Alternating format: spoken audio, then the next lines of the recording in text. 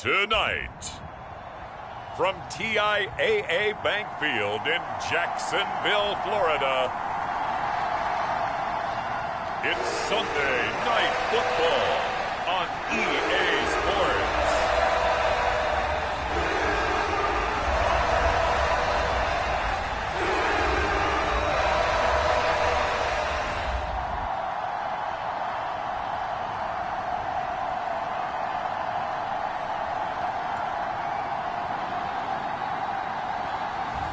As we'll see Trevor Lawrence and the Jacksonville Jaguars versus Daniel Jones and the Baltimore Ravens. EA Sports coverage of the NFL brings us to the Sunshine State in TIAA Bank Field here in Jacksonville.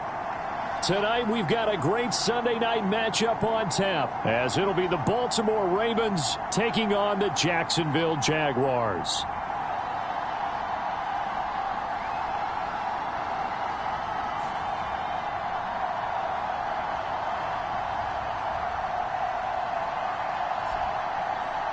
Alongside my partner, Charles Davis, I'm Brandon Gaudin. Charles, you look at this Jaguar team. They were winners last time out, so they'll be looking, Charles, to make it 2 in a row. And what I enjoyed when I watched their game tape and their victory last week is they put it together in every phase. Good offense, good defense, and some key plays on special teams. Let's see if they can get that second win in a row. Meanwhile, for the visiting...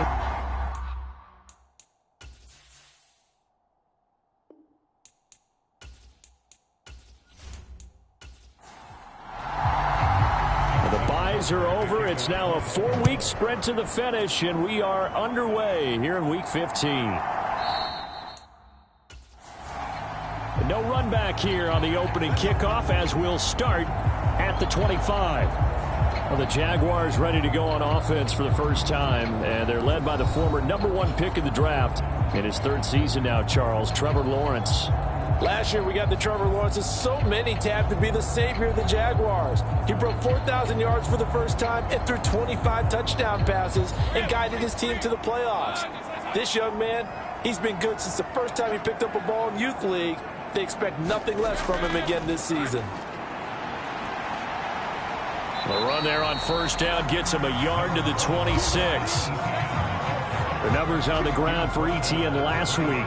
North of 100 yards, the 2 scores, and, you got to give a lot of credit to the O-line. We talked a lot about him, but offensive line was good, too. They're obviously in sync with each other, whether it's zone blocking, power running game, no matter what. He understands how to read them and find the creases that they provide. Lawrence's throw into the hands of Kirk, and he'll be out of bounds across the 30-yard line. And they'll look to avoid an early 3 and out here on 3rd and 4. Now Lawrence. Work in the middle of the field, and he's got a man complete. And out across midfield, down to the 45. That one goes for 24 yards. So, Charles, this defense, in for a tough matchup. What do you think the game plan is here tonight? Well, I think the game plan is the same as most, which is, hey, pass rushers, do your job. Coverage guys, do your job. And the linebackers are going to be a mix. Sometimes they'll drop in coverage. Sometimes they'll pressure the quarterback. But all in all, you never want to let that quarterback get a string of completions going, because if so, they're hard to deal with, and it makes for a long evening. Only a yard on the keeper, and it'll be 2nd down. Hey, look at this Baltimore defense. They were terrific last week in the win over the Rams. And the big difference in the game, their ability to force turnovers. Multiple, in fact. Being able to take the ball away, give it back to their offense, the big difference in the game. It was impressive. Now the question, can they duplicate it? That one good for a gain of 13 for Jacksonville and a 1st down.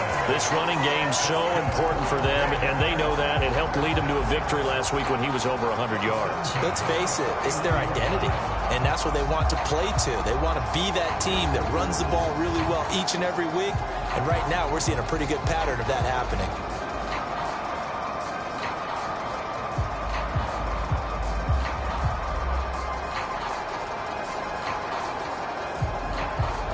Line of scrimmage, the 31 now on 1st and 10. Another tote for ETN. He'll be dropped at the 25 after a gain of 6. This 2nd and 4.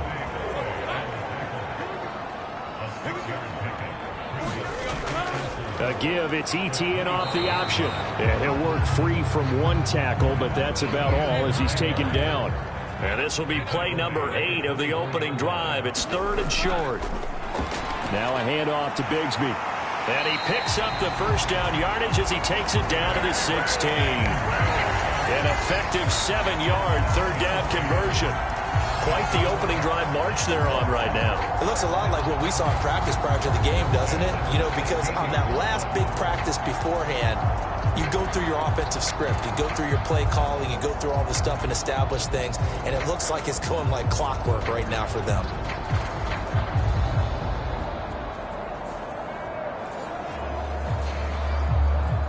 So the ball down to the 16 here for 1st and 10. They'll send Kirk in motion right. He'll get it here on the jet sweep. He will push his way down to about the 14. Here's a 2nd and 8. Out of the gun, it's Lawrence. Over the middle, he's got his tight end Ingram. And the Jags are going to have a 1st and goal coming up as the tackle made at the 3-yard line. They go play action with Lawrence. And he is going to go down. Back at the 11-yard line. Kyle Hamilton. He's the one that got home and takes him down for a loss of 9. Getting into the act on the opening drive here with a sack. And remember, they had 5 last week.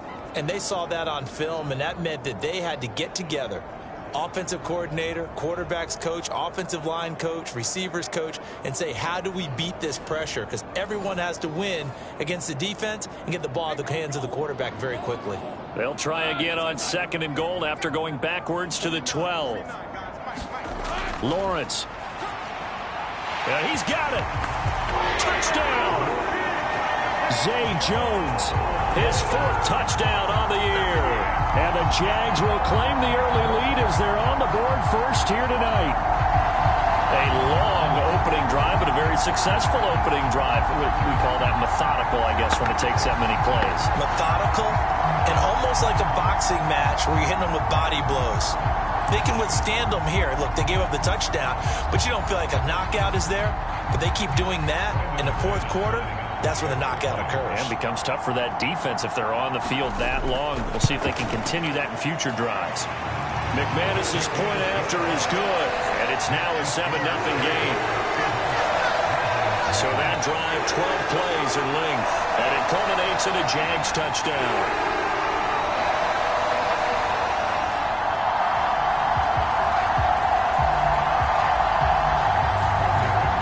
After the touchdown, here's McManus now to kick it away.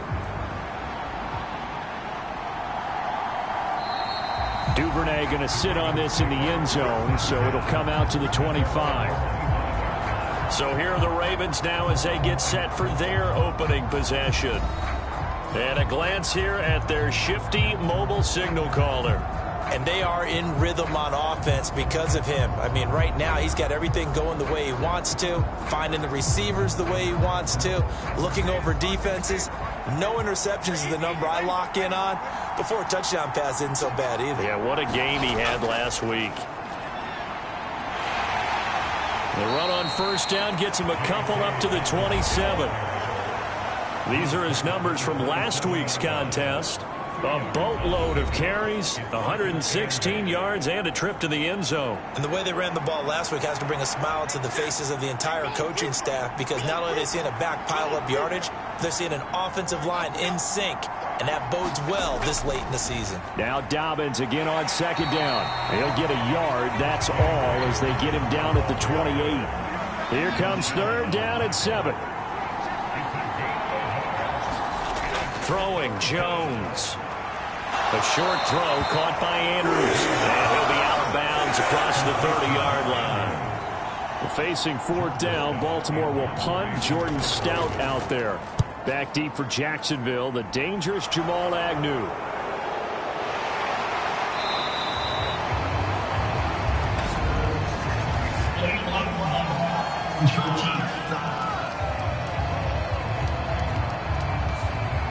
So the special teams penalty cost some yardage there as they come out on 1st and 10.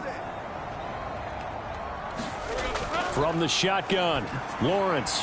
Caught by Jones. And he'll be dropped just shy of the 35 at the 34. A pickup of 17 on a play that originated at the 17. Someone sharp in this game. I mean, a touchdown pass on the first drive. He comes right back, and he's flinging it around really well here. Really nice throw there to pick up the first down. You kind of just feel a laser focus and confidence about him, and I think we saw that this week, didn't we? Talking to him and the coaches, they felt good about his performance coming up. Yeah, I was really impressed with that last practice we saw when they went through 2-minute drill, when they went through all the different situations. Ball hardly hit the ground, and I thought, yeah, he might be locked in for this one. Roquan Smith, the All-Pro, the former Bear, is there to make the stop. You look at this Baltimore defense. They were terrific last week in the win over the Rams. And the big thing for them was the interceptions. And you hear teams all the time talk about establishing themselves against the pass. You know, no-fly zones and things of that nature. This group had a bunch of them in last week's game. And that one to the right side and incomplete. After an incomplete pass on second down, that'll leave him trying to convert on 3rd and 9. Draw play, ETN. And he will lose yardage back to the 34-yard line. A loss of a yard, and it brings up 4th. This defense is a difficult one to prepare for, one of the best in the league. They'll come at you from all angles, and they did a nice job there stopping him for a loss.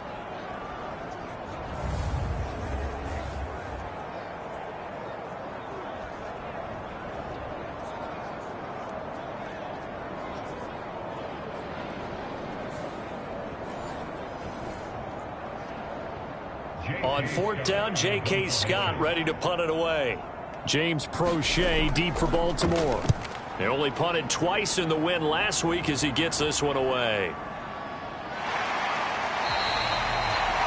A 45-yard punt, 4 there on the return. And the Ravens, they'll take over. Baltimore set to take over here for their second possession of the game. And this late-season game, of course, not lacking for drama when you talk about the AFC playoff picture. Yeah, in a sense, it's the haves versus the have-nots, because this group on offense, they'd be a wild card if the postseason started today, but they know the guys on the other side of the ball are still in that dreaded in-the-hunt category, and they're hungry for a win today. Now Jones. And that is incomplete. A lot of force bearing down on him there. He could not hang on. It's 3rd down. Brandon, watching their tape from last week, I saw plenty of plays like we just saw there, forcing incompletions. It was key in their win last week. They're hoping the same thing happens this time out, too. An incomplete pass on that last play, and that means they'll need to come up with something here on 3rd down. Looking to throw. Jones. Able to find the open man. That's complete. And he will have a Ravens first down as they're able to get the 3rd down conversion. All right, let's just go ahead and walk through this one pretty easily, right? Blast off the line of scrimmage, get downfield to a certain point, usually around 8 to 10 yards, turn around and make sure the quarterback sees your numbers and set yourself up for the pass. A well-executed curl route by Charles Davis. So here's a 1st and 10 at the 38. Back to throw. Jones. He finds the rookie, Zay Flowers. And he'll have it past midfield almost to the 40 before being taken down. The end result, 21 yards. Well, I think when they look at their offense, they think to themselves, weapons, weapons everywhere, and they want to move the ball around. They want to spread it to different people. But you absolutely know they want to get this man involved as well, and that's what they just did on that play. So in Jacksonville territory now, here's a 1st and 10 at the 41. They'll run up the gut with Dobbins. On a nice burst there as he'll take this inside the 30 to the 28-yard line. Another nice gain, 13 yards that time, and another first down. The first drive this unit had, they punted. This drive, much more polished, just looking crisper, aren't they, moving the ball? Maybe the first drive was a little bit of a wake-up call. Probably a little bit angry that they had to punt the ball away the first time they had it. Got motivated, got to the sideline, said, okay, let's not let that happen here as we take over again. Here's Jones throwing on first down. He'll dump this off complete to Dobbins. And they'll bring him down at the 18-yard line. And that's good for a pickup of 10 yards. And that'll leave him with a second and just a few inches left. Well, they use him a lot out of the backfield. He had 5 catches a week ago, and he makes another catch here for good yardage.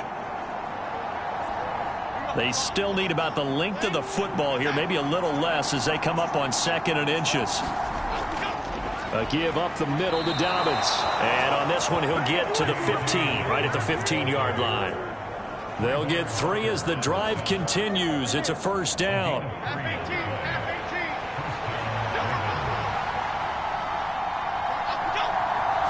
Flag comes in. This might be a free play. He's got his man. It's Andrews.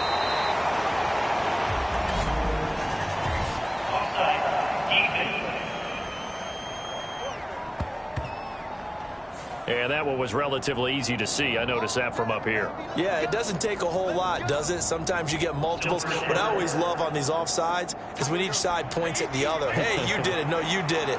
They deciphered that one correctly. Now a handoff for Dobbins. And here he'll get it down to the 7. After 7-0 on EA Sports.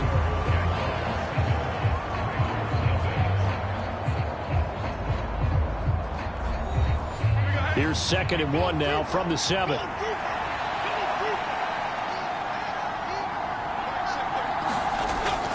Looking to throw. Jones. To the end zone, but it's incomplete. They tried to throw on 2nd down, unsuccessful. Now it's 3rd and 1. Back to throw. Jones. And it'll be intercepted. Rayshon Jenkins picks it off. And the Jags are going to get the football here as the ball will come out to the 20. Charles, one thing that he referenced to us yesterday was his confidence fitting the ball into any window, but obviously that window was a little too tight and it was closing in a hurry. And he was talking to us about having anticipation in making those types of throws. Down near the goal line, I don't think you can anticipate it as much as you need to see it open. You've got to be precise with your throws down here in the red zone. That one goes into double coverage, and he gets picked off. They'll start on the ground, Etienne, and he'll be tackled at the 23 after a gain of 3. Now 2nd and 7 from the 23. Now Lawrence to throw. And completes it to Kirk over the middle. And he'll get this up to the 34-yard line. 3 tight ends in the ball game here on 1st and 10. On 1st and 10, it's Etienne. And this defense able to plug him up there as he'll get a yard to the 35. But not much on that run, Charles.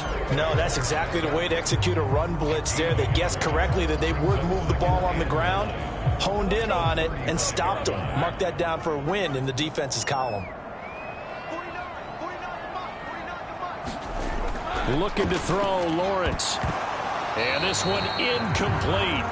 Too much contact to hold on to that one, and it's 3rd down. Lawrence will throw. That's going to be caught by Kirk. And he's just going to be short here, barely. Maybe by a half a foot. It'll be 4th and inches. He decided to run a hitch route. It really helps to have a guy who can turn it loose. And, boy, he rifled one in there on that one. Not much run after catch, but it worked really well.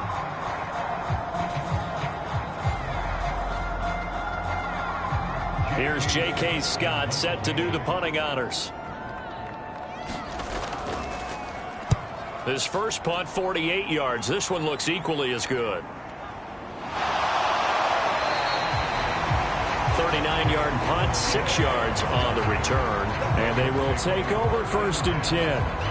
Zay Flowers of the Raven offense back onto the field. You look at the numbers for him, and 1,000 yards obviously well within his sights, barring injury. He will get there. The question, will he get there in this game? Well, he would love to. Duh, right? Of course he would. But, you know, watching him play this year, we often talk about defenses, you know, allocating extra resources to try and stop a guy of his ilk, right? But you know what else kicks in? His pride to say, okay, I don't care how many you throw in my direction. I'm still going to find a way to get open. I will use different moves. I will move against formation. I will come underneath routes and try and run through some people and kind of get natural picks in order to work his way open. He wants to get that 1,000, and he doesn't want any less passes to come to his direction. Well, I would have figured after the 9-yard run on the previous play, getting one more yard wouldn't have been much of a problem. But apparently it was, and now it's 3rd down.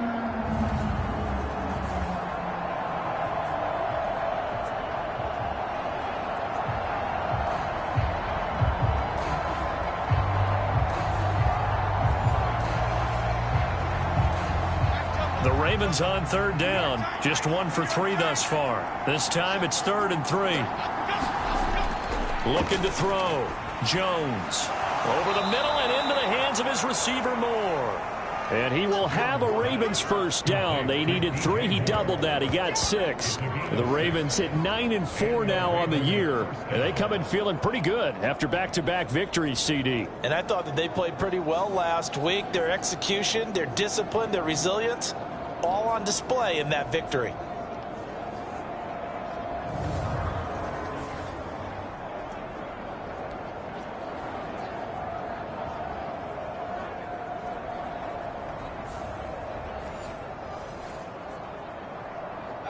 From the 32 now, here's 1st and 10.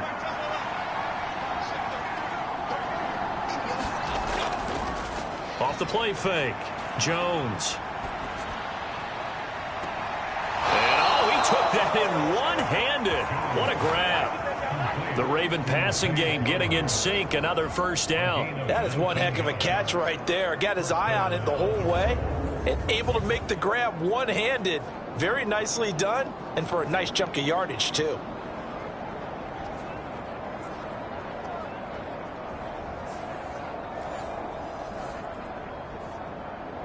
This offense finding its legs now. Here's another 1st and 10. Back to throw. Jones. Throw right side here taken in by Bateman. So give him 5 yards there on the pitch and catch, and it'll be 2nd down. Simple drag route here, lined up out left and tried to work his way back across the field. You probably saw me twitch there, partner, because I think he wanted the ball a little bit sooner. By the time he looked it in, defender was right on him. And he is met in his tracks behind the line of scrimmage. It'll be a loss of a couple on the play, so now 3rd down coming up. Another example right there how this defense really is winning the entire game at the point of attack. Yeah, right there at the line of scrimmage because they are dominating it. It allows their interior guys to get upfield and spill into the backfield. So how are you going to combat that? You know, because they bring in your tight end, keep him in. Your running backs, they have to step forward. Bottom line, your offensive line has to block them first to give yourself a chance. Now Jones on 3rd down.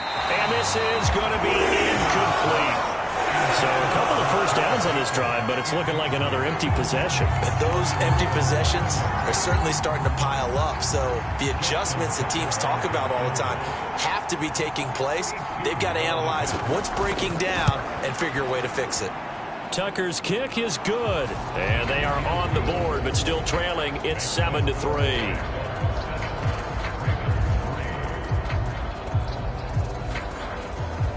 Well, I don't know if you ever go into a game expecting to attempt a kick of 62 yards. Charles, not only attempt it, but make it one of the longest kicks that we've ever seen. Yeah, I'm not sure you ever go into a game expecting to kick one of this distance, but all the better kickers, they do dream of it, and they show what they can do in practice and convince their coaches to give them a chance. That one surely paid off. And out now comes Jacksonville as they get ready to go. As we grind toward the end of the season here, and they haven't had the season that they had hoped. So let me ask you to play GM. Where might they look to make some changes? I think when you look into the upcoming draft, think hard about them drafting multiple offensive linemen. They've got to get stouter up front. And as a GM, it always tells me, Charles, this is a big boy league, and big people always end up winning games for you. And he'll be brought down right around the 37. Line of scrimmage, the 37 on 1st and 10. Now Lawrence. The throw here right sideline falls incomplete. Here's 2nd and 10.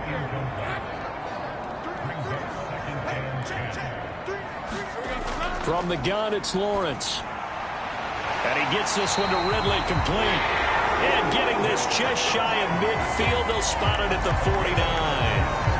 12 yards there as they keep this drive rolling. It's another first down. Now that was pretty. They executed that curl route versus zone coverage, and that changes things a little bit because against man, it's often a tight curl, tight, sharply run route. Against zone, you're just looking for that open spot, that dead area, so you may curl it a little bit wider just to get to that place. And usually a tight window. He fired a bullet in there for the completion. And across midfield he goes into Raven territory. Here now, 2nd and 4. Here's Lawrence to throw. Jones has it. It'll be a pickup of 4. Good enough to earn him yet another first down.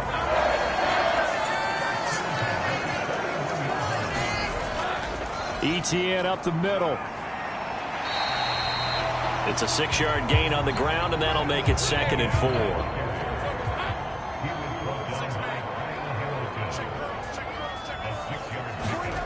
Here's Lawrence. Open man, this is Brenton Strange, the tight end. And they just keep marching right along. First down on a pickup of 8 there. Lawrence, now this is Etienne on the draw. And he is going to be stopped cold behind the line of scrimmage. Officially, it's a 1-yard loss. That's going to bring up 2nd and 11. When a draw works, it can be a thing of beauty. But when it doesn't, oh, it can be ugly. And in this case, loss of yardage ugly.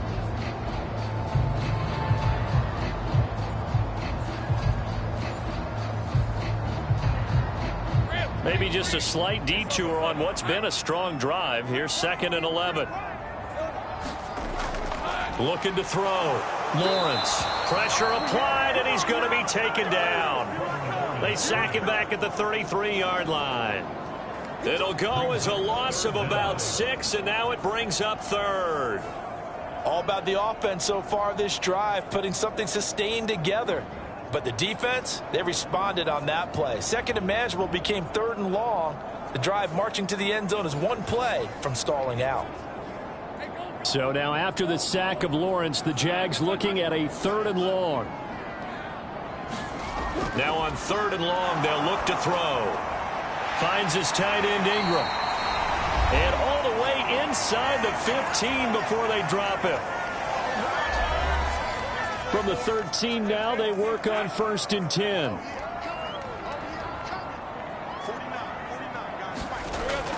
Back to throw. Lawrence. Looking middle, and that's complete. And he's brought down. It's a gain of 13 for number 13, and it gives him a first down. I think he has to be saying to himself, how did that not wind up a touchdown? Remember, you just need the tip of the ball to cross the plane. It's not going to get there, but they're going to be... And he'll take this into the end zone. Touchdown, Jacksonville. Travis Etienne with his 17th rushing touchdown on the year. And the Jaguars are able to add on to that lead. Sometimes offense, if you get too cute down near the goal line, but there's nothing fancy about this one. As Coach Lombardi would say, we get a seal here, and we get a seal here, and we run this play in the alley. And that's good work to hit the hole hard and finish in the end zone.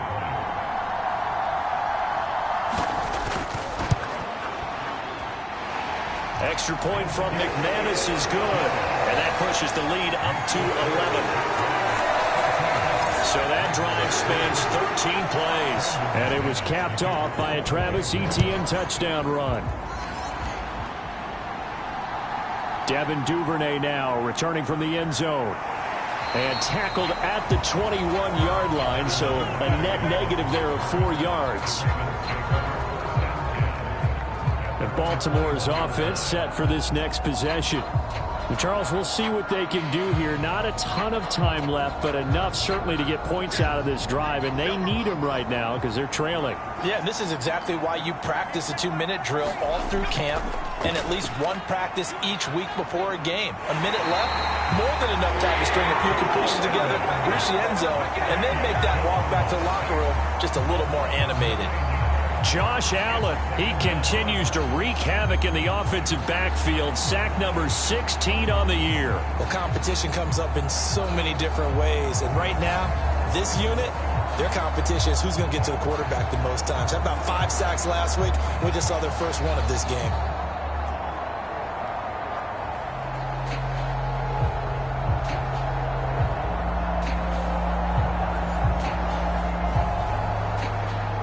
And they need to work to at least get some of this yardage back after the sack. 2nd and 19. Jones throw complete there to Bateman. Now the Ravens going to use one of their timeouts as they'll stop it with just over a minute to go before halftime. On 3rd down, here's Dobbins. And that's not nearly going to be enough. Stopped at the 22, and he needed plenty more. The Jaguars going to go ahead and use their first timeout as the stoppage will come with a little under a minute to go in this first half. He was only asked to punt once in the victory last week as he sends this one away. Agnew now to return. They'll score that a 36-yard punt, and the Jaguars go on offense, 1st down and 10. The Jags going to go on offense now late in this first half. And with great starting field position and a couple of timeouts at their disposal, they'll certainly have the green light here. Very good starting field position for the Jaguars offense as they come up 1st and 10 at the 45.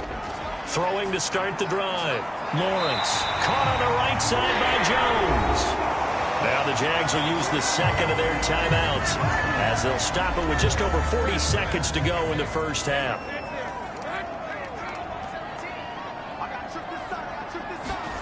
On 1st down, Lawrence. Open man is Kirk, complete. Call it a gain of 6 on the play, and that'll make it 2nd down. Looking to throw. Lawrence. He'll get that underneath Etienne. And he's going to get it down to the 33-yard line here. And they line up now for what will likely be the last play of the first half. And we're going to get a timeout with 2 seconds remaining in the 2nd quarter. So with 2 ticks left here in the half, on is the field goal unit. From the left hash, it's an even 50-yard attempt. The kick by McManus is good. And that will do it for this first half. So we hit the halftime break here in Jacksonville with the Jags on top. As we now go downstate to Orlando and check in with Jonathan Coachman with our EA Sports Halftime Report. All right, Brandon, thanks very much. We'll get back to you and Charles in a minute. But first, time to give the folks at home a look at what's going on around the NFL. We'll begin up at Bank of America Stadium in Uptown Charlotte, where you see the final score there. Bryce Young, a strong performance there, over 300 yards passing with 3 touchdowns in the victory. From there, we head over to Detroit. Check on the Lions at home, Ford Field. And they were losers in that one as they fall to the visiting Denver Broncos. Samaje Perine, what a game. 3 touchdown runs in the victory. Finally, Monday Night Football, 2 of the most successful franchises of this new millennium. 8 Super Bowls between them, the Chiefs and Patriots from Foxborough. In the first half, we saw a strong outing from Trevor Lawrence. He's got a touchdown pass on the ledger as his guys were able to build a double-digit lead. All right, Coach, thank you, and we welcome everyone back for quarter number 3. On the return, Devin Duvernay. And he'll be tackled just shy of the 25.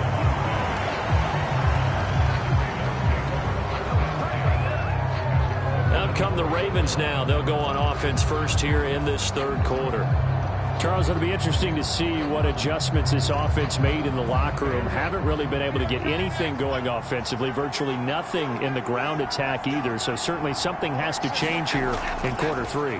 And I'm pretty sure their friends from the defensive side of the ball told them exactly that, because those guys, the stop troops, they've been playing pretty well. They've kept them around in this game. Now, they got some time. The running game struggled in the first half. Opposition knows how to focus on defending the pass here. They've got to re-energize that ground game and maybe open things up for a comeback here in this half. And that's good for a gain of 6, and it'll be second down. I know exactly what's going to be said about that play from the defensive perspective. What's that? That's why I tell all you guys we need more than one tackler to the ball. He broke the first tackle. Luckily enough, there were more people there to get him down. A 3-yard pickup on 2nd and 4. Now they'll need to convert here on 3rd and a little more than a yard. They'll try to run for it with Dobbins. And he's got the first down yardage before being taken down at midfield. It's a gain of 4 there, and it gives them a new set of downs. I think they like this drive a little bit better there, partner. Running game helping out, picking up some of the slack. Because remember the last drive, they went 3 and out.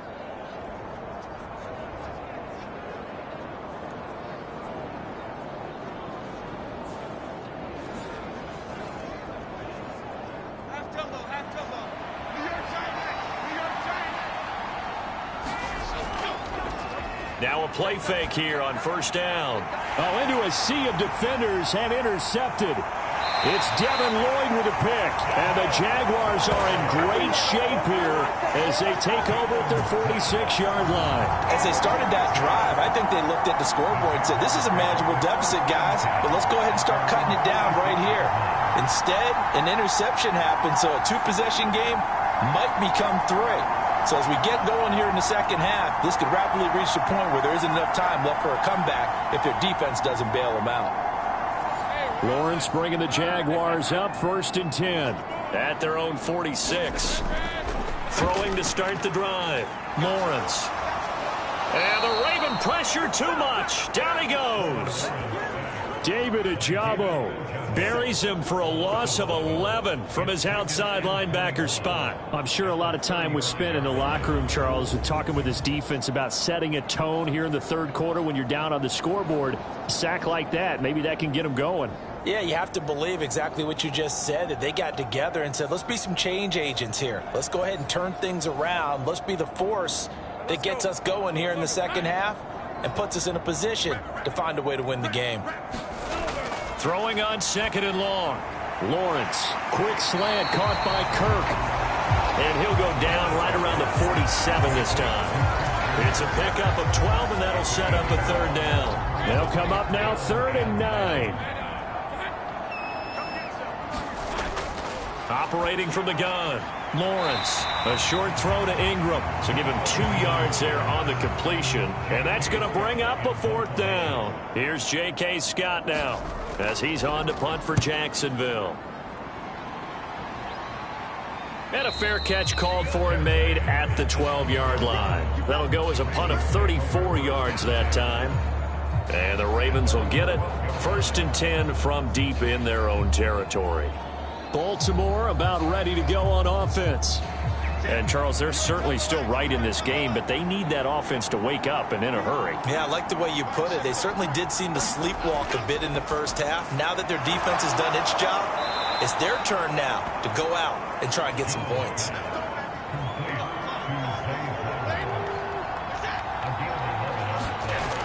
Jones on 1st and 10. A short throw caught by Andrews.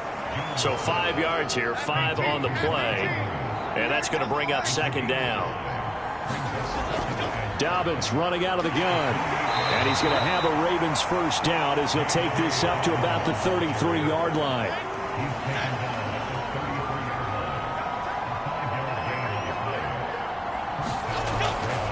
Right back to Dobbins on 1st. Oh, he's got a little daylight. And he'll be taken down, but not before they work it across midfield. 57 yards rushing for him now as he's carried it 13 times. Seemed like a couple sets of eyes were on the quarterback, so he decided, hey, I'm going to hand this off. Got a good gain out of it. And you know you need good blocking up front in order to gain yardage, but every one of these RPOs, if you do it right and they look the same, whether it's handed off inside or the quarterback keeps it, that allows you to fool the defense so often. And in this case, fooled them with the inside run. On 1st and 10, it's Dobbins. It's a 7-yard carry to set them up with a 2nd and 3.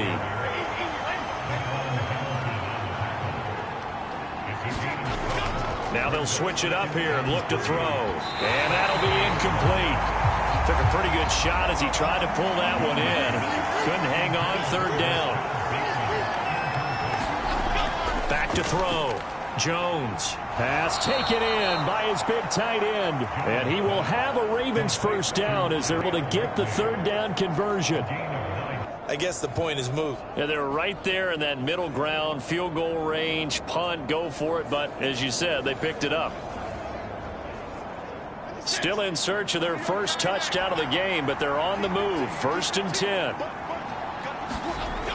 10. Looking to throw. Jones. He's got the connection to Moore. And he is out of bounds inside the 30. All that practice time came to fruition on that play. All those timing routes that they work on through training camp, OTAs, minicamp, and just regular season, they got it done on that one. An outcut, ball was delivered, and picked up the completion. On 2nd down, a run with Dobbins. And he's dropped just before the line to gain. 4-yard pickup leaves him with 3rd and 1. Back to throw. Jones. He's got his target. That's complete. And he will have a Ravens first down as they're able to get the third down conversion. Well, they've had a great, impressive drive going here, and that pickup ensures the drive continues. And not only do you continue the drive, which is demoralizing for the guys on the defensive side of the ball right now, but you make your own defense happy. They're able to get a little more rest over on the sidelines while this one continues downfield. From down at the 12, it's 1st and 10. Here's a give to Dobbins. And he'll get this one down to about the 10-yard line. 7 yards left for 2nd down. Ball at the 10.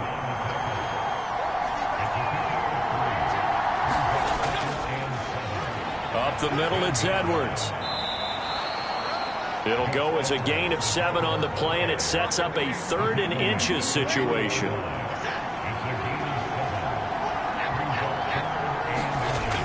Here comes Dobbins on the toss right. And he'll go backwards, losing yardage to the 5. Nothing doing there as the 13th play of the drive proves to be unlucky. The short field shrinks even more with the type of bodies they brought in on that play. Those extra tight ends, they weren't able to secure their blocks, and that one ended up going backwards.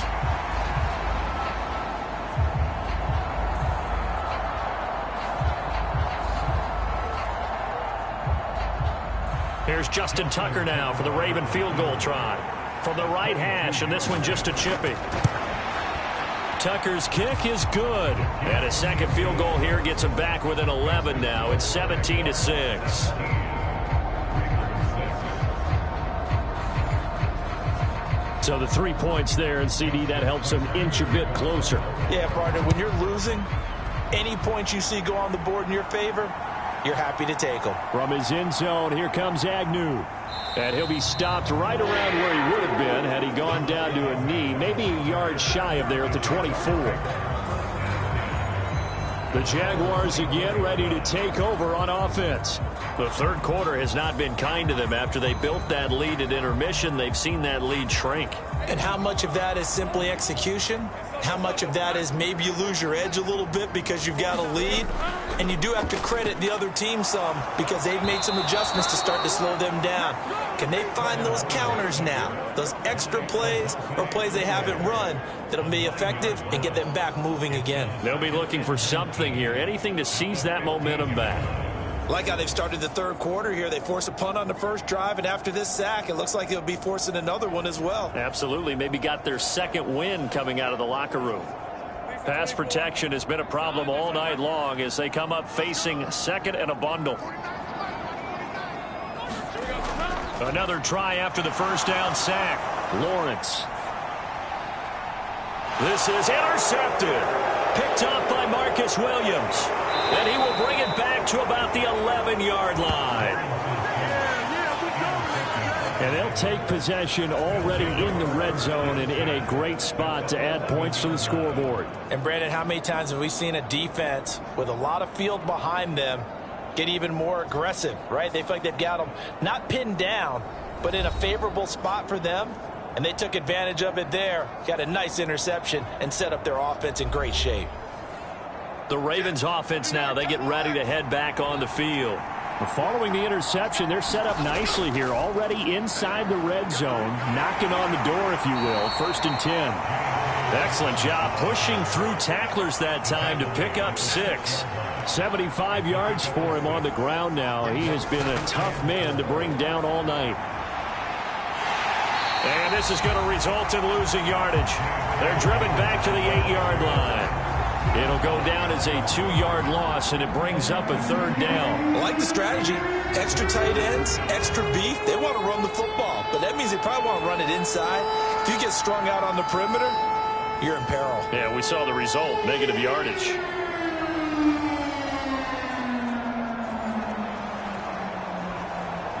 In danger of squandering their great field position as they come up on a 3rd and 7. From the shotgun, he'll look to throw. And in for the Ravens touchdown. Mark Andrews from 8 yards out. And the Ravens are able to cut into this deficit here in the final minute of the 3rd. I wonder if he changed anything on his play sheet or they just executed better. Because they had 2 previous drives that ended in field goals. Before this one, they finally were able to put into the end zone. Well, whatever he did, speaking of the offensive coordinator, might be using that formula going forward. It worked there. Yeah, it worked very well. He and his field general in pretty good sync right now. They're starting to move the ball well. John Harbaugh thought about it, and now his guys are going to go for the 2-point conversion.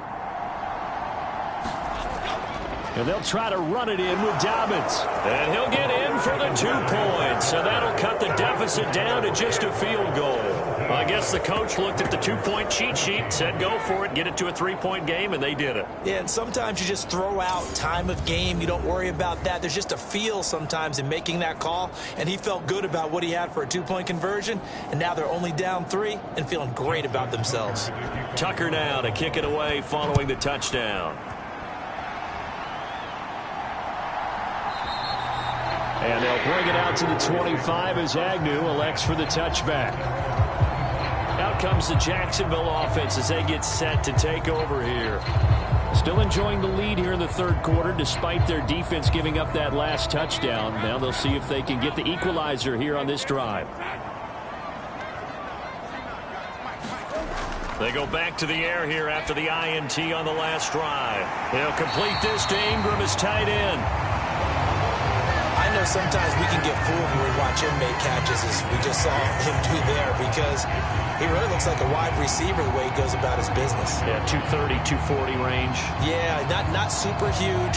Maybe not counted on to be that inline point-of-attack blocker that we used to have in the good old days. But you can flex him out. You can run wide receiver routes with him. You can make him a primary target, and that's how he'll shred a defense. And he's going to lose yardage here, as they will switch ends as time is run out on this 3rd quarter of play. 1 quarter remains here on a Sunday night. You're watching the NFL on EA Sports.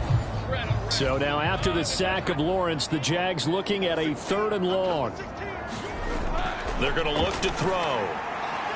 Throw right side, caught by Ridley. And they're going to get him down well short of the 1st as he can only get this to the 30. So the completion results there in 9 yards. And it'll be 4th down. I hate to surrender the football when you're nursing a slim lead, but they're going to have to punt it away. Trust that defense. It's the right play at this stage of the game as well. You don't need to press it here because you do have that little bit of a cushion, and you count on your D to make it stand up. On is the punter Scott here as he gets this one away. And the fair catch is made at about the 27-yard line. They call it 38 yards on the punt, no return. And it will be 1st and 10 as they take over. The Ravens heading out on offense as we look at the playoff picture in the AFC. And as we take a look at the playoff picture, certainly still a lot of jostling to go in these final few weeks. For the moment, they would be a wild card team, far from locked up, but that's why this is exciting. These last few weeks, a lot to play for. So much to play for, and remember, 7 teams in each conference go to the playoffs instead of 6. And not to mention, Remember when the league made that move a few seasons ago to put divisional games at the end of the year? So you get to week 16 and 17, you're playing for playoff spots, and you're playing divisional games. Couldn't be more exciting than that. Jones now on first down to the right side, and he's got more complete. And he'll be taken down, but not before he gets into enemy territory.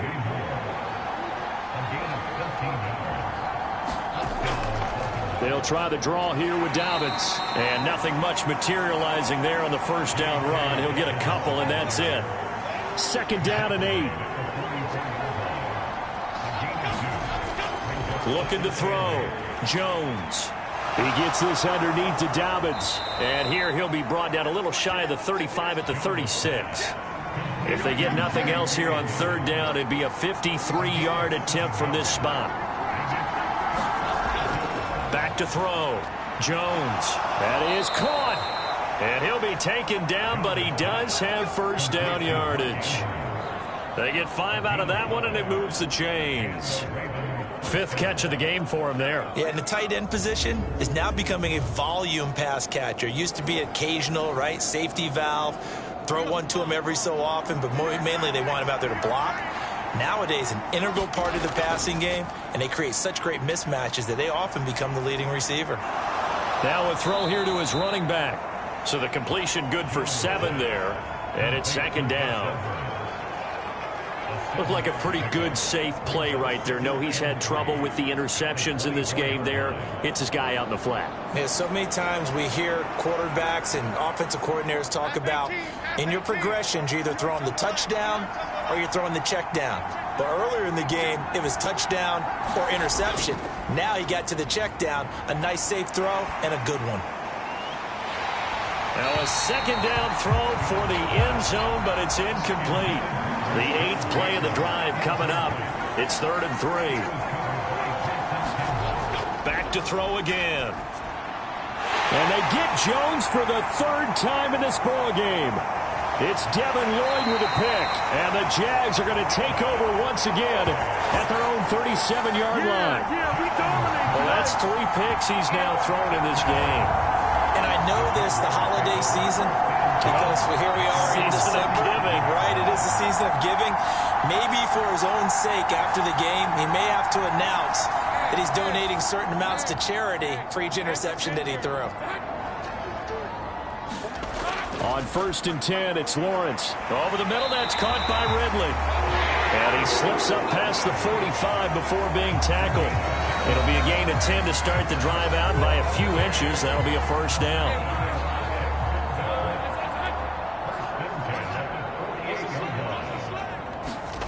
Now Lawrence. Throw left side, complete to Ingram. It'll be a gain of 5, and that will bring up second down. Nice rhythm throw there on first down. He located his tight end, made it a nice easy pitch and catch. Hoping he can break a tackle or two. Wasn't able to do that there, but still good yardage. From the 48-yard line, here's a 2nd and 5. Lawrence. A short throw there to Strange. And he's dropped just before the line to gain. 4-yard pickup leaves him with 3rd and 1. Oh, it's time to give a little credit there to the defense. They played that very well because it was a drag route, and he ran a little shallower than normal as he worked straight across the field. He was hoping he'd get lost behind the defensive line, but once he made the catch, nowhere to turn upfield and gain any yardage. The Jaguars on 3rd down. 3 for 7 so far in this game. They're up against a 3rd and 1 situation. And he'll go out of bounds after taking it a little further down inside the 40. His 5th catch tonight, and it's good for a first down.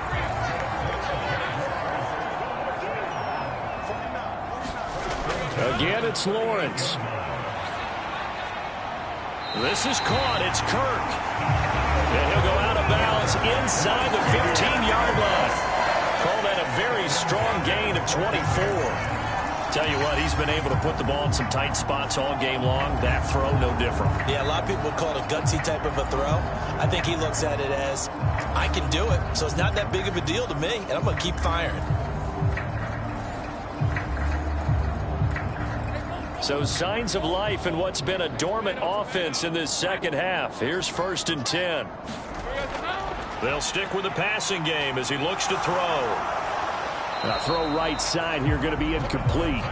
I see the surprise in your face there, partner. That is a rare incompletion from him. He's been on point this entire game. He has percentage completion-wise way up. Not that time. 2nd and 10 now. It's Lawrence. He'll drop that underneath to ETN. And he'll go down here at the 12-yard line. 8th play of the drive forthcoming, and they need 8 yards on 3rd down. Throwing again here. It's Lawrence. And he's got him. Got his man on the end route. Complete. Well, this is going to depend on the spot, but it's not a very generous one. He looks to be about a yard or so short. So much about offense is what you call hidden yardage. You know, you throw the ball to someone, they catch it, and then they can make a big play. You know, they create a play, run after catch. They did a really nice job there of limiting that and keeping him from a 1st down. Yeah, stopped him in his tracks. They'll break the huddle here and go for it. This is 4th down. And they'll try and throw for it with Lawrence. And this is going to be intercepted. Picked off by Marcus Williams. And the Ravens are right back in this football game. A critical error there in a tight game in the 4th. All you talk about is taking care of the football, and especially with a lead here in the 4th quarter. Turning it over, now the door is open for the opposition. Just in general, when you're passing in the 4th quarter with a lead, no matter at what point, you got to be super careful. Got to be careful, and sometimes you can be so careful that you end up running yourself into an error. Meanwhile, Jones throw into the hands of Andrews. And he'll go down at the 26, following a gain of 6. Obviously, this has not been a banner game throwing the football. So what you got to do, you got to kind of down focus, don't you think? Find the tight end, take some easier completions. The interception last drive. There he hits the reliable target. From the 26, they'll line up on 2nd and 4. They run the toss with Dobbins. He gets away from one. And he's got room. And he'll take this to the other side of midfield before going out of bounds. 101 yards rushing for him so far as his terrific season continues here. Another carry for their leader and a good one. It's crunch time. They'll need him to continue to be productive in both the run and passing game in order for them to try and snatch a victory.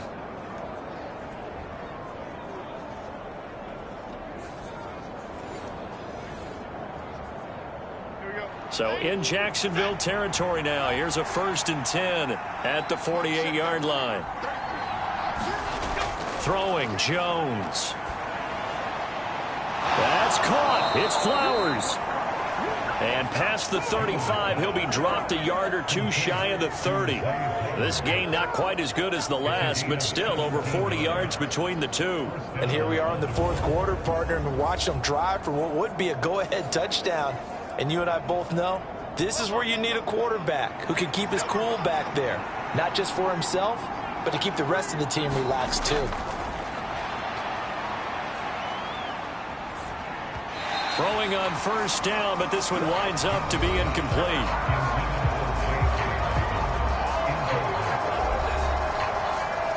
Second and 10.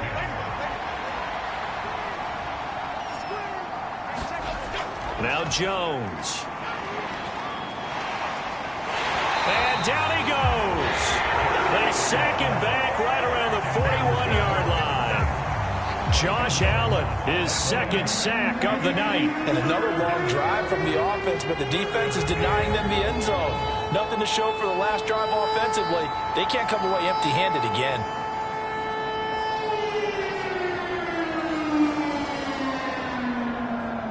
And everybody thinking about the possible field goal on 4th. It would be 58 yards from here. Here's Jones. Throwing on 3rd and long. A short throw caught by Andrews. And he gets his down inside the 35 before going out of bounds.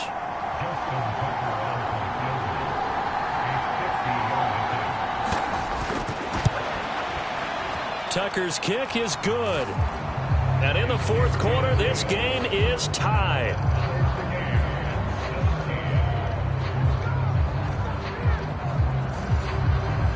Now, we knew this had the potential to be a tight game, but with less than 3 minutes to play, couldn't be any tighter. We're all tied. All locked up, right? And this next drive is going to tell us everything we need to know about this game, because I want to see how they come out with the football. Are they going to be aggressive and attack downfield? You still got the 2-minute warning to come up? Or are they going to be conservative and try and hold on and maybe just get to overtime? Here comes the Jaguars offense as they get set to go again. Well, the bad news, they had the turnover last time. The good news, their defense only surrendered 3. So now we are set up for a great finish, all tied here in the fourth. Throwing to start the drive, but that one incomplete. An incomplete pass leads to 2nd and 10 from the 25. Now Lawrence to throw. He'll get this out to the flat for Etienne. Yeah, this will be a gain of 5 as he gets it to the 30. And we see another pitch and catch there to the running back. This position just continues to evolve. They become just as critical to the passing attack as a lot of receivers, tight ends, because their ability to make people miss in the open field can really generate big plays for an offense. Well, if you've been waiting all day for this Sunday nighter's been worth the wait. It's 3rd down here. Getting down to the good stuff. All tied with 2 minutes remaining on EA Sports. So it's Jaguar football here as we welcome you back. And they're facing a big 3rd down now in this tie ball game. Lawrence will throw. Able to find the open man. That's complete. And he will have a Jaguars 1st down as they're able to get the 3rd down conversion. Now he'll dump it underneath to his running back. Complete.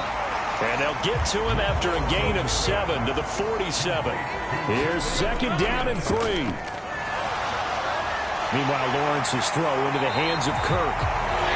Now the Ravens going to use one of their timeouts.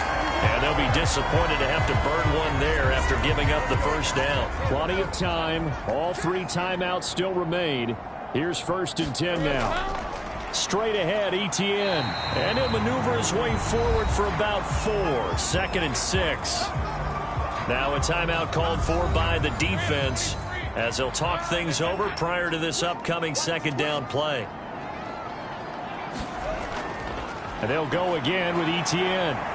And he'll go down here right around the 23-yard line. Ravens going to use their 3rd and final timeout as they'll head to the sideline and talk over what to do next.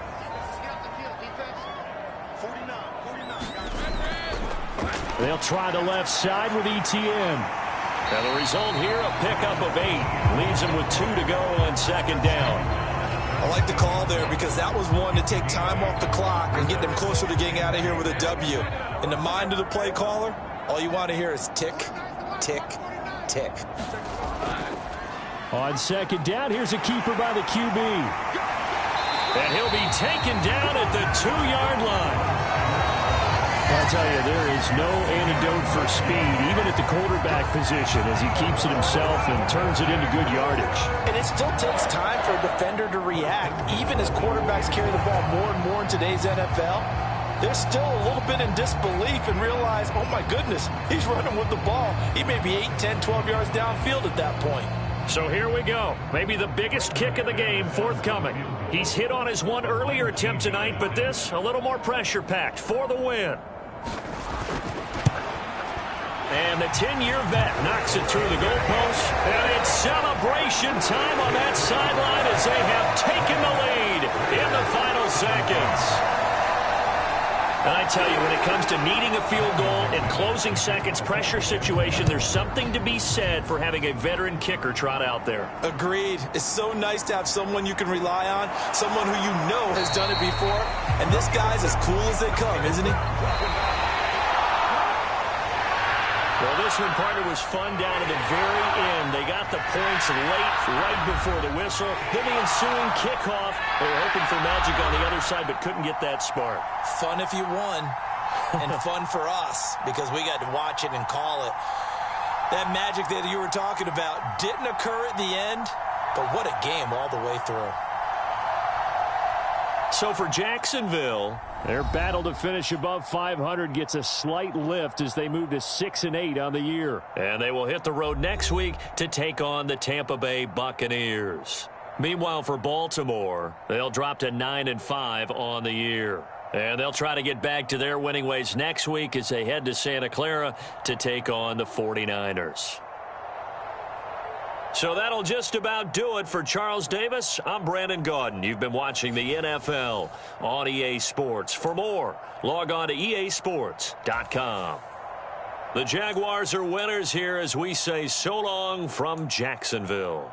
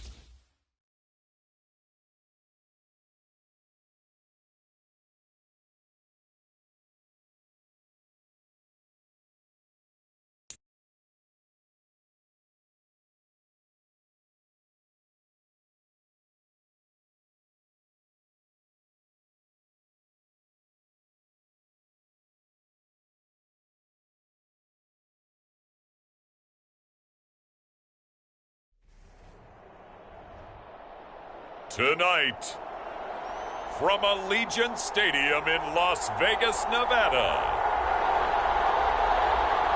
it's a special prime time edition of the NFL on EA Sports.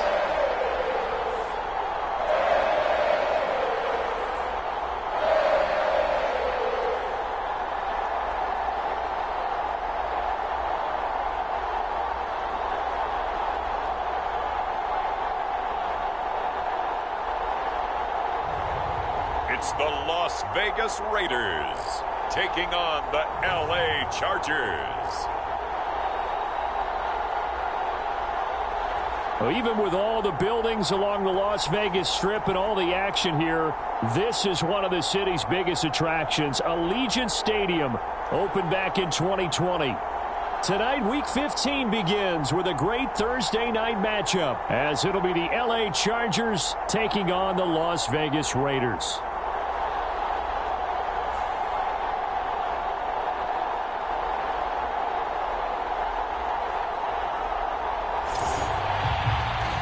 With Charles Davis, as always, I'm Brandon Gaudin. And Charles, you talk about storylines in this one. I think it...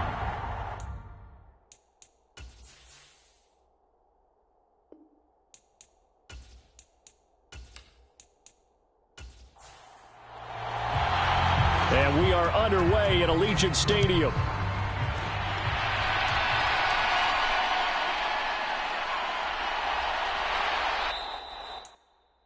And he'll go down as this drive will start at the 25-yard line. So here comes the Raider offense now onto the field. They'll be led out by the #1 overall pick back in 2020 from LSU. It's Joe Burrow. He had the numbers of a game last week that if you win, you talk about him being a gritty guy, managing the game, getting it done. But they lost. So obviously 2 interceptions, 1 touchdown pass, that's not going to be good enough. Got to get that changed around. And he's going to be dropped following a pickup of 7 past the 30 to the 32. A check on Jacobs from a week ago. 20 carries, 101 yards, and a score. Well, obviously he didn't have a great deal of time between games, having to turn around on a short week and get ready for Thursday night football. But he said in pregame he was feeling pretty good and felt more recovered from last week's contest than he would have expected. Didn't seem to think this short week was going to affect him much as he chases a big performance here in prime time. And Jacobs is going to have a Raiders first down as he'll be brought down at the 38-yard line. Meanwhile, Burrow's throw into the hands of Hooper. And he'll be out of bounds after getting this one across the 40. Charles, Thursday night game, I think a lot of teams probably say shrink the playbook somewhat. Is that correct? I think you're right about that because you just don't have the amount of time that you have in a normal week to put in a full playbook. So, as you said, you shrink the playbook, pick out the plays that work best for you. And he's free going down the left side. It's a foot race. And he is out of bounds, but not before he's inside the 30. Good yardage after the catch. Is that play good for 30 and a first? But that last throw, Charles, puts him over 15,000 yards passing now for his career.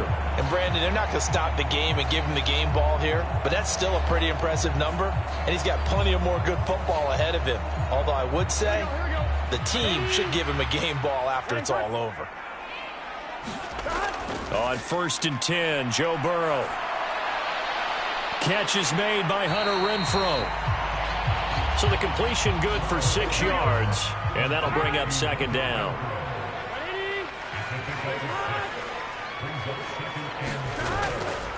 Jacobs going to try the middle. And he'll get him inside the 15 down to the 14-yard line. There's a 1st and 10 at the 14-yard line. They'll stay on the ground with Jacobs. And they get to him quickly here as he stopped right around the 13.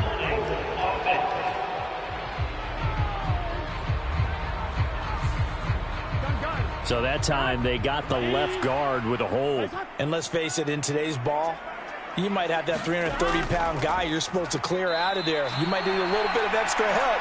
by grabbing the jersey and trying to ride him out. Rashawn Gary that time through the line and getting the tackle for loss. That was well played there defensively. 2 tight ends in the formation, which essentially gave him 7 blockers up front. Hard to imagine with all that size and beef that they could let a tackler through, but that's exactly what happened. A loss resulted. Here we go. Here we go. On second down, here's Burrow. Throwing the out route incomplete. That's Myers. And he'll be out of bounds as he gets this down about the 21 or 22.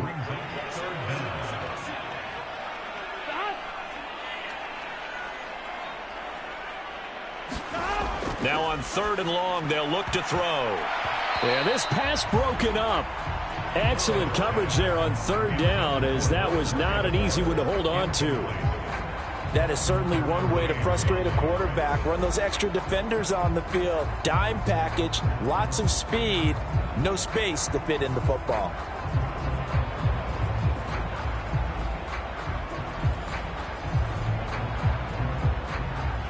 Now Jason Sanders for the field goal try. From the right hash, it's a 38-yard attempt. Sanders' kick is good, and the Raiders jump out to a 3-0 advantage.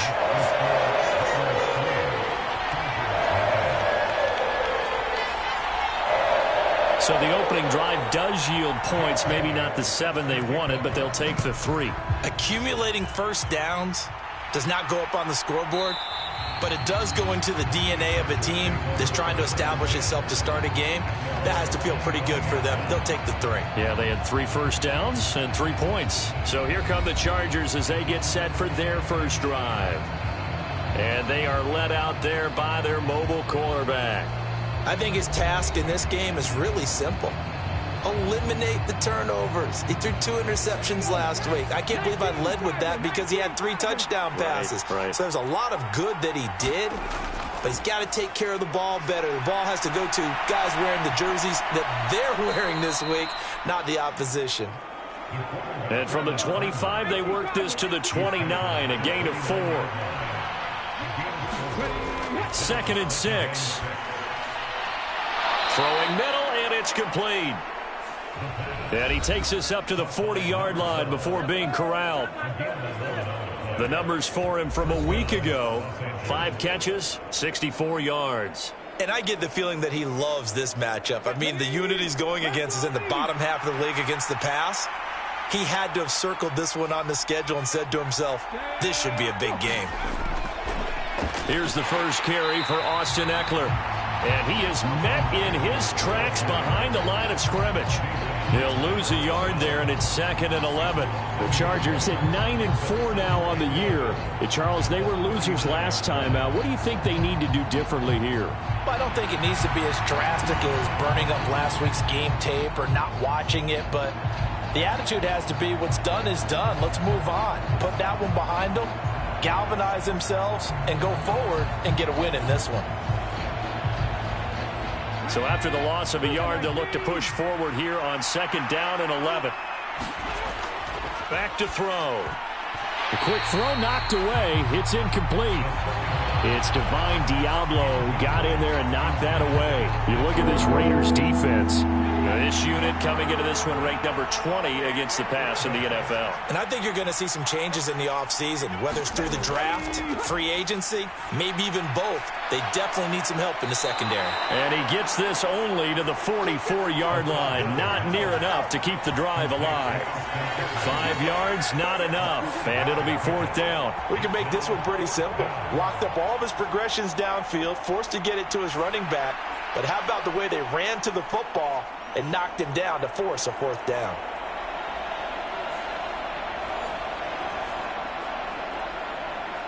On 4th down, on is Logan Cook to punt. He punted 3 times in the loss last week as he sends this one away. Yeah, he was looking for the checkup bounce, didn't get it. That scoots all the way into the end zone now for a touchback. The Raider offense heading out as we take a look at the playoff race in the AFC. They are currently mired in a losing streak. Now they get the short week for the Thursday night game. Do you see that as a potential positive, or is this just more in what has been really a string of bad luck for them? Well, to me, it comes down to leadership, and leadership's got to spin it into a positive and make it an advantage for them. Yes, we're in a losing streak. Yes, no one thinks we can win, but we have the resources we need right here in this room. Let's go ahead and play better. Let's hang together and shock the world a little bit. Put it all together, they've got a chance of coming out with a W. And that was good protection there. No, that was great protection there because it allowed him to lock in on his receiver, although I think he was looking for his tight end on the corner route all the way. Nice connection there for a really nice gain. So one play, and they're already just shy of midfield. Now it's Burrow. He'll swing that out wide to Jacobs. It'll go as a gain of 4, and it's second down. Now it's Burrow. To the left side, there's Mayer. And he's got this down to the 35. 12 yards there as they keep this drive rolling. It's another first down. Running straight ahead is Jacobs. And this play will be blown up. He'll lose yardage back at the 38. It was Joey Bosa working his way in to bust that one up.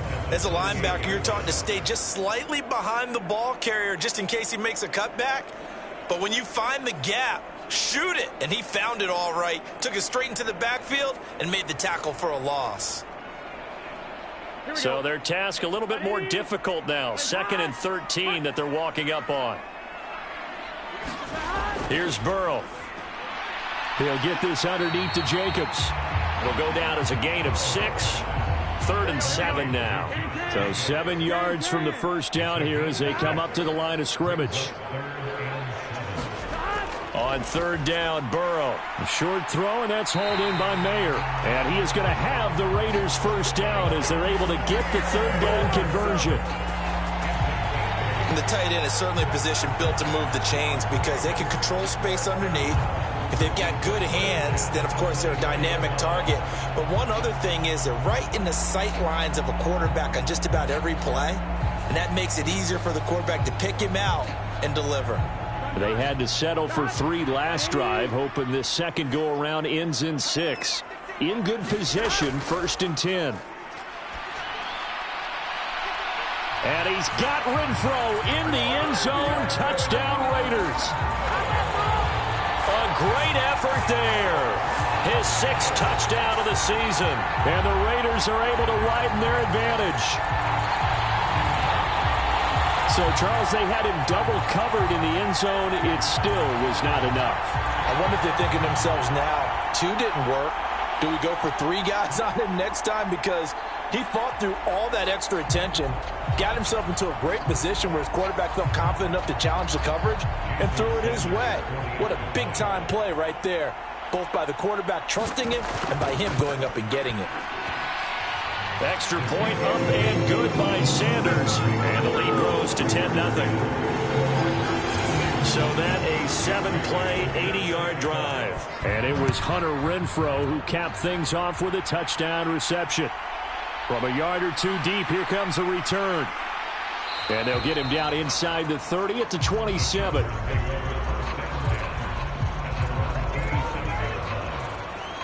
The Chargers get set to go here for their second drive. And listen, these Thursday night games, they're tough on the body. You just played on Sunday, 72 hours later, hey, it's game day again. But I have to think a Thursday night game in September much more preferable than a Thursday nighter in December, no? Oh, there's no doubt about it. You mentioned how tough it is on the body. How about the mind? You're already tired, fatigued, right? Trying to battle for playoff spots. And here you have the quick turnaround. Now, the flip side is, if you take care of business, win that Thursday nighter, you go into a mini open week. Gives you a few extra days to heal up the body and the mind before you play your next game. He'll end up getting 5 out of that, but now they're looking at 3rd down.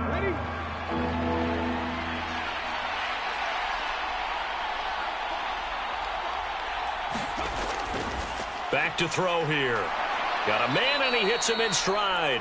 And he is going to have the Chargers first down as they're able to get the third down conversion. This offense is starting to get into rhythm. A nice quick throw there on target, able to pick up another first down.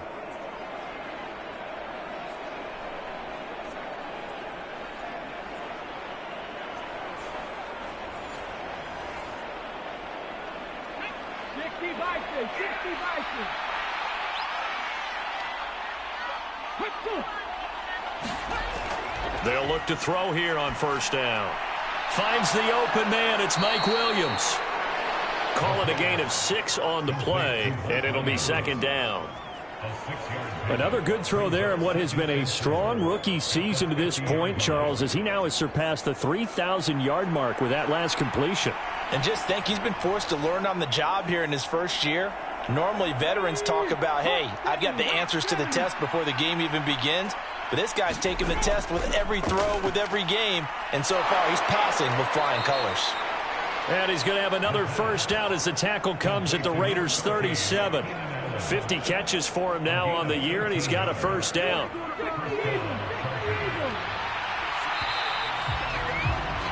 $10-0 the score after 1 on EA Sports.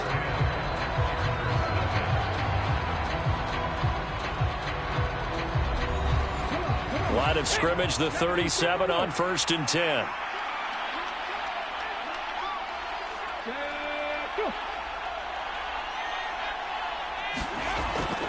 Eckler now between the tackles.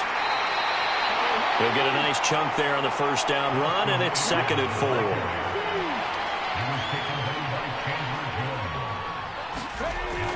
It's Eckler again. And only able to get 2 here. Stopped at the 30. The 8th play of the drive coming up. It's 3rd and 3. They'll try to pick up the first with Eckler.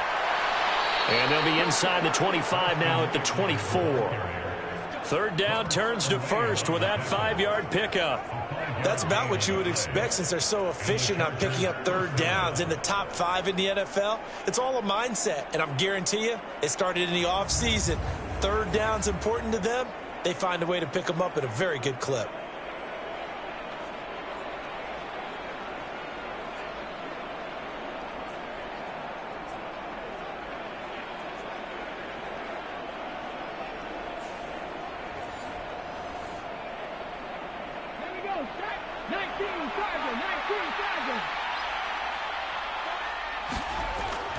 Now they'll switch it up here and look to throw. And he slides and covers up at the end as he's going to be able to pick up decent yardage.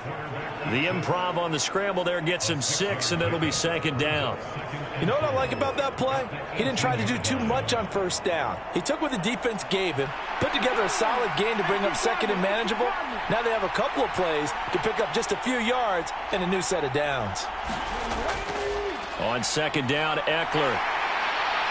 And he's brought down just outside of the 10 at the 11. Now a 1st and 10 at the 11. He'll look to throw. Throw right side is into the hands of his tight end, Everett. Touchdown, Chargers.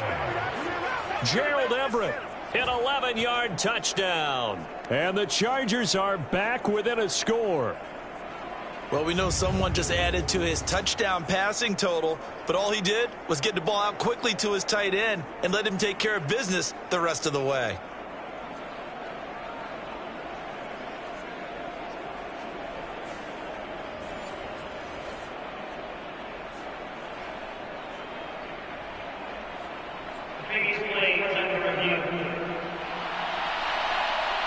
The thing that they'll be looking at is a spot of the football, and this is always such a tough one for officials to get exactly right. Not just because of how fast the game's going, but just trying to get the right sight line to the football. That's not always easy. We'll see what they decide here. 2nd down, ball on the 3. 1st down marker at the 1-yard line. They'll run out of the gun with Eckler. And he takes it in for a Charger touchdown.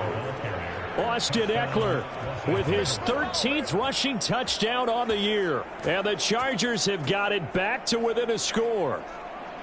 A strong, determined run there, Charles, to get in for 6 points. This is why it's such a team game, isn't it? And I know that sounds really generic and it sounds almost trite, but the blocks were made up front, offensive line, collective victory at the line of scrimmage and downfield. And how about the finish to the run all the way into the end zone? Kaimi Fairbairn on for the extra point.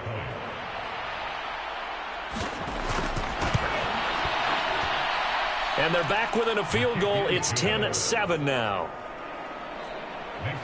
That one in the books as a 12-play drive. And it's Austin Eckler who finishes things off with a touchdown run.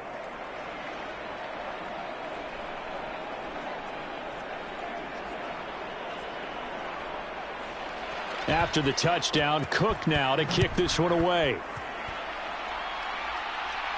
On the return, Trey Tucker. And able to get this across the 20, but not much further as he's dropped it to 23-yard line. Joe Burrow trots out again with the rest of his offense. Last series, the ball never hit the ground. 6 of 6, touchdown pass, so whatever he did then, do it again, right? Yeah, it reminds me a lot of when I watch the best quarterbacks throw 7-on-7 or even routes versus air. They're accurate. The receivers catch it. The ball never touches the ground. Chargers able to get the pressure and bring him down. Joey Bosa in there to get him. Sack number 14 for him on the year. Well, that's an excellent way to get the pass rush activated. The first sack of the game for them comes on the first play of the drive, and it makes it very tough for the opponent to pick up a first down now, playing behind the sticks.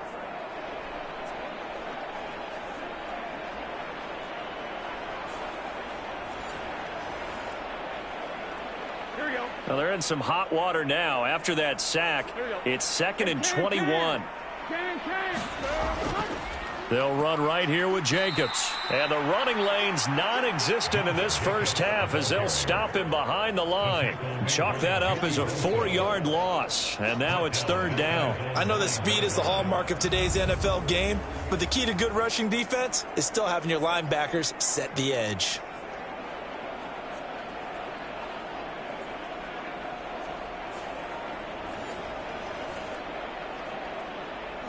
Here is 3rd and quite a ways. They're passing here, Joe Burrow. And now a fumble. The ball's out and picked up by the Chargers. Then he will bring it back to about the 11-yard line. There are 2 words that we hear coaches say all of the time. One starts with a B, one starts with an S, ball security. And they preach it. They have it up in meeting rooms, right? You see the signs. They talk about it all the time. But still, when you've got defenders out there who are preaching, hey, we're going to take the ball away from you, no matter what position you play, you've got to take care of the rock. Now a 1st and 10 at the 11.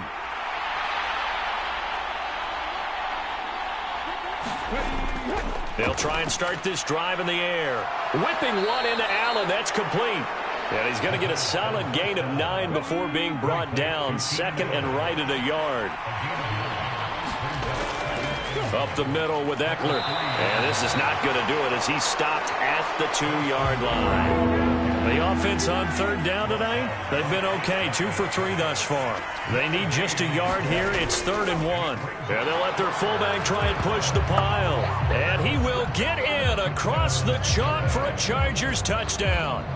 Xander Horvath. His first touchdown on the year. And the Chargers have taken the lead. And when the smaller guy can't power it across the goal line, Charles, sometimes you need to go with a fullback. They did. It worked. What's that thing about force and mass? How's that? Oh, yeah. Force equals mass times acceleration. Oh, that's big-time stuff. That's from the same guy the apple dropped on his head, right? Fairbairn good with the extra point. And the lead is now 14-10. The drive there only spanning 3 plays. And it's culminated by a 2-yard touchdown run.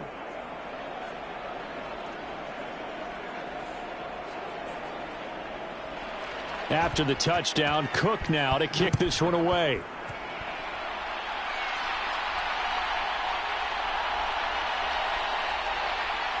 And he's up across the 25 and down at the 28.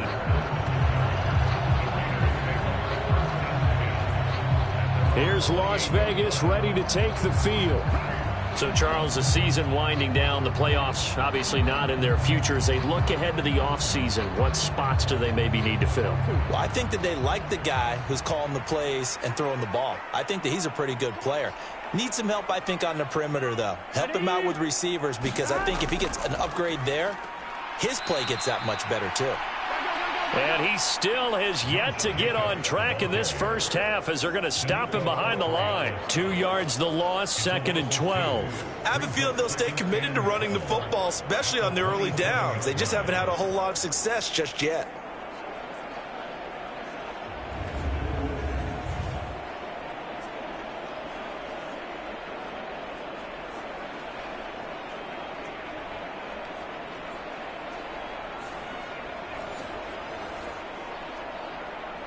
First play of the drive goes the wrong way. Here's 2nd and 12. Burrow looking to pass. And the Chargers rush is going to get there. Down he goes. Joey Bosa. That is now 2 sacks for him here in this first half. Okay, I'm not sure you could actually draw a better pass rush than that one right there. Nowhere to go outside. He had to keep backing up and backing up and backing up. Eventually dropped for a huge loss.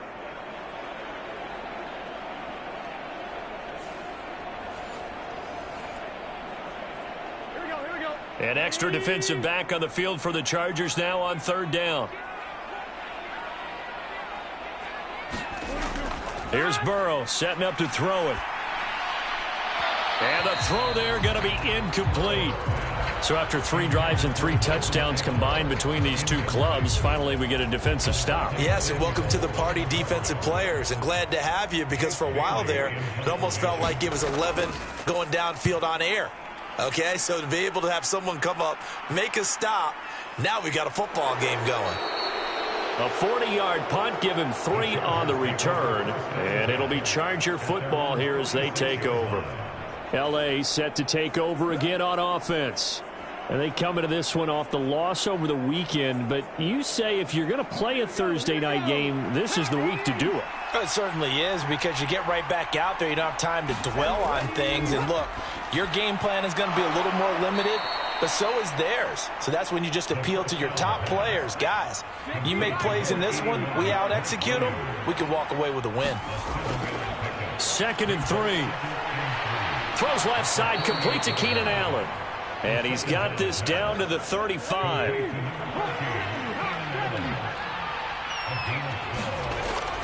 Running on 1st down, Eckler. And the second wave of tacklers is going to get him as they stop him behind the line. Officially, it's a 1-yard loss. That's going to bring up 2nd and 11. Sometimes you get all those big guys down there in one spot, and there's just nowhere to go. And in this case, the defensive tackle used his strength and swallowed him up.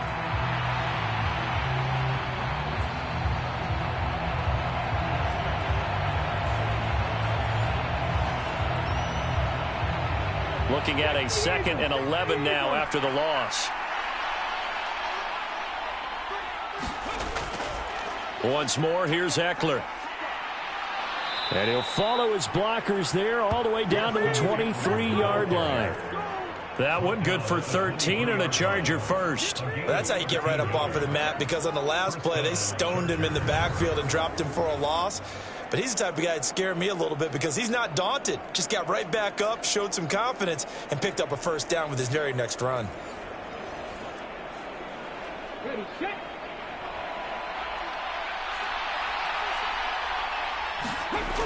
Back to throw now on 1st down. And he can't find anywhere to go with it, and he goes down. Wreaking havoc was Nathan Shepard, the D tackle. Hindsight is 20/20, partner. Maybe they should have kept it on the ground again. Well, it almost looked like the O-line was run blocking again. I mean, they opened up a big hole last time. This time they opened up a hole, and the quarterback got sacked.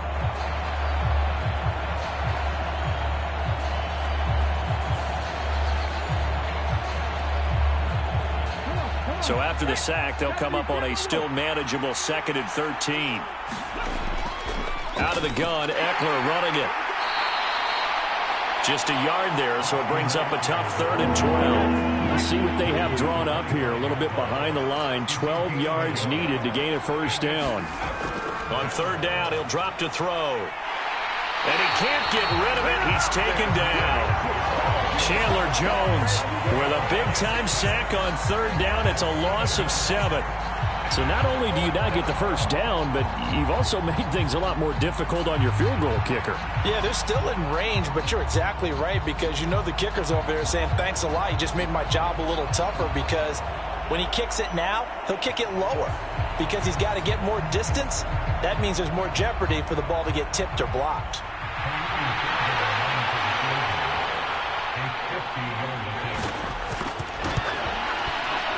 Fairbairn able to put this one through. And that moves him up by a touchdown now at 17-10.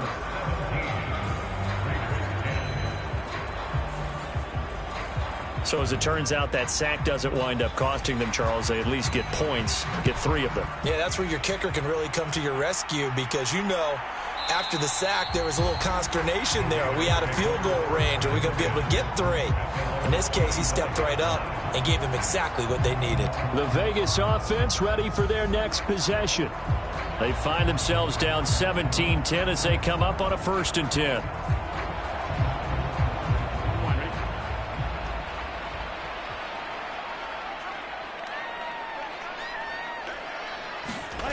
Now Burrow. Very quick throw. He's got Myers. And they're able to get this one across the 35. Nice way to start the drive. A gain of 12 and a first down. That is catch number 300 now for his NFL career.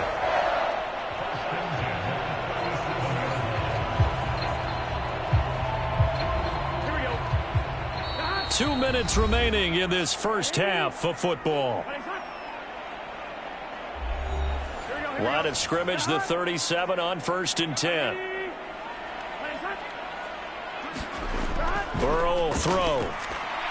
And now the ball's out. Fumble near midfield. And picked up by the Chargers. And they'll set up shop right near midfield at the 49-yard line. So really a nightmare of a first half for him, Charles. His 2nd lost fumble already. And when they hand us a stat sheet, Brandon, and we see 2 lost fumbles, we usually think quarterback or running back, don't we? It's not often you see guys on the perimeter lose the ball like that. The offense for Los Angeles returns to the field.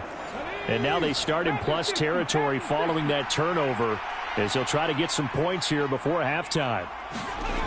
They'll come out throwing here to start the drive. And his throw here's incomplete. Now a 2nd and 10.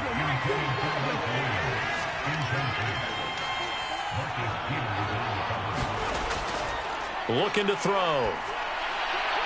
He'll get this out wide to Eckler. And a 6-yard gain gets him right around the 43.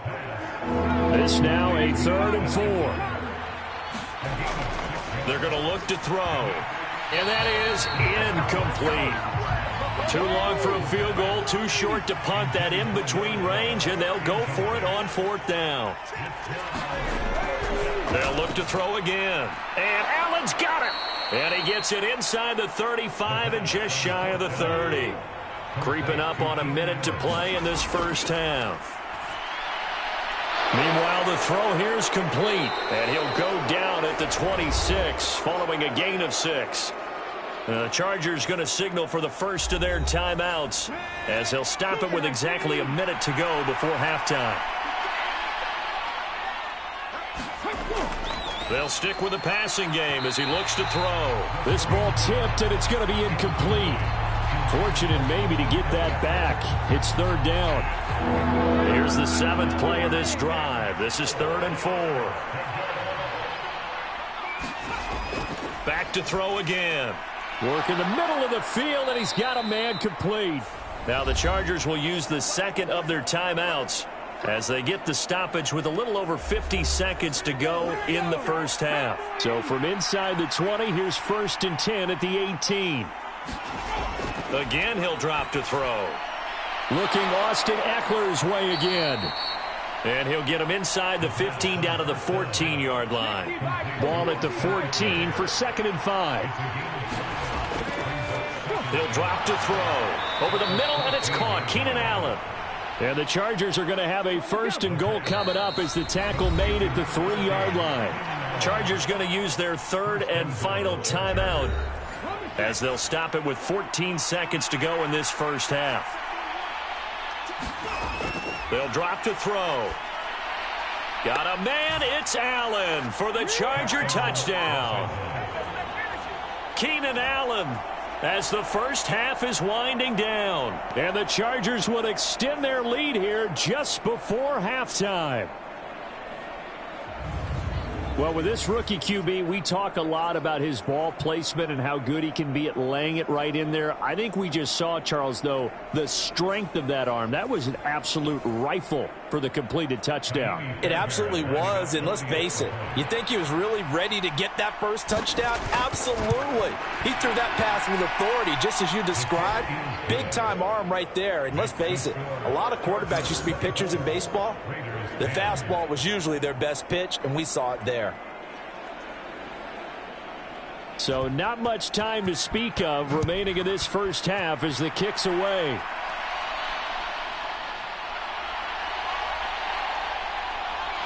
And a good return as he'll be stopped just shy of the 30-yard line.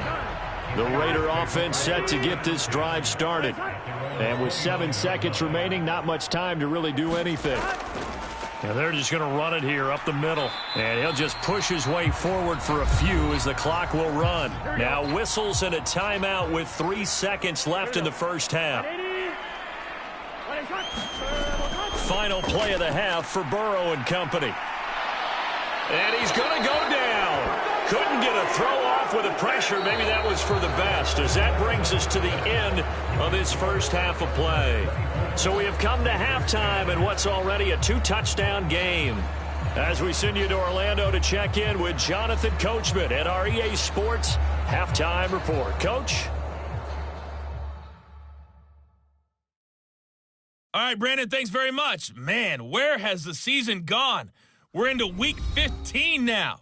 So let's give everybody a look at what's coming up here on what should be a very interesting weekend of football. Some great games coming up on Sunday, highlighted by a 1 o'clock matchup in Miami. A good test for the Dolphins as they'll square off against the New York Jets. The 4 o'clock games have some intrigue as well, especially up in Buffalo, where it'll be the Bills taking on the Dallas Cowboys. Finally, Monday Night Football, 2 of the most successful franchises of this new millennium. 8 Super Bowls between them, the Chiefs and Patriots from Foxborough. It was Austin Eckler who was the star of that first half. He wound up finding the end zone on a touchdown run to help give his guys the advantage here at the break. All right, Coach, thank you, and we welcome everyone back for quarter number 3. On as the Raider kickoff unit now as they will send this one away.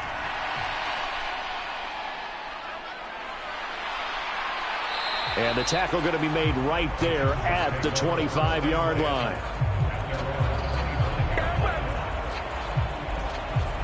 The Chargers getting ready to go here to start this third quarter.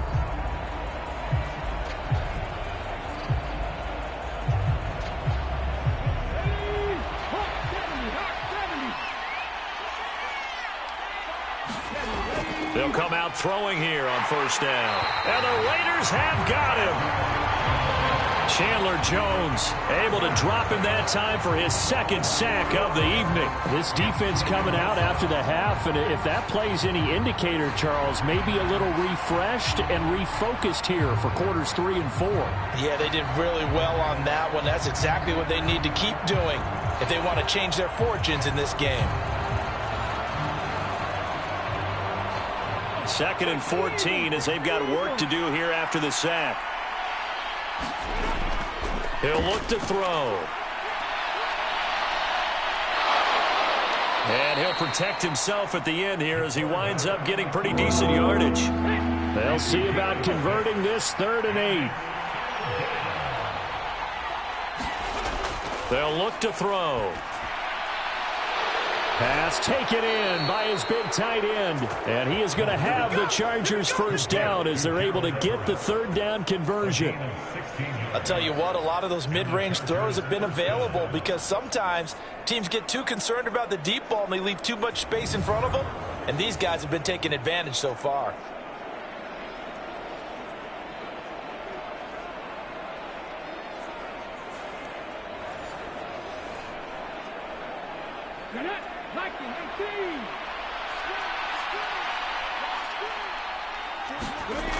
On first down, he'll drop to throw. That's into the hands of Eckler. And he's able to take it across midfield before going out of bounds. Just need a yard here, 2nd and 1.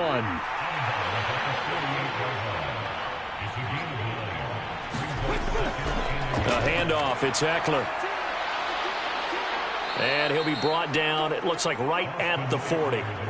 47 yards rushing on 12 carries for him now. We don't talk about it very often, but sometimes there's a dip in intensity when you start the second half, which can manifest itself in some sloppy tackling. And how about right there? He ran right through that weak tackle attempt.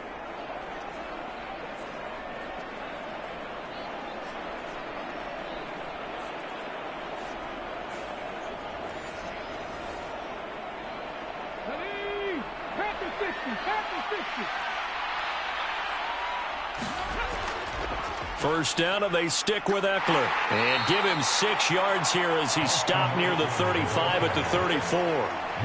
They're in a pretty good spot right now with a convincing lead. I think this is where they put on the boxing gloves, start to try and pound them into submission. And the offensive line, they've controlled this game. I don't see why that trend would change now.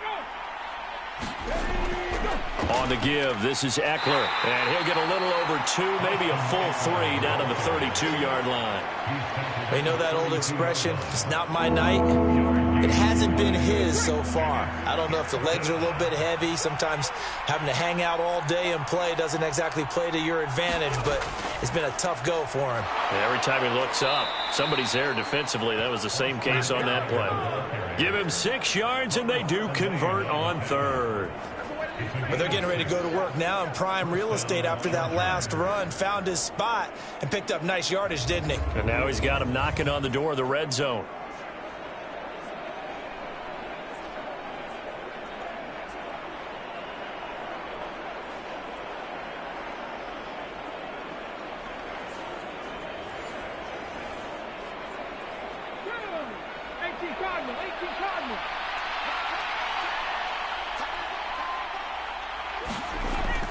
They'll look to throw now on first down.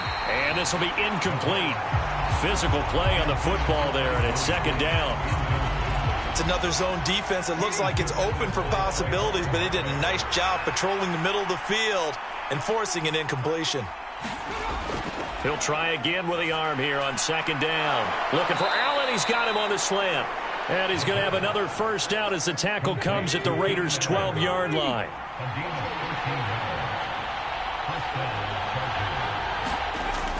Now back to throw. Into heavy traffic, and it's intercepted. Picked off by Trayvon Merrick. And the Raiders are going to take over once again at their own 25-yard line. So it was a drive that had real promise here to begin the 3rd quarter, but ultimately derailed by the INT. And that was the position you wanted to be in. Coming out to start this 3rd quarter, get a nice drive going, looking for the end zone. Possibly got a little bit too greedy right there. So here comes the Raiders offense getting ready for their first possession of the 2nd half. And they just got a little help from their defense forcing the turnover. Now can they make that pay off in points? They need to, partner. They're down on the scoreboard. Need to take advantage of those opportunities, and this is a good one right in front of them. And that's good for a pickup of 10 yards. And they'll be left with a 2nd and about a foot. Jacobs going to try the middle. He continues to struggle to find a crease to break off a big one and might need to just put that aside and just try and ram his way forward and get what he can.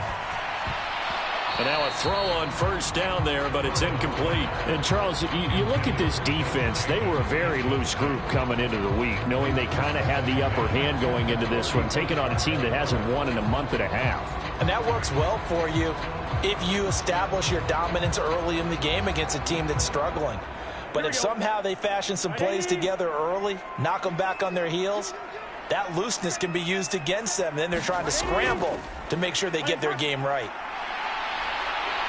And he's across the 40, 3 extra yards to the 43. This offense in desperate need of a conversion as they come up on 3rd down.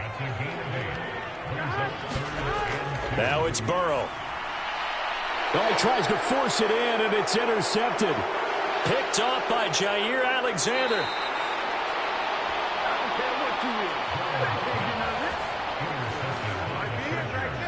The one side gets an interception, but their defense comes on the field and picks them right back up by getting a pick of their own. And I think you saw the same thing that I did, Brandon. As he ran off the field after making that play, we saw his quarterback seek him out and offer a personal thank you to bail him out a little bit as the offense takes the field again. And now out on the field, here comes Los Angeles. A big mistake last time they were on the field, tossing that interception inside the red zone and really taking away what had been a pretty successful drive up to that point. Yeah, and I don't think there's any question about it. As they head out on the field for this drive, that whole offensive unit is just thinking redemption. You know, they moved it really well, didn't pay it off. This time, they want to make sure that ball ends up in the end zone, and they're the ones possessing it. Back to throw. Under pressure now, and he's going to go down. Sack back around the 8. It's a loss of 4, and now it's 2nd and goal. This is a little hard for me to compute because I'm watching sack after sack happen, but somehow they're still behind in the game. I would expect all of this defensive pressure to translate to them taking a lead, and thus far, it hasn't happened. Time's winding down. They don't want to waste this type of performance from these ace pass rushers.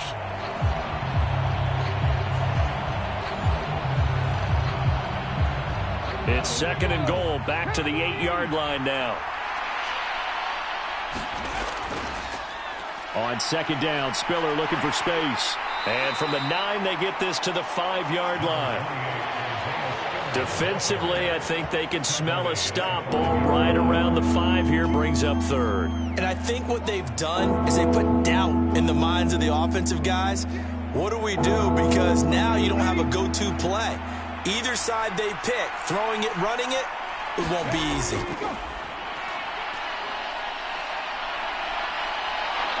And he's in for a Charger touchdown.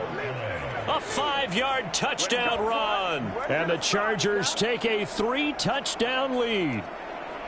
And this is a balancing act for a head coach with a rookie quarterback. You've got to walk a line with him. You don't want him getting happy feet, but you also don't want to rein in what worked for him in college. And here, he pulls it down, takes it himself, and takes it into the end zone.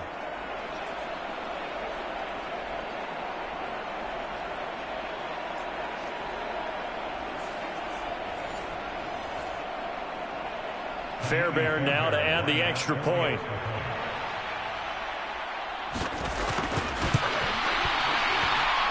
And the lead now to 3 touchdowns at 21 points.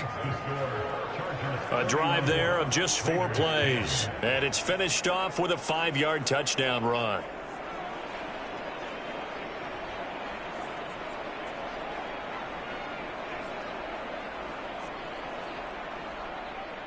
After the touchdown, Cook now to kick this one away. The returner, Trey Tucker, going to bring this one out. And he'll be stopped right around where he would have been had he gone down to a knee, maybe a yard shy of there at the 24. Here's Las Vegas ready to take the field.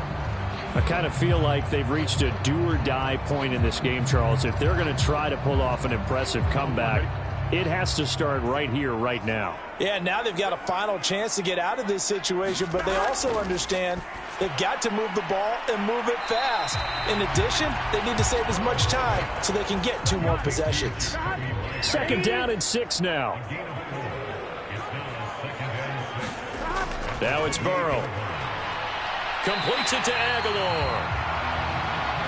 9 yards to pick up there, and it's a 1st down.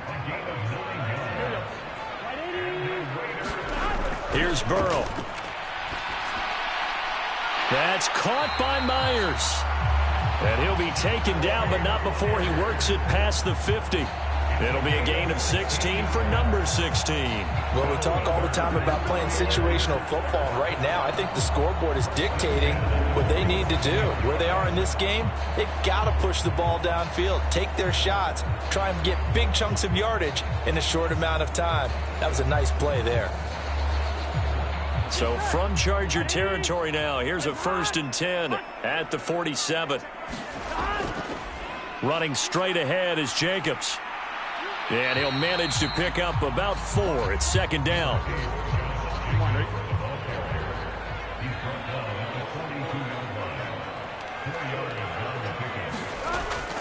Counter play with Jacobs. And it's been like this all night long. Nowhere to run as they stop him behind the line. That's a big loss of 3, and it brings up 3rd down. I think it's pretty evident we can say what a difference a week makes. Last week, he ran pretty much wild, didn't he? Did pretty much what he wanted to do. But this one, they've stopped him cold. That, to me, that's good scouting and even better execution. Yeah, and they stopped him behind the line right there. They obviously watched the tape a few times and made some adjustments. On 3rd down, Burrow. A short throw, and that's hauled in by Mayer. And he's brought to the ground with another 1st down at the Chargers' 35. Give him 10 yards there as this offense is on a roll. This drive continues to plunge forward. He's certainly done a nice job spreading the field on this drive, and here he finds his big tight end for good yardage. And that's what you have to do. Keep defenses guessing about where you're going to go with the football.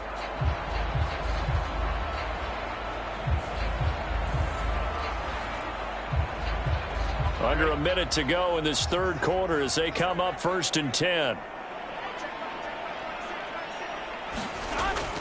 Back to throw here. Caught outright by Renfro. That will go as a pickup of 7 on the 7th play of the drive.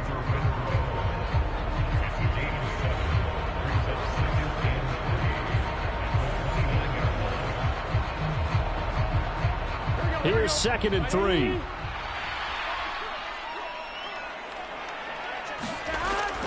Now a shotgun snap as they'll look to throw. Short throw, and that's hauled in by Mayer. And he is out of bounds inside the 30.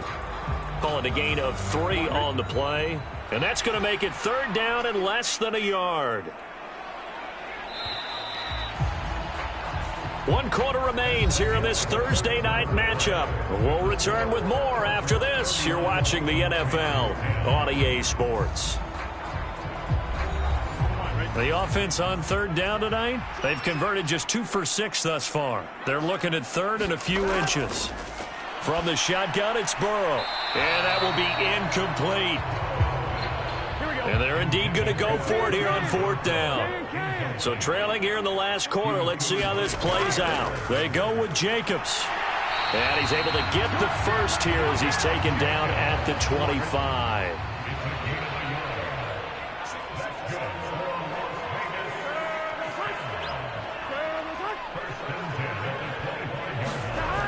He'll look to throw. And he's going to go down here, a sack. They push him back to the 34. Joey Bosa make that now 4 sacks for him in tonight's ball game. Well, partner, you and I will be headed to the airport, but after this game, when it's interview time, someone's going to ask this quarterback what hurt worse, the interceptions or the sacks. His whole day, it's been rough. Barring a miraculous comeback, this offense isn't going to win this game, but he's probably going to say what hurt most is the loss. Pass protection has been a problem all night long as they come up facing 2nd and a bundle. They're passing here. Joe Burrow. He'll get this underneath to Jacobs. And he's able to get it down to the 25-yard line. What do they have for this? 3rd and 11.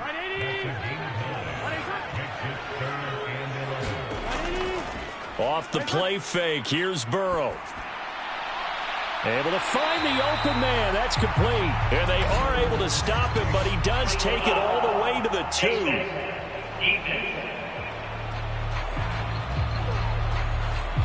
So give him the yardage on the completion and also tack on 15 more.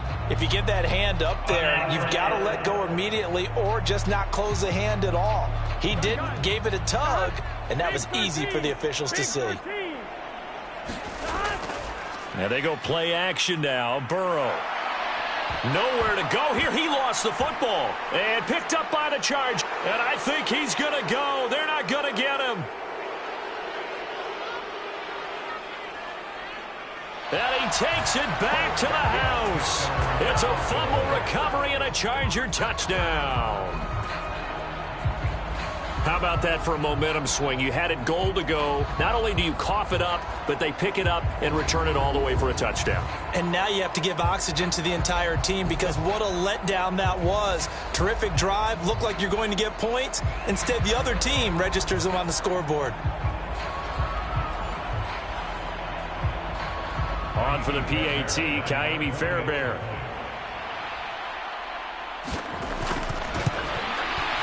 And he's been a busy man, 5 for 5 now as he knocks another one through to extend the lead.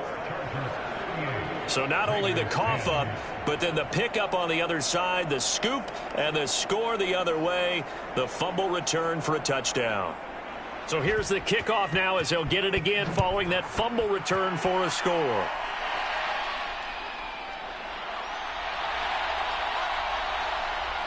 And able to take it past the 25 and up to the 28-yard line.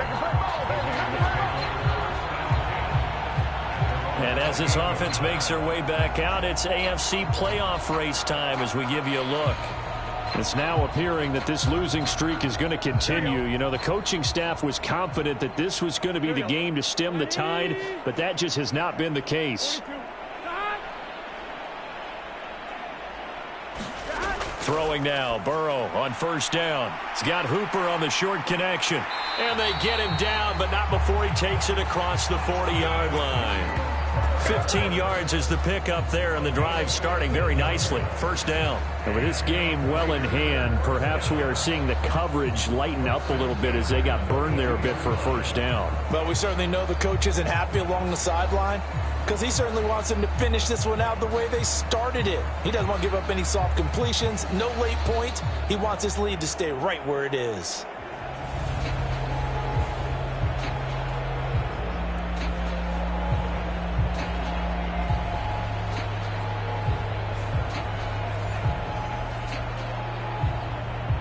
One play has him up past the 40 already, and another 1st and 10. Burrow looking to pass. Over the middle, he's got Myers. And he'll be taken down, but not before he gets into enemy territory. So signs of life in what's been a dormant offense in this second half. Here's 1st and 10. And a dangerous throw there, incomplete. He threw that into coverage. It was nearly intercepted.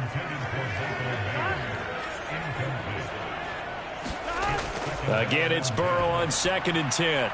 A short throw, and that's hauled in by Mayer. He'll get only 3 there, so it leaves him with a 3rd and 7 ahead.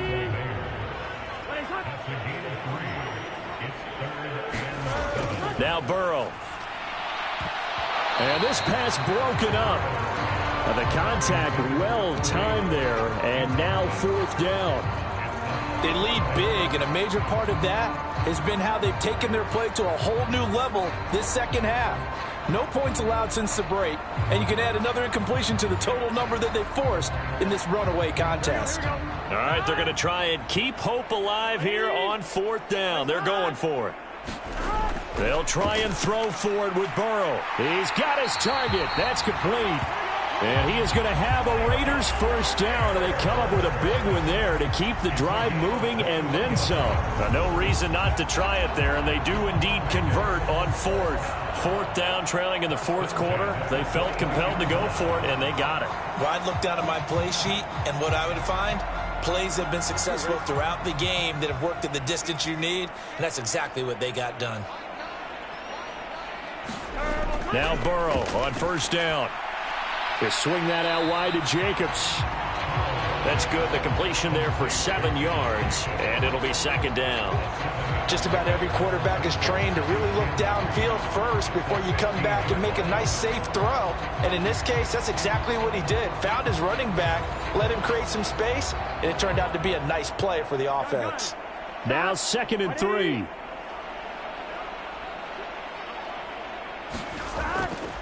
Here's a handoff to Jacobs running left. They stopped after only a yard, taking it down to the 14. Play number 9 set to come here on the drive on 3rd and 2. Here's Burrow setting up to throw it. That is caught. And the Raiders are going to have 1st and goal coming up as they're able to convert there on 3rd and 2. And in a lot of ways, that catch is expected. Red zone presence, and that one was realized there. You've got to find your tight end in that situation.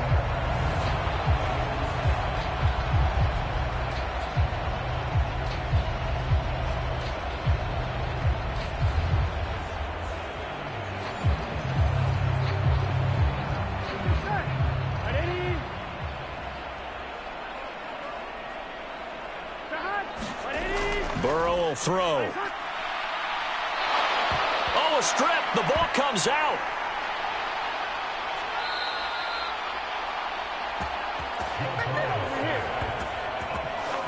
Second time in this game, Charles, the ball has squirted out from his hands. Luckily, his teammate was there to pounce on it. You're right. Got the lucky bounce, able to retain possession. You know, we often talk about the combine and why do we measure quarterbacks' hands. Is that really a big deal?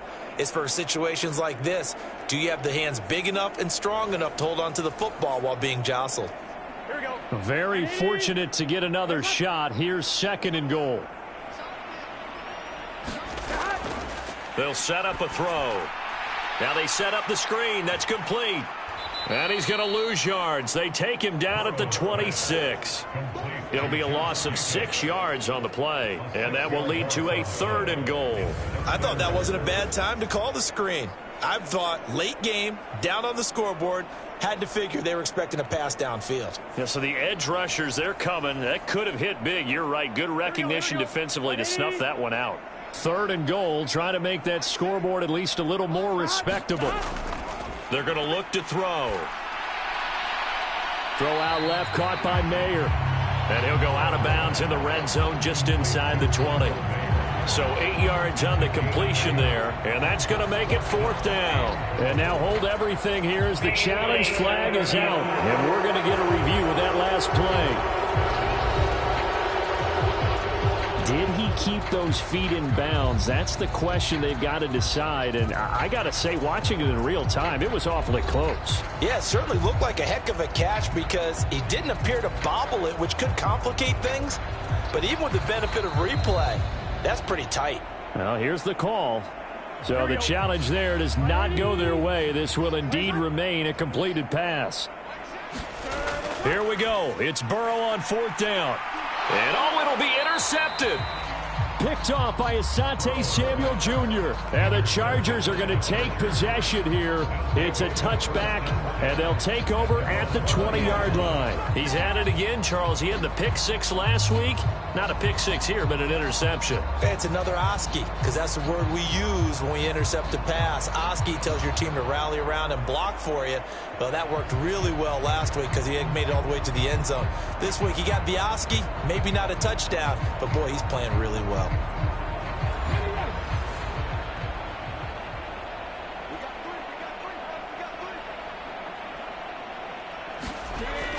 The drive starts with a give to Spiller. And he is brought down at the 22 after a gain of 2, and it brings up 2nd down.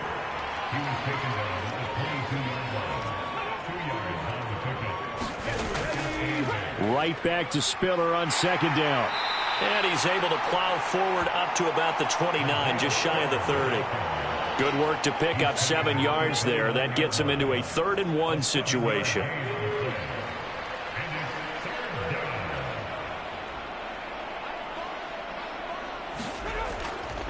They'll try and run for it with Spiller.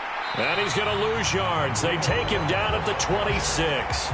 Not at all what they envisioned on third down. 3 yards in the wrong direction. Just a simple run play there on 3rd and 1, but this D was up to the challenge and stopped them, bringing up 4th down.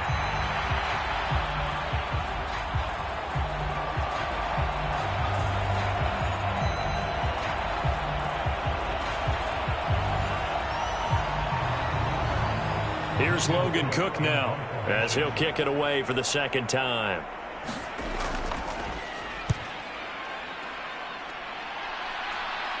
Fair catch called for and taken right near the 30-yard line. They call that a punt of 38 yards officially. And it'll be Raiders football, 1st and 10.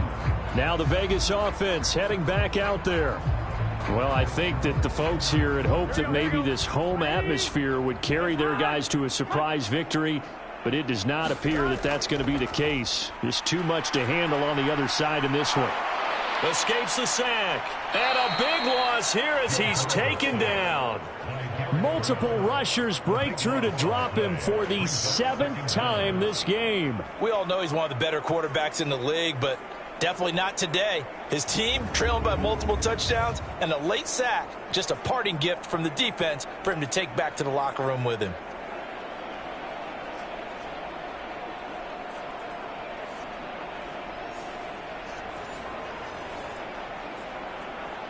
Pass protection has been a problem all night long as they come up facing 2nd and a bundle.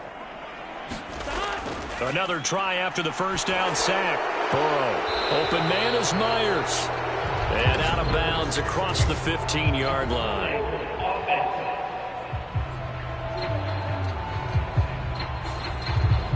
Now they face a 2nd and long following the holding penalty.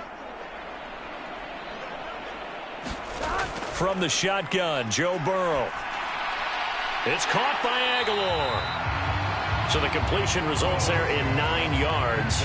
And that'll bring up a 3rd down and very long.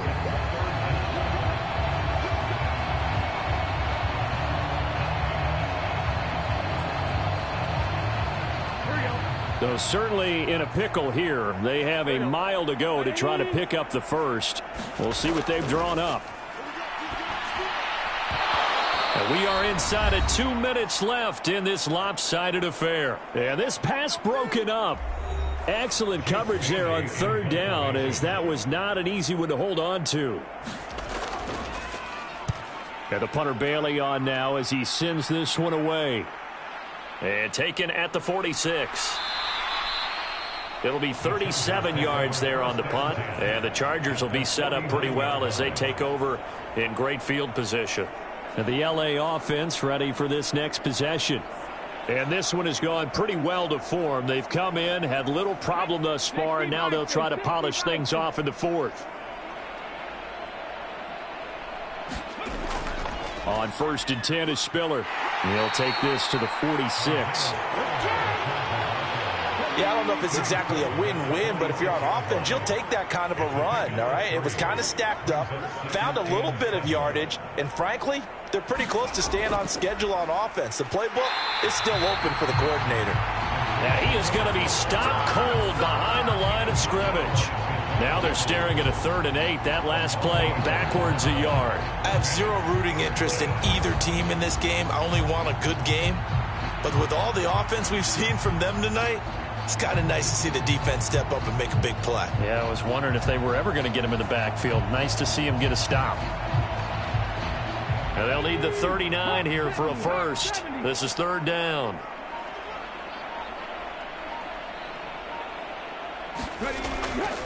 On 3rd down, it's Spiller. And they stop him up short of the 1st down as they get him at about the 43. 4 yards on the pickup there, but it's going to take him to 4th down. Here's Logan Cook now as he's on to punt for L.A. He's averaging just under 50 yards a punt as he gets this away.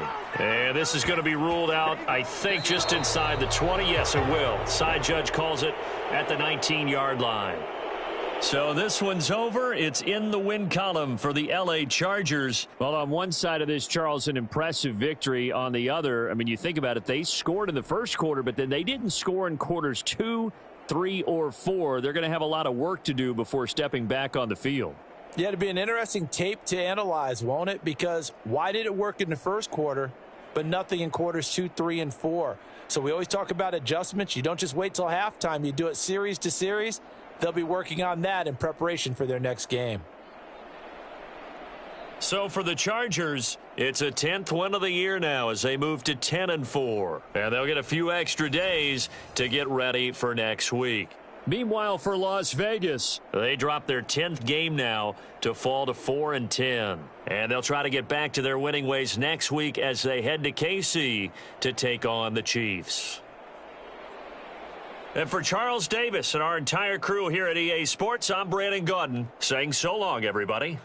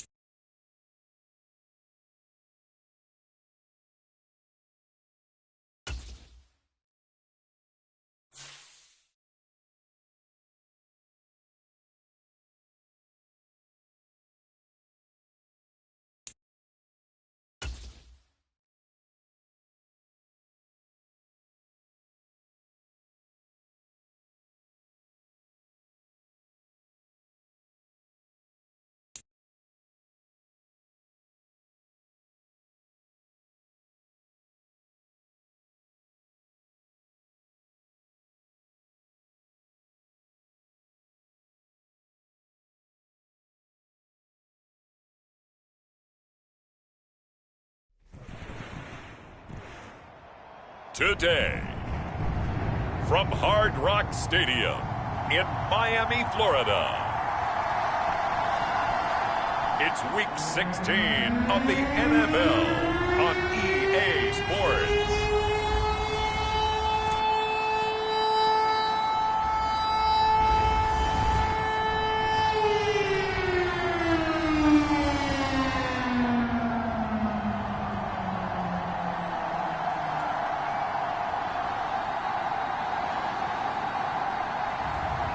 It's the Miami Dolphins taking on the Dallas Cowboys. From beautiful South Florida, there's a look at Hard Rock Stadium in Miami. It is Week 16 in the NFL, and we've got a good one in store, as it'll be the Dallas Cowboys taking on the Miami Dolphins.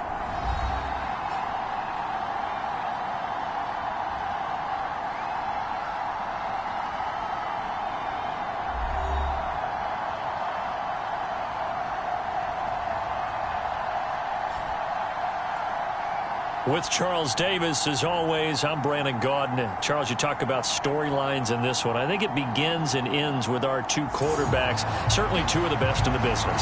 And nowadays, I don't think you can get by for long periods of time without a top-flight quarterback. The way the game is played, with all the responsibility he has and how the game flows through him, if he's not on the top of his game, your team's not going to benefit at all.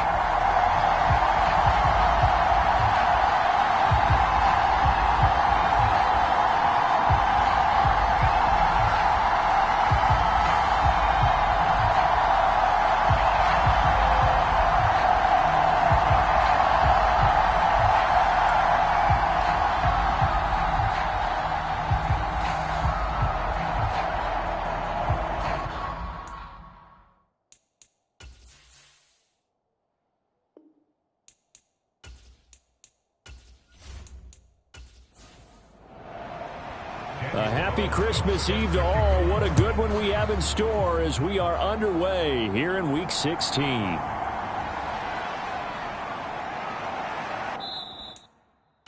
And a nice return sets him up pretty good here right at the 30-yard line.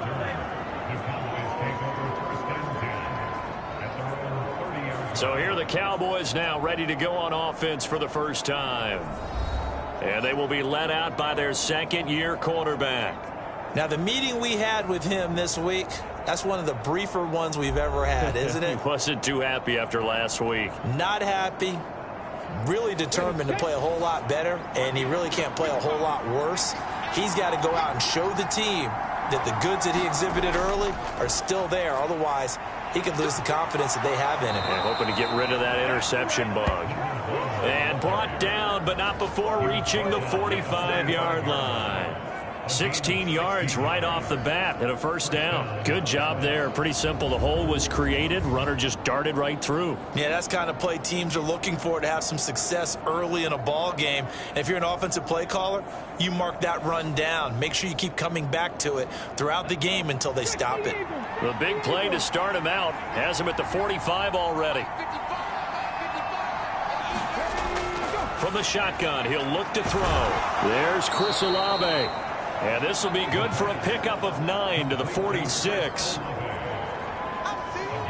This defense for the Dolphins, they really played well a week ago in that win over the Jets. And the big difference in the ball game, their ability to force turnovers, 3 of them in fact. Being able to take the ball away, give it back to their offense, that's something that's emphasized each and every week, and they carried it out. From the gun, they'll try to run it. And he is met in his tracks behind the line of scrimmage. They go backwards there 2 yards, and 2nd and 1 is now 3rd and 3. We all have habits. We can be somewhat predictable, and you know me pretty well on 2nd down and short. What I like to say. Play action. Yeah, without a doubt. I thought that was a great spot to call it. Instead, didn't go their way, did it? No, defense sold out for the run. Worked out well. With a heavy set out there, 3 tight ends in the formation for 3rd and 3. And they'll keep leaning on the running game. Back to the ground. And he will have a Cowboys first down by about a yard as they're able to convert on 3rd and 2. They did tell us they wanted to establish the ground game early, didn't they? They did, and a small sample size that we've seen so far, but pretty good return. Yeah, you got to like that. They've strung together a couple of first downs, established what they wanted, the running game. And guess what? They also got their lead guy running it pretty well, too.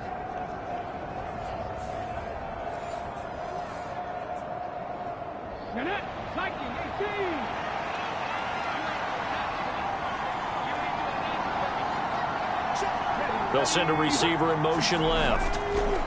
They'll fake it on the jet sweep, and instead a handoff up the middle. And he is met at the line of scrimmage, and he goes down right there.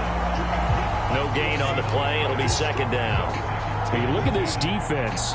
They enter play ranked 8th against the run in the NFL. I still crack up a little bit after we left our meeting with the defensive coordinator, because I said to you, stop me if you've heard this before. How about him saying, well, first order of business, we got to stop the run. Of course you do. He's got a good unit, but facing the #1 rushing team, they have to stop that in order to have a good performance. 9 yards, not quite enough, and they'll be left now with 3rd and 1. Now they'll throw here out of the gun.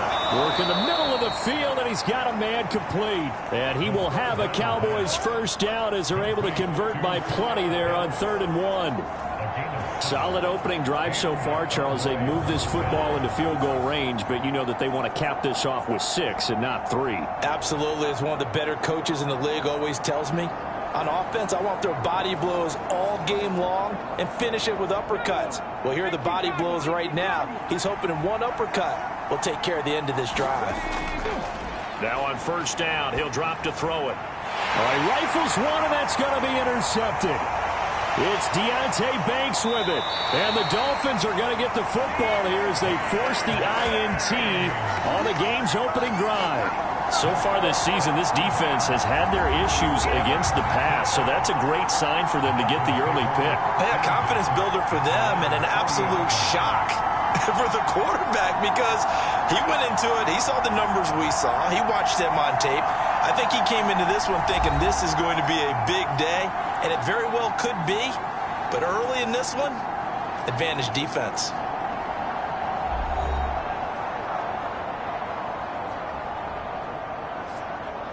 Good starting field position for them as they come up 1st and 10 at the 40. Back to throw. Fields. Open man right side is Tony. And they'll get to him after a gain of 7 to the 47. 2nd down and 3. They'll run. It's Kenneth Walker. The numbers on the ground for Walker a week ago. 23 carries, 82 yards, and a touchdown. Well, we know they've clinched the playoff spot, but there's plenty of football left to play. And I'm a proponent of continuing to do what you've done throughout the season, especially with teams that are heavy run teams. Because if you throttle back too early, you lose the rhythm of the run game, not just with the runner, but with the offensive line as well.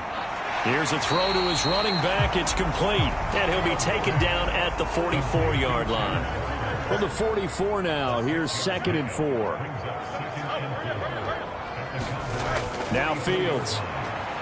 There's a short one to the tight end, Johnson. That one a first down pickup of 8. Counting down toward the midway point in quarter 1.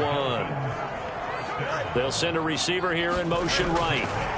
Fields tapping it forward, jet sweep. And able to break one tackle, but then quickly brought down. But a nice little gain. The Dolphins at 9-5 now on the year. And they were winners their last time out, so they'll be looking to make it 2 in a row. And so much about football, partner, comes down to mindset. Being in the right frame of mind, and the best way to get in that good frame of mind, winning. So they come in feeling good. They've got the home crowd behind them. I think they're going to be tough to beat in this one. And he'll be brought down inside the 20 at the 19. 7 yards there and a first down.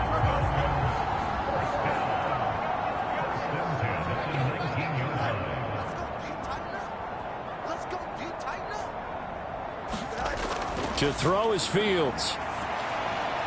And that is incomplete. Oh, the coverage a little too good there. And it's 2nd down. Fields now to throw. Johnson's got it complete. They do get a couple, but they'll be left staring at a 3rd and 8 coming up. They'll be in search of 8 yards here as they hope to convert the first down. Throwing on 3rd down, Fields. And he can't find a receiver, and he's brought down. Micah Parsons in there for the sack, and that is now 21 for him on the year. Wow, what a season. Well, it's about how teams are so competitively matched, and you just want to make those plays that give you an advantage. How about right here? The difference between letting them score a touchdown versus holding them to a field goal, that's absolutely huge with the play he just made. And you know he hated taking the loss there on 3rd down. Now to try the field goal, and here's Daniel Carlson. From the right hash, it's a 38-yard attempt. Carlson able to put this one through, and the Dolphins will jump out to a 3-0 lead.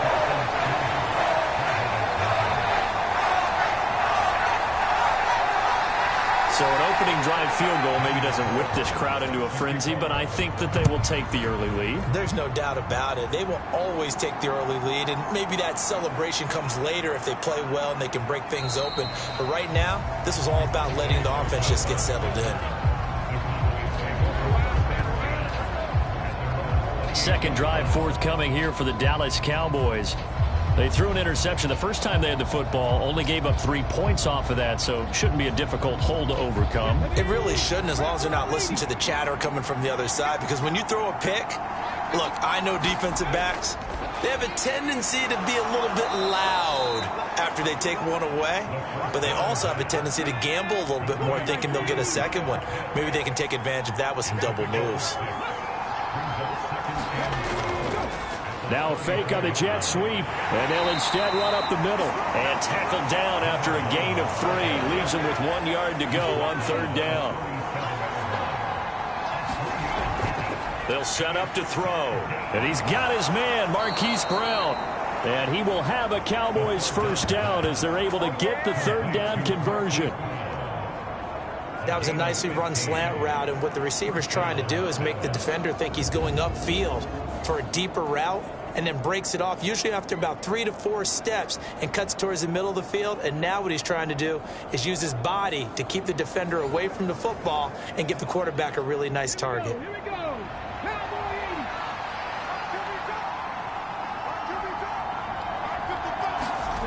On first down, he'll drop to throw. Short throw caught by Pitts. And he's corralled at the 40, but not before picking up 8. Ball on the 40 now. Here's 2nd and 2.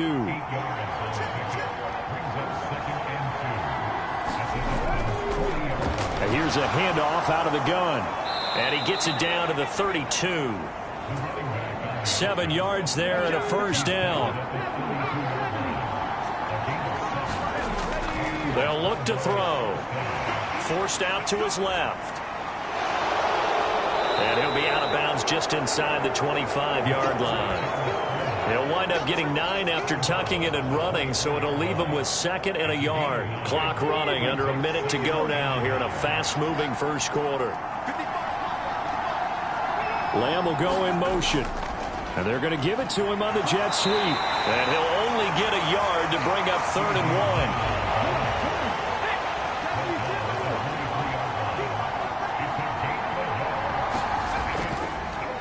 And they'll try and run the option to pick it up. And he will have the first before he's brought down right on the chalk of the 20. Give him 3 yards and a fresh set of downs.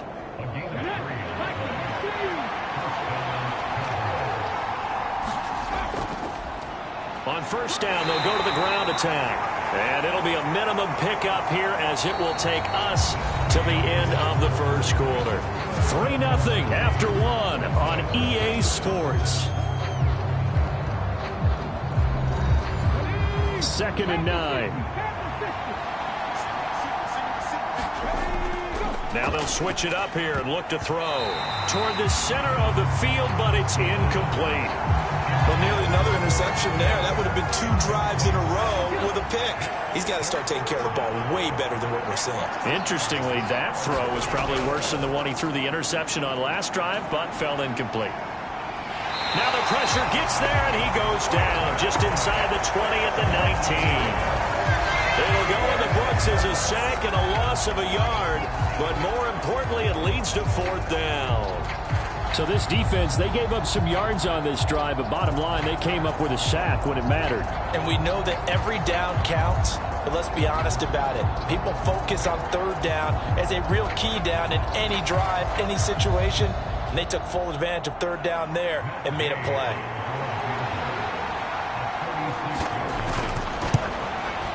Gay's kick is good, and that will tie us at 3-3.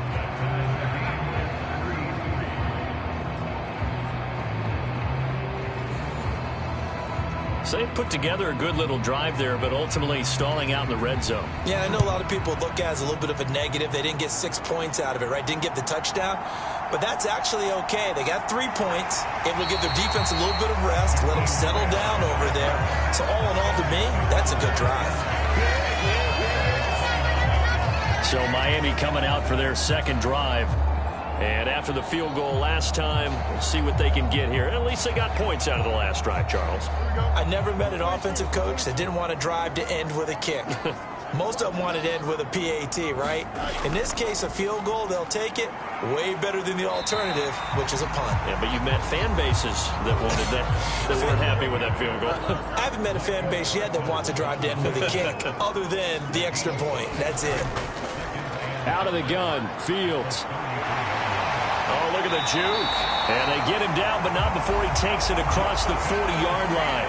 Fields, we know he has the good mobility. He flashes it there as he scrambles for the 1st down. They made a nice effort to stick him with a loss for that play, but it's going to take more than that to keep him from advancing the ball. Should be an entertaining battle anytime he tucks and runs over the 2nd half of this contest.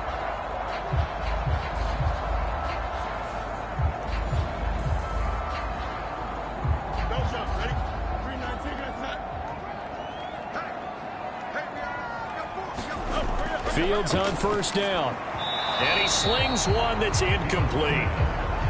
2nd and 10.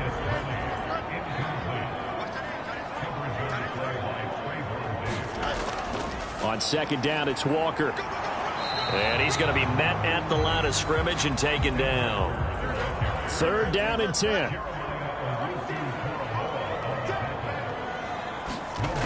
Here's Fields. And he slides and covers up at the end as he's going to be able to pick up decent yardage. Give him 8 yards that time on the scramble, and now 4th down. That was a good effort there, trying to do it on his own. But as a defender, you're in a tough spot because you have coverage responsibilities behind you. And if you take off too quick to try and get him down, he might loft it over your head. So better to track with your man defensively than try to go up and make a stop on the quarterback. Exactly right. What you're hoping is that your guys in the front 7 can get him down.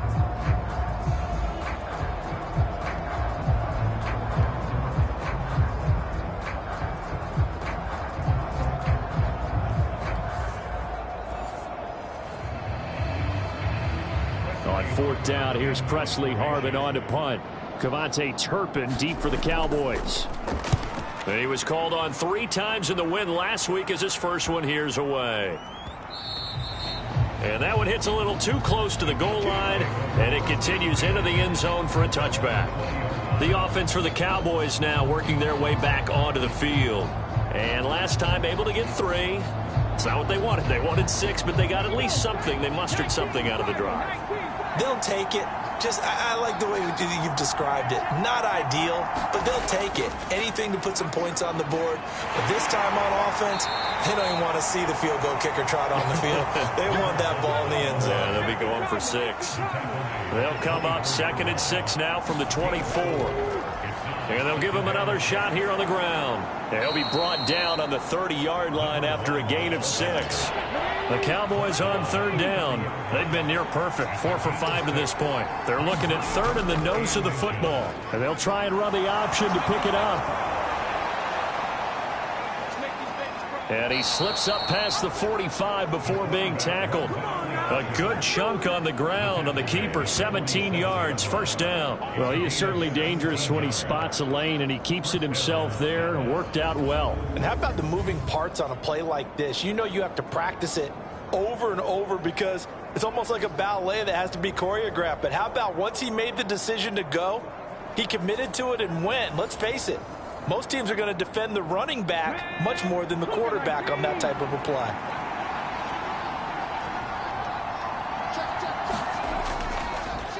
On first down, they'll go to the ground attack. And he'll lose yardage on the play back at the 45-yard line. A nice stick and stop for a loss there from Jalen Phillips. They have 3 tight ends in that formation. That's almost a universal sign that they're planning to run the football. But how about the defense there? They met force with force and caused a stack up behind the line of scrimmage and threw him for a loss. So the first down run lost a couple. Now they come up 2nd and 12. They'll drop to throw.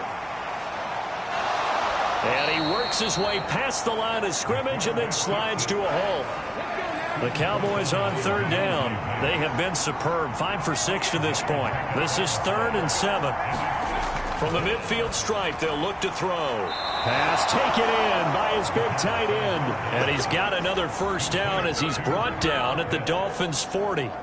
The 3rd down conversion successful. A gain of 11. Well, that's always a good place to throw it just because he's one of the biggest targets not only on this team but in the National Football League. And you and I both know the quarterbacks love these large-bodied tight ends, and why not? Nowadays, they're really wide receivers who are just taller and have a little bit more weight. These guys catch the football, make big plays downfield. In the old days, we wanted them to block. Now coaches want them to catch the football first. Consecutive catches for him. That good for 11. I know the halftime's approaching, but I don't think he's going to want to take a break. That's his 5th catch. Yeah, they've really been targeting the tight end. On first down, they'll go to the ground attack. And they're going to stop him right at the line of scrimmage. Just no cutback lane to be found whatsoever. 2nd and 10. Now a shotgun snap as they'll look to throw. And a good stiff arm there before he's brought down on a nice little gain. That'll leave them with a 3rd and 2 coming up. They got 8 yards there. Let's not quibble about the gain there on 2nd down. That was a positive play because that was a take-what-you-can-get situation. Got out to the tight end. Now it gives them a much better opportunity to convert on 3rd down. So they need 2 yards here on 3rd down. Remember, they're already 2 of 2 on 3rd down conversions on this drive. Here's a play fake as they set up to throw. Nowhere to go here. He lost the football.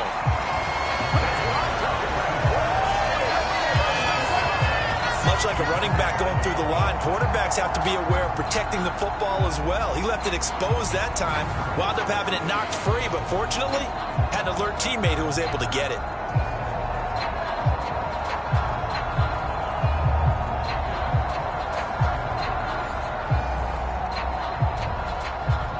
Matt Gay now gets ready for the field goal try. He made his first, this from 47 yards out. And Gay knocks this one through. And they will take the lead here in this battle of field goals at 6-3.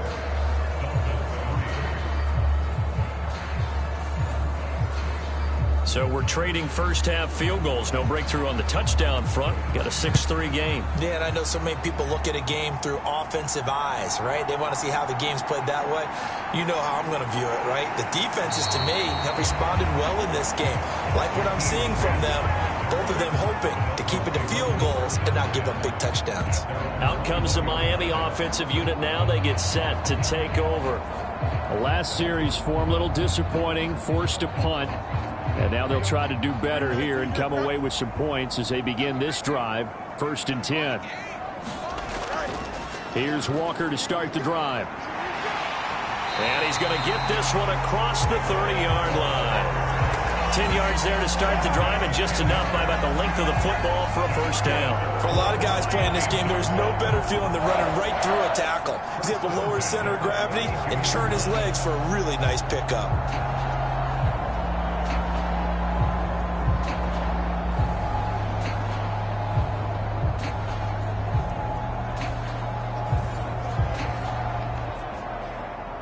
From the 32 now, here's 1st and 10. Now it's Fields. Keeps himself upright. He'll get just a yard on the scramble. It's 2nd down.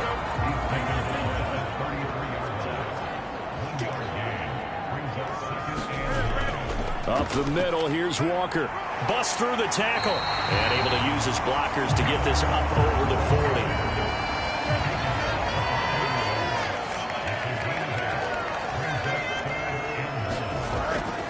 They'll try and run here with Mostert. He is going nowhere as he is enveloped behind the line. No gain on the play there, and it'll bring up 4th down. Defensively, we always know that he is tough in run support, and I think the way that he gets there is he understands what an offense is going to do before the ball's even snapped. A great job of scouting prior to the game, then reading, reacting, and taking the right path to the ball carrier.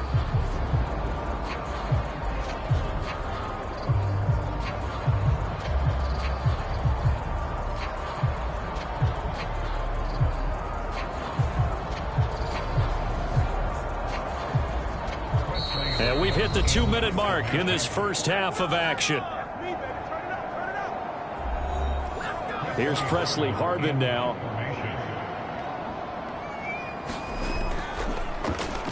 His first punt, 48 yards. This one looks equally as good. It's a 42-yard punt. They keep him to just a yard on the return. And the Cowboys will be backed up to start the drive. They'll have it 1st and 10. Dallas offense set for this next drive. Now they're about to come up on drive number 4, but so far just 2 field goals on drives 1 through 3. Wondering if the head coach has talked with his offense coordinator and said, look, let's go ahead and press this a little bit. I'm giving you 4 downs on just about every occasion to try and get this offense kick-started and have it culminate in touchdowns. You know, maybe someday I press it a little bit. This might be the case. The ball resting on the 20. Here's 2nd and 6. He'll drop to throw. Short throw caught by Pitts. 7 catches for him now, and this last one, a 1st down. Back to throw. Going for Kyle Pitts again. He's got him again.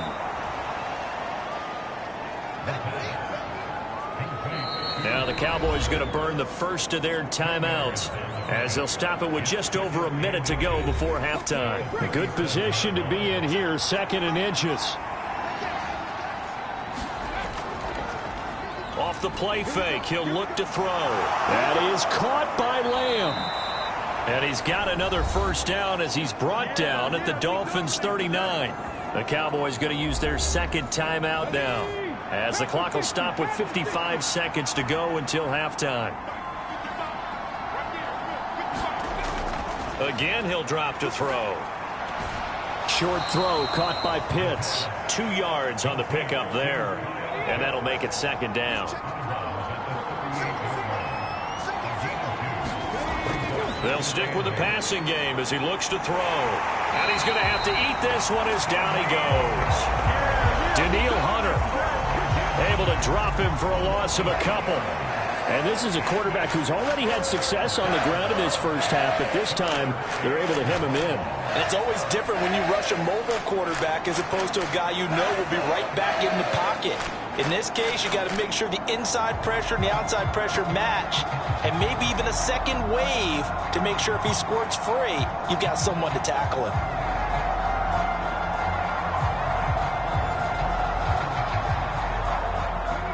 Seventh play of this drive coming up, but a long way to go on 3rd down.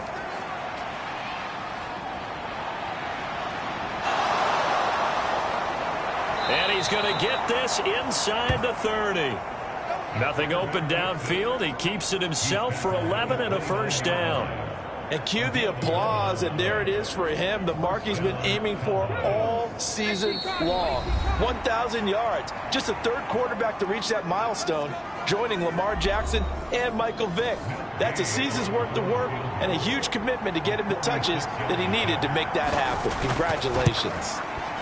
Gay's kick is good, and they continue to lead in the battle of field goals here. It's now 9-3.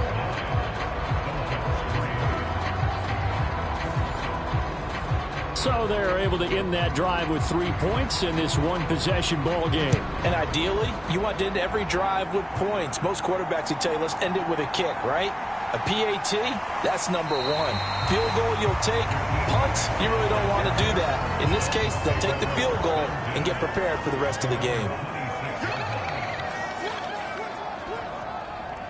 And with time running short here, they'll simply take a knee, and that should do it for half number one. So we've reached halftime here. Let's throw in a broadcaster cliche, shall we? Both teams looking for a gift on Christmas Eve. As we go up to Orlando now and hand it over to Jonathan Coachman with our EA Sports Halftime Report. Take it away, Coach. All right, Brandon, thanks very much. Welcome in everyone to this Christmas Eve edition of the EA Sports Halftime Report. So let's get to it. We'll start over at Raymond James Stadium in Tampa, and it's the Buccaneers who are out in front. Mike Evans up over 100 yards receiving with 2 touchdown grabs. From there, let's head off and check out a second game. And they were losers in that ball game to the visiting Cleveland Browns. Nick Chubb, 2 touchdown runs to lead the way. Lastly, let's get to the Windy City, see what's happening with the Bears at home at Soldier Field. And this one going the visitors' way as the Cardinals have the lead in that one. Rondale Moore, a touchdown reception.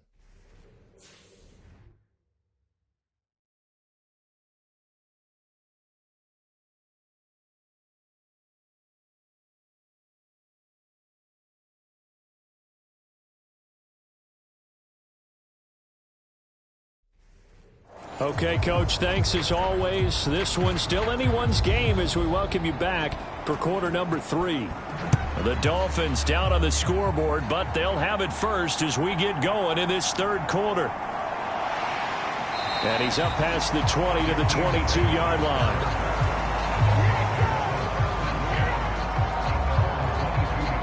The Dolphins getting set to go back to work here in quarter number 3. Well, out of the locker rooms here they come. Their first drive of the third quarter. And, Charles, they're trailing in this ball game, but we got a tight one set up to be a very entertaining second half. And as we know, partner, in the NFL, there's trailing and there's trailing, right? Sometimes you're discouraged by how much you're down, but in this case, this is a tight ball game, so there's a sense of optimism here. I think they went into half and looked at their play sheet and said, these are the plays we really like. What do you say we use them to start the second half and get us going? This one complete to Jalen Waddle. And they're going to have this across midfield and inside the 45. Good yardage after the catch. Is that play good for 30 and a first? When they've needed a play this year, he's certainly been the guy to deliver it. As this season has gone on, he's been awfully consistent and sometimes spectacular.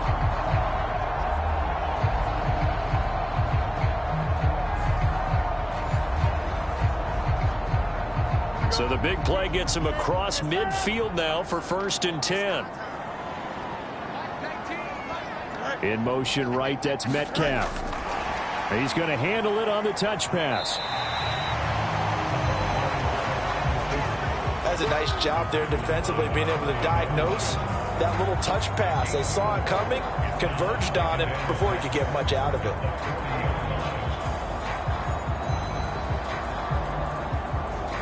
Now a 2nd and 6.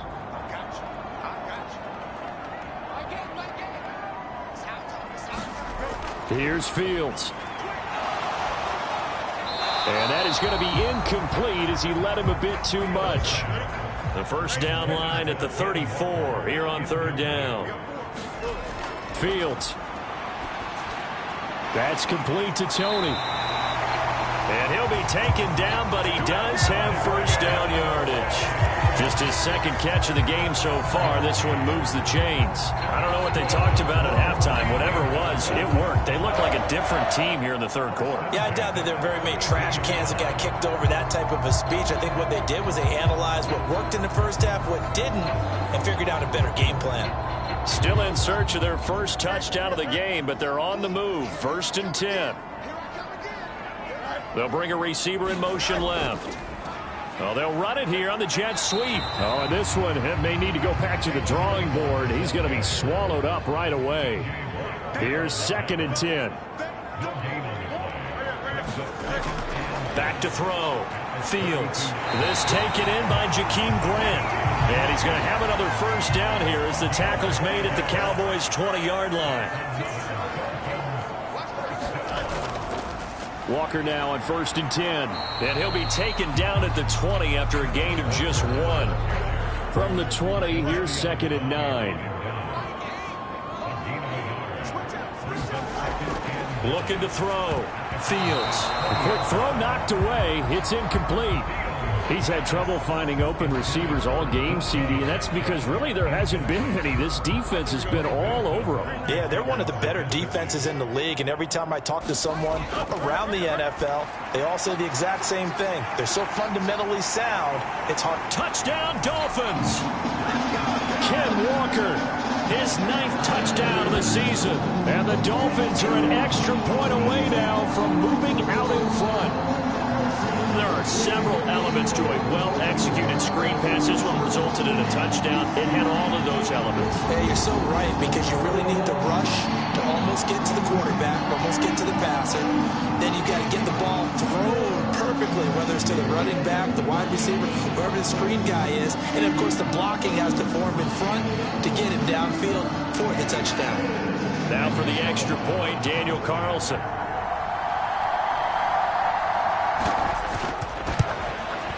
And that one puts them on top here in the third. So that one a pretty time-consuming 10-play drive. And it was Kenneth Walker who finished things off with a touchdown catch.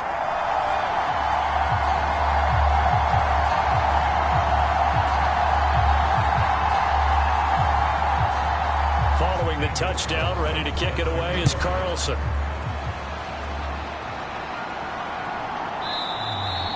And he'll just sit on this one as their drive will start at the 25. The Cowboys offense now, they head out for their first possession of the second half. And, Charles, it feels like we're set up for a good second half here. Came out of the locker room, one-score game. Now the lead has already changed hands. Well, this offense, they've got an opportunity right now to take that lead right back. Yeah, and it feels like you're going back and forth almost a little bit like a tennis match, right? And we're just, our heads just keep moving. Which side has it? Which side's going to score? How are they going to go out doing it? A little bit of a challenge for each side trying to match each other. They'll look to throw now on first down. Eluding the pressure right. Give him a couple on the scramble. It's second down.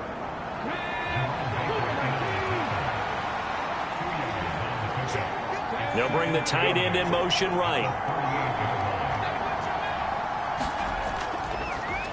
On second down, it's Jones. A solid stiff arm. And good vision there as he's across midfield and down to the 45-yard line. 17 yards on the play there, and the Cowboys have a first down. Partner, if you want more carries, I think we saw how you get them. Showed that he's got the fresh legs, and he picked up the first down on that run. Don't just ask for them. Show them that you're supposed to get the football.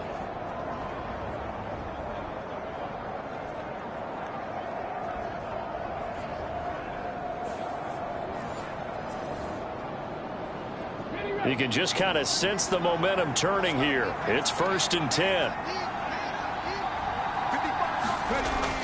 Looking to throw.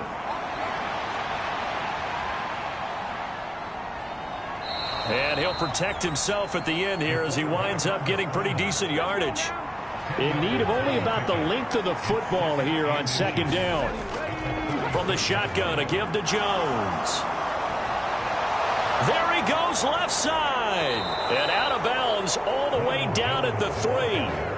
49 yards rushing for him now in his first 2 carries of the ball game. They've done a pretty good job containing him up until this drive, and until that run, there was no containing him at all. Yeah, you're right about that. He finally popped free, but we didn't have to be in their practice sessions. We didn't have to be in their meeting rooms. They planned for a run like that to happen, maybe a couple of them. But what did they tell their guys all week? You know what they said. Move on to the next play. That one just happened. Let it go. Jones is in. Touchdown, Dallas.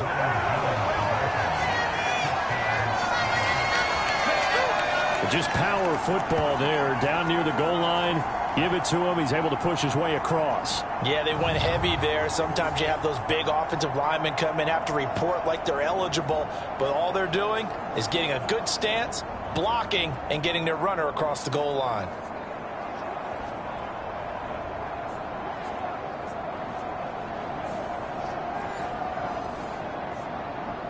Now Mike McCarthy going to decide to go for 2 here.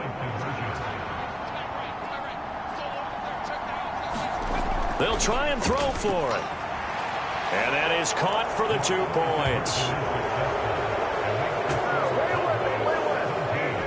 So they go with the pass, and it works there on the 2-point try. Charles, just in general, what are your thoughts passing versus running on 2-point conversion? Situational? It is situational, and you have to know your team. What is your strength? Because so many people think you have to throw the ball in a 2-point conversion, but the stats will tell you that running it is about as proficient. So know your team and go to your strength.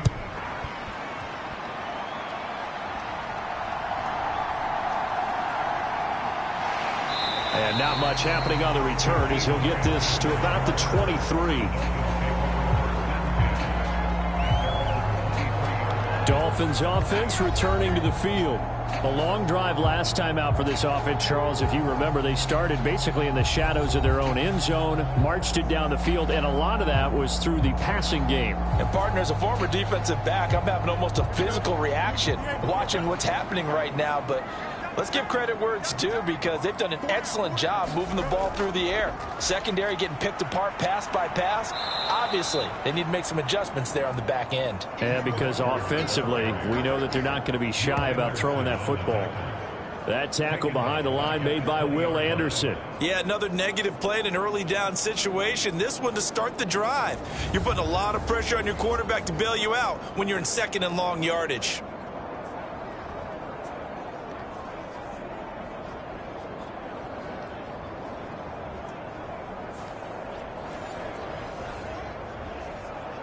A 3-yard loss to start the drive. They'll look to make that up and then some on 2nd and 13. Back to throw. Fields. There's a short one to the tight end, Johnson.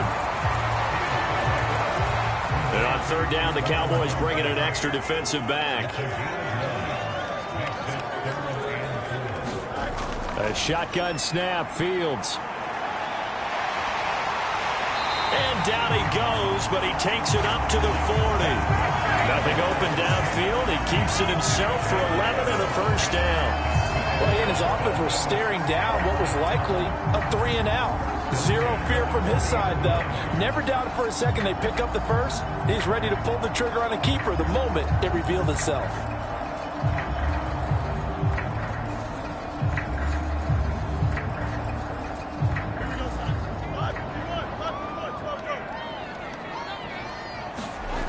On 1st down, Fields. That's going to be caught by Waddle. And he'll be taken down at the 46-yard line. From the 46, here's 2nd down and 3. From the gun, here's Fields. Oh, that's into a sea of bodies, and it's intercepted. Picked off by Marshawn Lattimore. And the Cowboys will take over possession here up at the 44. Certainly not his best throw that time, and not a good time to make it, Charles, when they were a nickel with 5 defensive backs on the field. And that's exactly why you have those 5 DBs out there. You want extra speed on the field, guys who have ball skills and understand what the passing game can do, and gives them a chance to react and make a play on the football, and they take one of those away. They'll come out throwing here to start the drive. Able to hit his target, Lamb. And he'll work it across midfield inside the 45.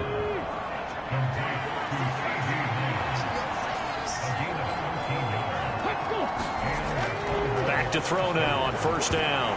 And that's going to be incomplete. Too tough to hold on to that one. It's 2nd down. He'll look to throw. Flushed out right. And he'll go down here at the 35-yard line. 3rd down and 1.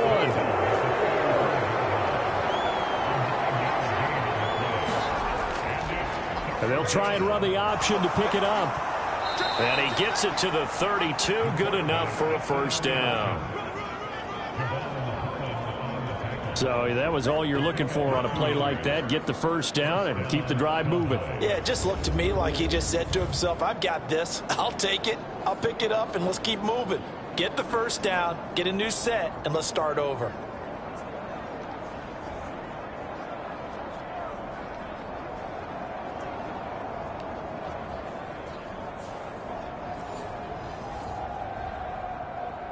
From the 32 now, here's 1st and 10. They'll send a receiver in motion to the left.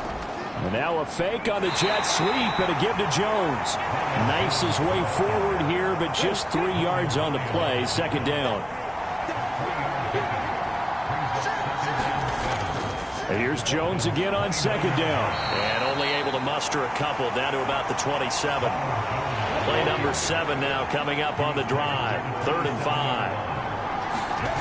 He'll look to throw. He sets up the screen to Jones. And he doesn't quite make it, taking it within an eyelash. Dropped at the 1. They're able to convert on 3rd down, and that sets up a 1st and goal. Not quite enough to get into the end zone, but what a nice play there. He makes the catch, tries to turn upfield and get to the pylon, but doesn't quite get there. But they're going to be set up with a 1st and goal from very short range. Come on. Hey,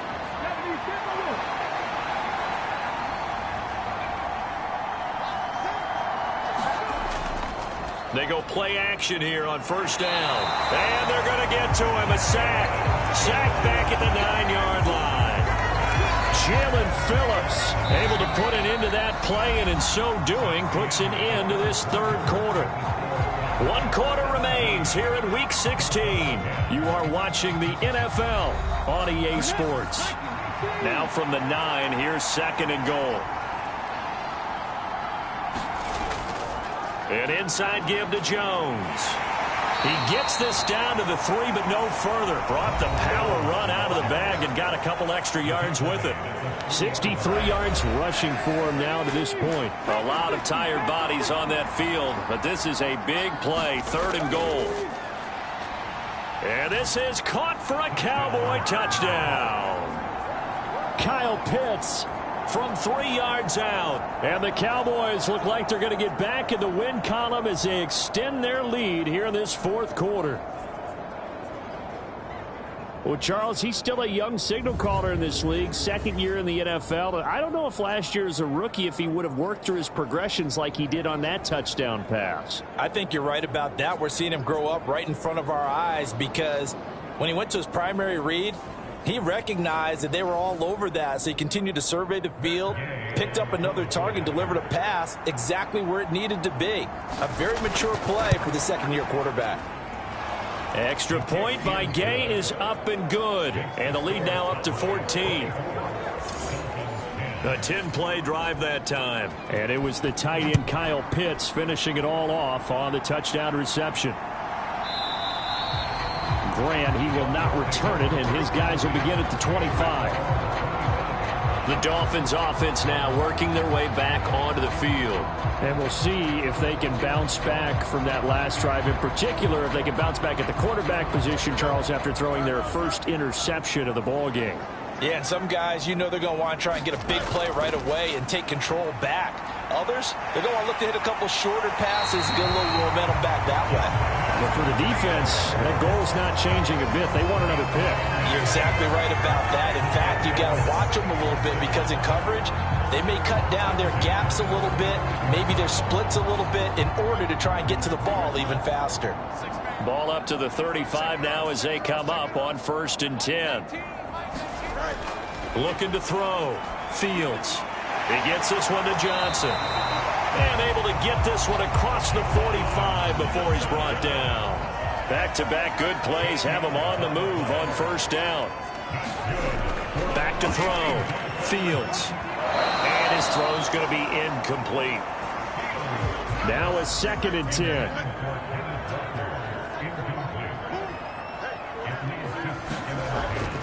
Looking to throw. Fields. That's Waddle. He's got the catch on the out route.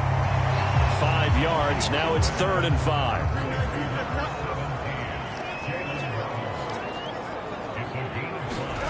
Back to throw again. That is caught. And he's going to have another 1st down here as the tackle's made at the Cowboys' 30. 17 yards is the pickup there for number 17. Good yardage on the completion there. When they look at the scoreboard, they do understand a field goal is not going to do them any good. My guess, they're going to press the ball downfield as far as possible, try and throw it into the end zone and get a score, because they know they've got to get that done and get the ball back as quickly as possible.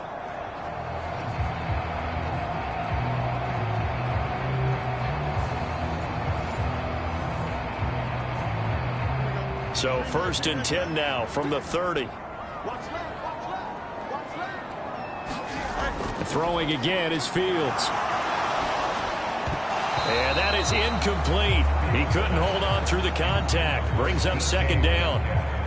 When you run in the slant, timing is everything. And against that man coverage, there was no space available, and incompletion as a result. An incomplete pass on 1st down. That leads to a 2nd and 10. Back to throw. Fields. There's a short one to the tight end, Johnson. He'll get only 3 there, so it leaves him with a 3rd and 7 ahead.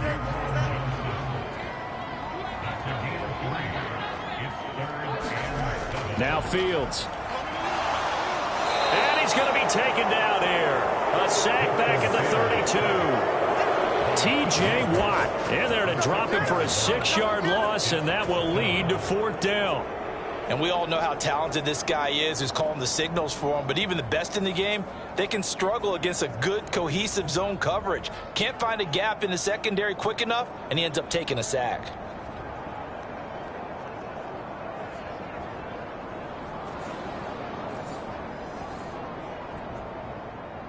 Out is Carlson now for the Raider field goal. He was true on his first. This a tough one from 49 yards away. The kick by Carlson is good. And that will get the disadvantage now back down to 11.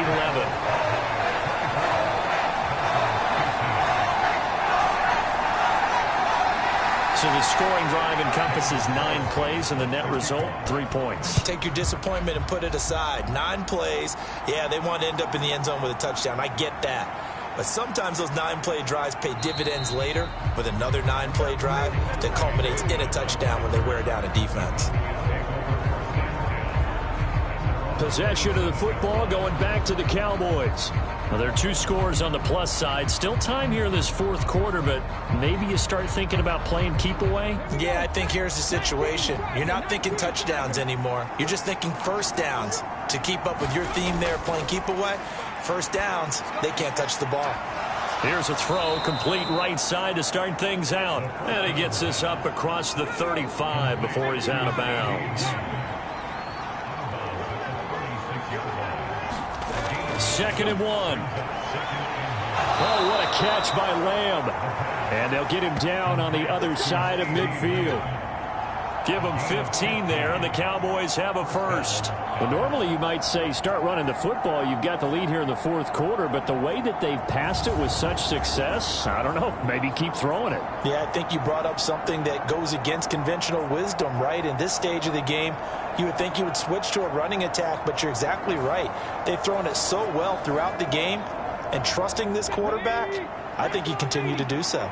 Back-to-back good plays have them on the move on 1st down. They'll look to throw here. And intercepted. Maybe the turning point they need. And the Dolphins are right back in this football game.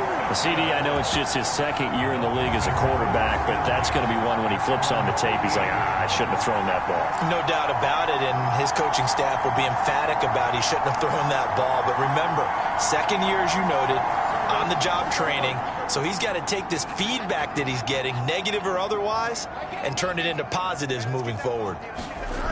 On 1st and 10, here's Fields. To the right side and complete to Metcalf. And he'll be out of bounds just shy of the 40. Waddle, the motion man right. Up the middle they run. It's Walker. And very little there. He might have gotten a yard. Yeah, I think he got a yard to the 41. To throw is Fields. That's into a crowd and intercepted. Picked off by DeMarvion Overshown. And the return comes to a halt right at the 44-yard line. Well, down 2 scores in the 4th quarter. It maybe wasn't quite desperation time, but it was getting close. And that interception there on the deep ball, that probably slams the door on their chances. And maybe that was the thought process, that it wasn't quite desperation time. So now you take the shot before they're going to lay back any farther on defense. Go ahead and throw it downfield. Unfortunately, it didn't work.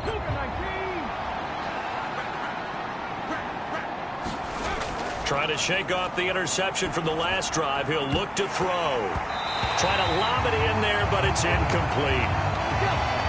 After the incomplete pass, here now is 2nd and 10. On play action, they'll throw. And this one incomplete.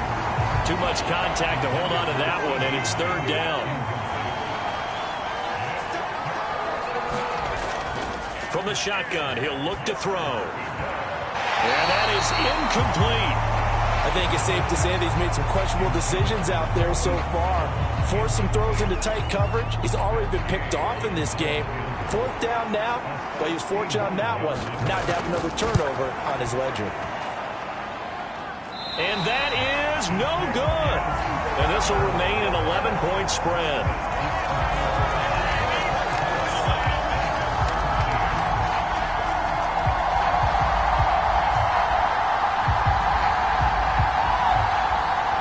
The Dolphins offense now heads back on the field. Well, they didn't fall behind any further thanks to that missed field goal, but still staring at this 4th quarter deficit. Charles, all things considered, I guess that's not a critical miss at this stage, is it? No, but still everything helps when you're trying to finish off a ball game. And you're right, not critical in terms of the scoreboard and the team, but the guy with the golden foot, he knows he's only as good as his last kick. He'll wind up getting right about 4 there on the scramble, and it's 2nd down.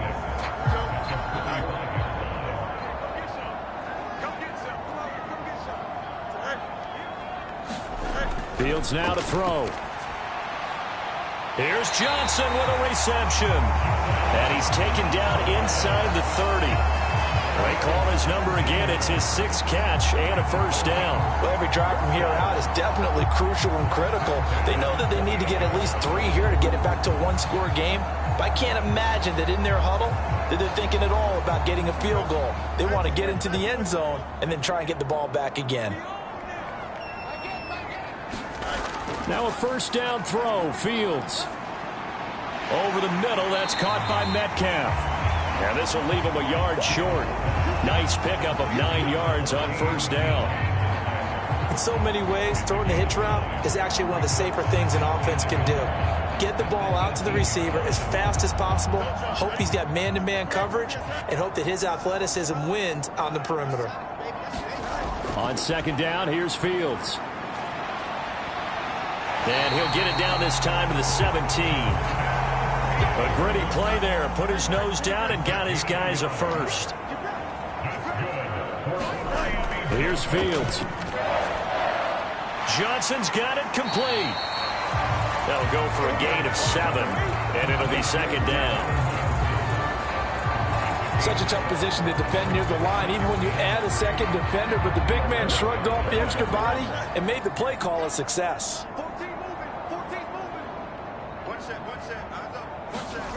Out of the gun, Fields. This will be caught at about the 5. And the Dolphins are going to have a 1st and goal coming up as the tackle made at the 3-yard line. Walker will get down close to the goal line, but not in, as he'll be marked down at the 1. You know, when this offense gets down here near the end zone, they're going to turn to their bell cow, and this guy's been a touchdown machine all year. Excellent job stopping him there on 1st down. Now it's Fields. And that is caught. Touchdown, Miami. A great play there. His 1st touchdown on the year. And the Dolphins have made it a 1-score game again here in the 4th. So 2nd and goal there from the 1. They go to the air. And the perfect down to throw the football in this sequence. 2nd down is always kind of the, do they throw it, do they run it? They worked it out to perfection on that one by throwing it into the end zone.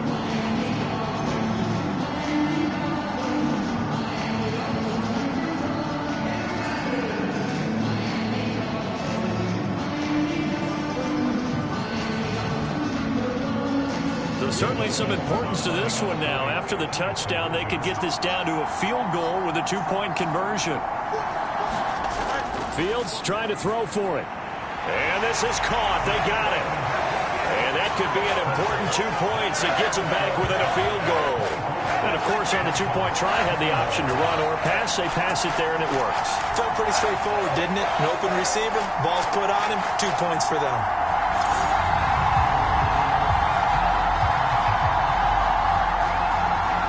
Following the touchdown, ready to kick it away is Carlson.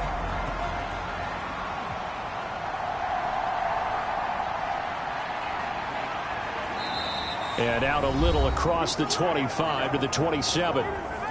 Less than 2 to play with just a field goal separating these two sides. About set for this next drive by the Cowboys offense. And this game not quite over yet. And we'll likely see them take all 3 timeouts defensively, so they can't just kneel this one out. They're going to have to try to run a few plays. You're exactly right. They've got to get a first down and make them use up all their timeouts in order to feel like they have this one in hand. He's going to get it again. Just looking to get forward and protect the ball. And now we're going to get a timeout defensively. So another stop. 1:50 left in the football game. 3rd and 3.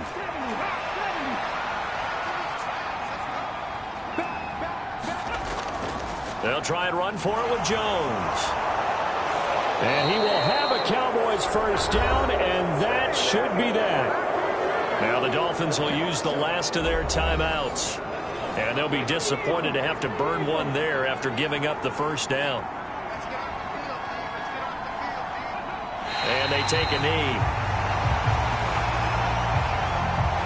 2nd and 11 now.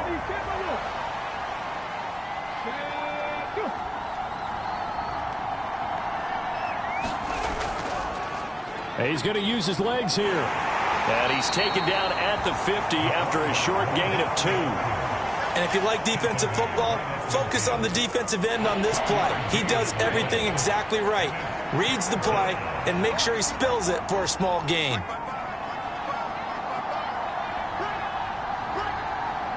The Cowboys on their way to victory as they take a knee. Yeah, it's fun to kneel down in front of your home crowd, but when you go on the road, that band of brothers attitude, right, just us against the world, and get it done, how happy are they? I remember a coach at a previous stop telling me, you get a win on the road, doesn't matter the opponent, get out of there like you stole something. And they did in this one. And this will be out of bounds. Now it's a question of where they'll mark it. And they'll say it crosses at the 11-yard line. What a game we were treated to in this one. And on that final play, they had a chance. They had the ball just beyond midfield for one final shot, but couldn't get it done, and they suffered the loss. Yeah, and you mentioned how they had a chance on that final play, and getting it to midfield gave them that opportunity, hoping they could find their way to the end zone and make that miracle happen. A really good ending to an entertaining contest, though. So for Dallas, the wins keep coming as this one moves them to 12-3 on the year. And they will head back home next week. Meanwhile, for the Dolphins, it's a tough blow to their playoff aspirations as they drop to 9-6. And they'll be on the road next week for a matchup with the Baltimore Ravens. And for Charles Davis and our entire crew, I'm Brandon Gaudin. You've been watching the NFL on EA Sports.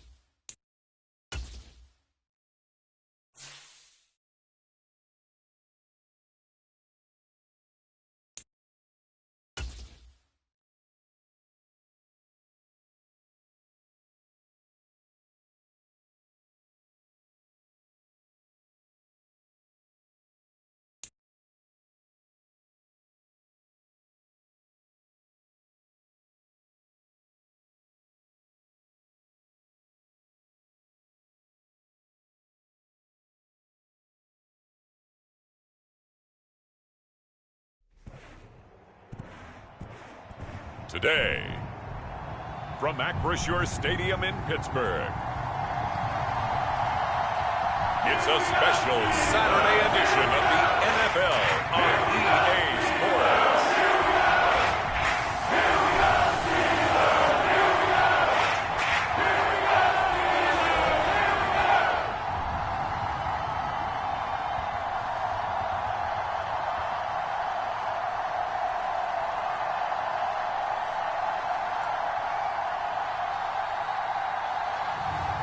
It's the Pittsburgh Steelers taking on the Cincinnati Bengals. Well, the weather not fully cooperating here in Pittsburgh, but that has not stopped Steeler Nation from filling the stands at a rain-soaked Acrisure Stadium.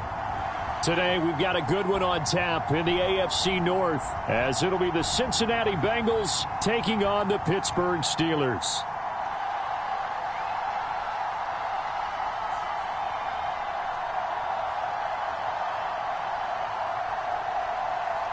Alongside Charles Davis, I'm Brandon Gaudin here on this December Saturday, Week 16. What a weekend of football we have in store. 4 days worth of games. Had the Thursday Nighter, 2 here on Saturday, a slate of 10 games tomorrow.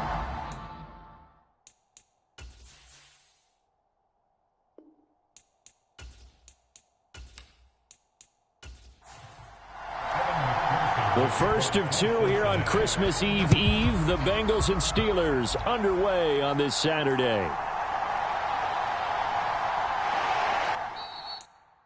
And a decent return out to the 27-yard line.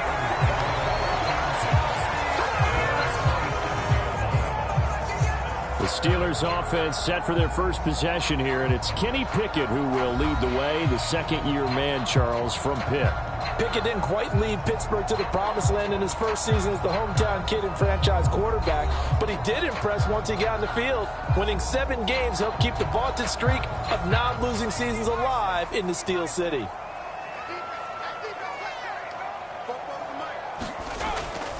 Pickett now to throw off the play fake. Oh, he's going to air it out right away. Oh, a leap, and he will make the catch. And he steps out of bounds, but not before he gets inside the 35. A big play there on the first play of the game. And even 40 yards. And there's not a quarterback in the league that will ever complain about having small receivers like a Tyreek Hill or a Cooper Kupp who can find a seam, have good vision, and get open. But when you're throwing downfield like this, you want a big, tall receiver who can go above the rim, or if you're a volleyball fan, above the net and get it. So the big play changes the complexion of things. Here's 1st and 10 just outside the 30. The first carry now for Tony Pollard. The rushing numbers for Pollard last week, 14 carries, 70 yards. Well, we know they've clinched a playoff spot, but there's plenty of football left to play, and I'm a proponent of continuing to do what you've done throughout the season, especially with teams that are heavy run teams, because if you throttle back too early, you lose the rhythm of the run game, not just with the runner, but with the offensive line as well. Down right around the 25. And they got half of what he needed there, 2 yards, and it'll bring up a 3rd and 2 more. Well, this defense for the Bengals, they were very good in the victory a week ago over Cincinnati. Yeah, they held them to well under 200 yards of total offense, and in today's NFL, that's a feat to be proud of, especially with the emphasis on offense and what we're seeing each and every week, that great creativity and usual productivity. And he's going to have a first down here as he gets this one to the 17-yard line.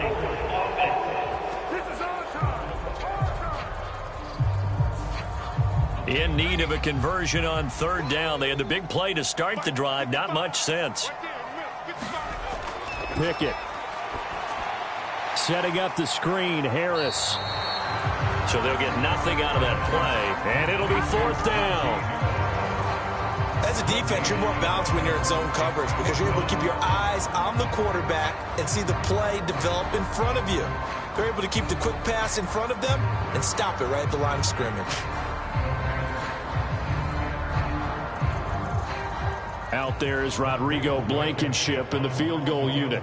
It'll be a 47-yard attempt from the left hash. And it bangs swings off the left upright and deflects away. It's no good. And this will remain a scoreless game.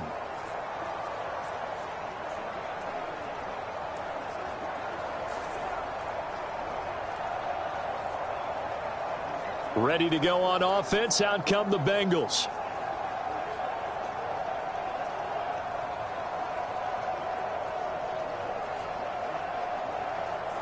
So plenty of leg, but it's the accuracy there that lets him down. Yeah, he hit it really well. I think this might have been good from 55. But you'll see it just conk off that upright, and they're denied a chance at 3 points. And he is going to lose yardage here. 2 yards the loss, 2nd and 12. It's probably a pretty good sign here on the opening drive if your guys from the secondary are coming up and spilling things in the backfield. How about the adrenaline and aggressiveness that led his eyes to the backfield to run up there and make that tackle, setting a tone early for his defense.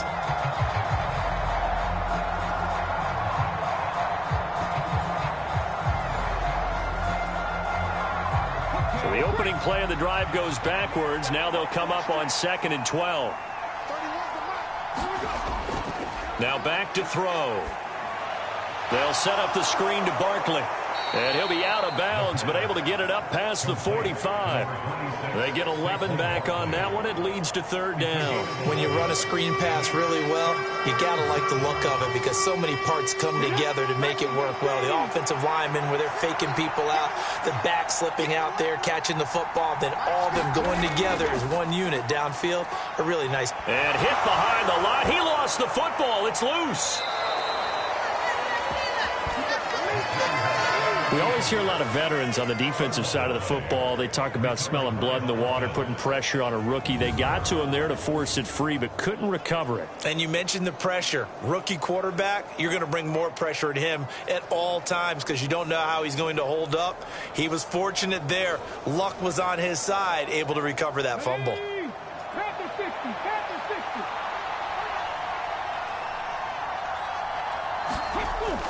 A 1st down carry for Barkley. He'll take this to the 46. These are his numbers from last week's contest. 22 carries, 82 yards, and a touchdown. Has 9 rushing touchdowns on the season, so a lot of credit has to go to the rest of the offense because you know those big guys up front are doing work. But now the goal is to get to 10. And don't for a second think that the defense doesn't know that. They'd like to do their best to keep him at the end zone in this one. And that will be incomplete. Trying to dial up the long one way out there, but it'll be 3rd down. He'll drop to throw. No, bottled up. Fumble. It's out. It's loose.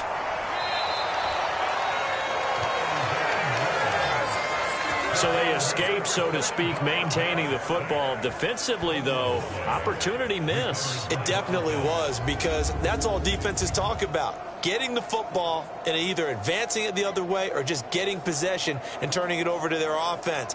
That can be a little bit deflating. You're exactly right. A lost opportunity. Line of scrimmage, the 37 on 1st and 10.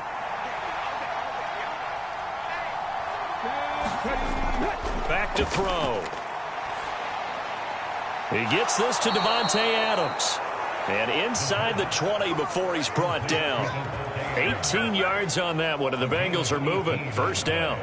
I don't care who you put on him. He's going to be a handful in one-on-one throws. Yeah, right now, you're right. They're in man-to-man. Maybe need some safety help. I would say that'd be a good idea. Double team him somehow. I'm going to have to make someone else beat me rather than let him shred my defense.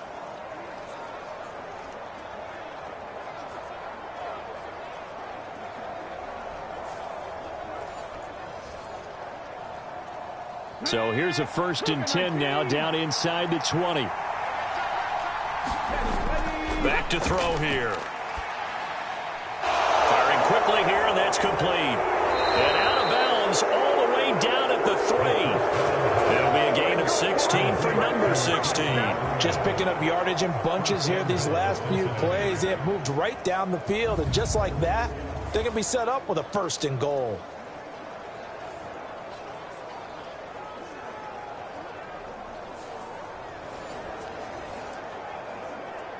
Here we go now on 1st and goal. Off the play fake, he'll look to throw. And that is caught. He's got it for a Bengal touchdown. Irv Smith Jr., his 5th touchdown now on the year. And the Bengals get the upper hand as they're on the board first here this afternoon. This is where, as a tight end, you've got to really sell that this is a run. They're going to fake the give, hope the linebackers bite, and here they do just enough. That split second, that's all it takes for that tight end to leak out into the end zone. Touchdown. Evan McPherson now for the PAT.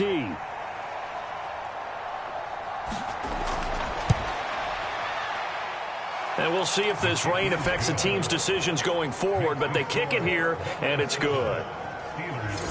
A good drive that time as they go 9 plays in all. And it's finished off with a Cincinnati touchdown.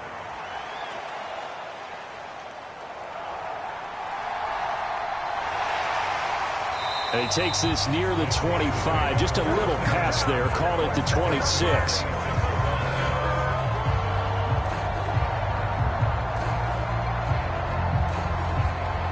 So with the Steeler offense on their way out, let's take a look at the playoff picture in the AFC. And they were in field goal range the last time out, but couldn't connect. And it's early in the game, so I don't think that the confidence just goes entirely out of, running your kicker back out there. But let's face it, some coaches have a little bit less patience for that than others. Let's see if they call the game differently now in terms of what they do on drives and not try and settle for field goals. Pickett, he'll look to throw it. And his throw is incomplete. Johnson the intended target, and it's 3rd down. You talk about this Bengals defense. They were very good a week ago in the win over Minnesota. But when you hold someone to just 6 points in a game, the feeling that you have among your team is you're not going to lose very many of those. That's the way to get it done. Throwing on 3rd down. Here's Pickett. The Bengal pressure gets him that time. Down he goes. Max Crosby blowing up the play and getting the sack. Coming off the line, he's been wreaking havoc all year. And look, that's why, as a result, he's getting some looks for Defensive Player of the Year in the NFL. And I know that many people don't have him first on their list right now, but he deserves that type of consideration. You mentioned it. All year long, he's made big plays and continues to do so. Imagine if he has a big game here. If so, he could vault himself right into the #1 spot. So on 4th down, the Steelers going to bring in Braden Mann to punt.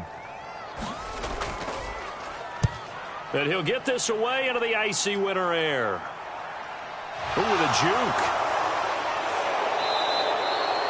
That'll go as a 39-yard punt, give him 9 on the return, and the Bengals will take over in terrific field position. Cincinnati coming back onto the field here for their 2nd drive.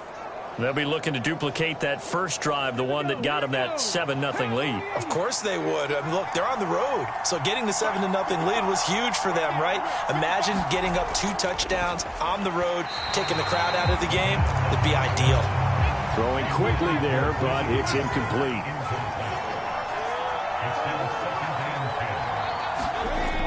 He'll try again with the arm here on 2nd down. Going underneath, he's got Hockenson.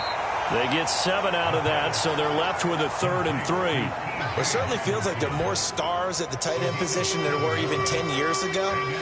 And I think it's become more of a glamour position because of the ways it can hurt a defense, and guys want to be involved. They can be in line, close to the line of scrimmage. They can split out like receivers. But hands, route running, speed, and some toughness to go across the middle, you put it all together, you got a heck of a tight end candidate. 2nd catch for him today, and it'll wind up a 1st down. Well, this might very well have been 4-down territory, but that's not going to matter now. They get a nice throw there on 3rd down, and they're able to keep the drive going.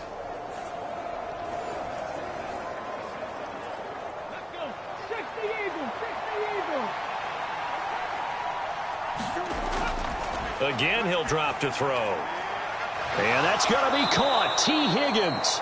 And he's going to be taken down right at the 10-yard line. Well, as a coach, you absolutely love seeing your offense find their rhythm early, and that's exactly what we've seen so far. They had a touchdown on their opening drive, and now they connect here for another nice gain for a first down. This offense is moving the ball well, exactly as he drew it up in practice. So not quite a first and goal. It's 1st and 10 from the 10. They'll stick with the passing game as he looks to throw. Right side, it's the tight end, Hockenson. And he gets halfway home from the 10 to the 5 on a pickup of 5. Now 2nd and 5. Barkley, inside handoff. They give him about 4 on the play, but he's marked short, so it'll be 3rd and about the length of the football. They'll try to run for it with Barkley. And he bulls his way into the end zone for a Bengal touchdown. Saquon Barkley with his 9th rushing touchdown on the year. And the Bengals have taken a 13-0 first quarter lead. Well, we have seen the stiff arm get a bit of renaissance here in recent seasons, and that was pure strength there as he forced his way into the end zone. And when you think of guys who use the stiff arm so effectively, I go back to guys like Earl Campbell, Walter Payton, some recent guys like Marshawn Lynch. Let's go to the Wayback Machine. Bronco Nagurski, he dealt out a wicked stiff arm.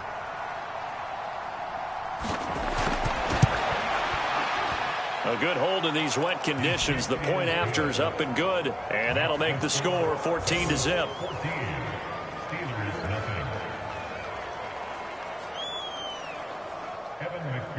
After the touchdown, McPherson on to kick this one away.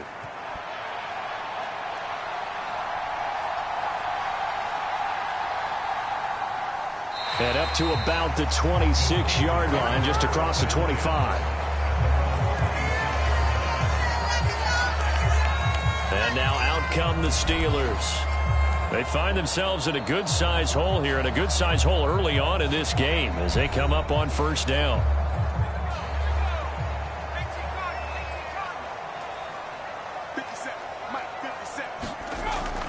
So the drive's going to start with Pollard. And not much to speak of. Call it a 1-yard gain up to the 26. You talk about this Bengals defense.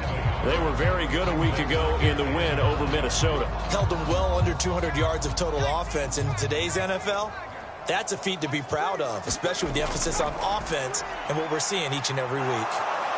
Pickett lost it. Oh, one of the linebackers has got it. And they'll have a short field to work with inside the 15 at the 13-yard line.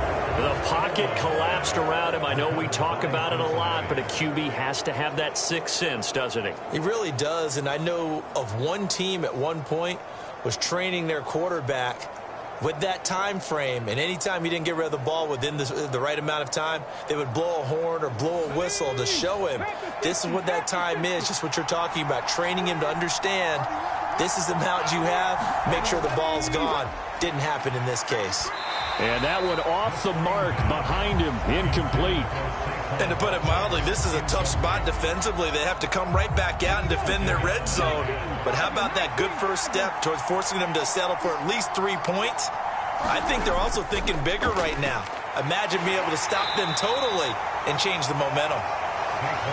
And here he'll get it down to the 7. Well, they were handed great starting field position on this drive, but now they face a 3rd and 4. They're going to look to throw. That's to Chase. He's got it. Touchdown, Cincinnati. A 7-yard touchdown grab. And the Bengals have moved out in front by 3 touchdowns. Boy, still in the first quarter, and look out. I mean, they are on pace for over 80 points in this game. I don't know that they'll get there, CD, but this has been impressive to watch so far. That certainly would be history in the making, wouldn't it, partner? I'm glad we're here to actually watch and see if it actually happens, although, like you, I have my doubts, but they are firmly in control of this game. Extra point by McPherson, up and good, and it's now 21-0.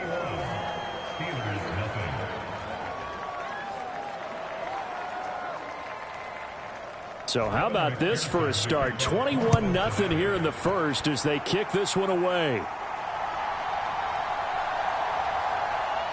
And he'll be stopped up at the 25.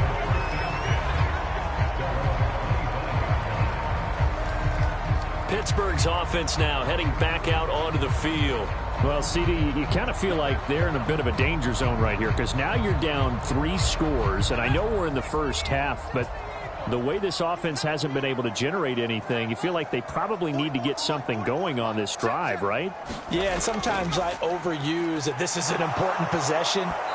But I think this has to be the possession where they come up with an answer because only a few teams in league history have ever come back from a 4-score deficit. And if they don't score here, that's what they could be facing the next time they get the ball.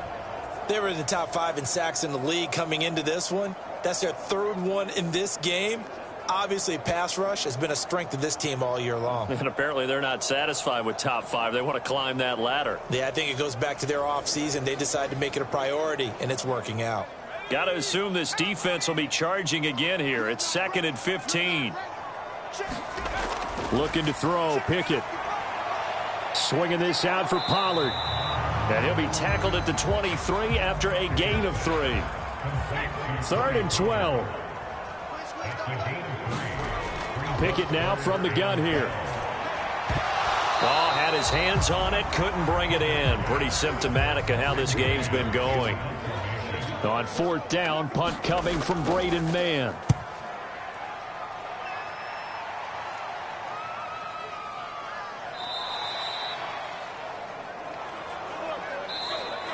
(21-0) our score after 1.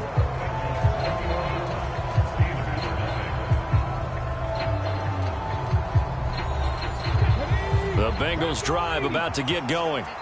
And thus far, the weather has not slowed this offense down one bit. They've looked good so far in the first half. They certainly have. And think back to our meeting with the head coach. And we asked him because we saw the forecast for this game, didn't we? We said, hey, have you prepared for this? And he talked about the different drills that they've done in adverse conditions, the wet ball drills, things of that nature. He said, I don't think it's going to slow us down much. We tend to handle it pretty well, and he's been right. Let's just call it what it is. This has been a flat-out struggle for this defense all game long. They've really had a hard time slowing them down. And while I'm not big on speeches and guys jumping up and down, they might need their team leader on defense to get in their face right now and light a fire under these guys. They've got to start playing better assignment football and start getting guys on the ground. From just shy of midfield, here's 2nd down and 2. He'll look to throw. Out of his hands quickly to Higgins. And they're going to have themselves another 1st down as the tackle's made at the Steelers' 33. The Bengals passing game finding a rhythm. They've got another 1st. So many times in my career I've heard coaches talk about completions are one thing. But as long as we're there at the catch and we get guys on the ground, we can live with that. But if you're going to give up 10, 12, 15 yards after the catch, then your defense is going to be in a lot of trouble. Operating out of Steeler territory now. Here's 1st and 10. Down at the 33. They'll look to throw again. And inside the 20 before he's brought down. Opted to run for it. The decision a good one. Picking up the 1st, getting 14 yards on the scramble. I haven't met a quarterback yet that didn't enter the league with a massive chip on his shoulder if he wasn't a 1st-round pick. They want to show the league that they made a big mistake. Determined to get the 1st down there, no hesitation at all to tuck it and go. I bet he would have tried running through their entire defense if it meant reaching that marker. Back to throw now on 1st down. And he'll take this beyond the line of scrimmage as he slides to a hole. He'll get 3 yards on the scramble there. It's 2nd down.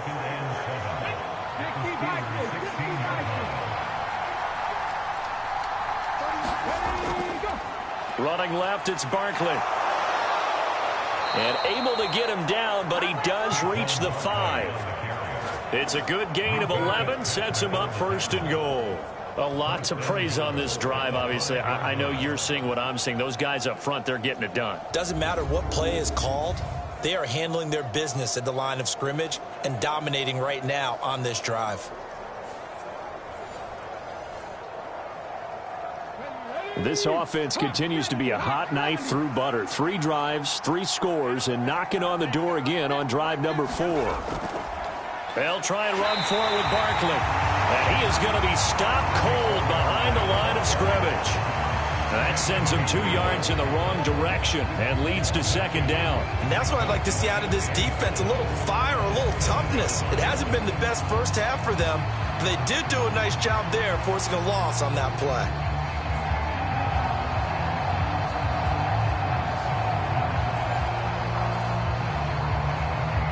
Now from the 7, here's second and goal. Now they'll switch it up here and look to throw. And he whips that one incomplete there.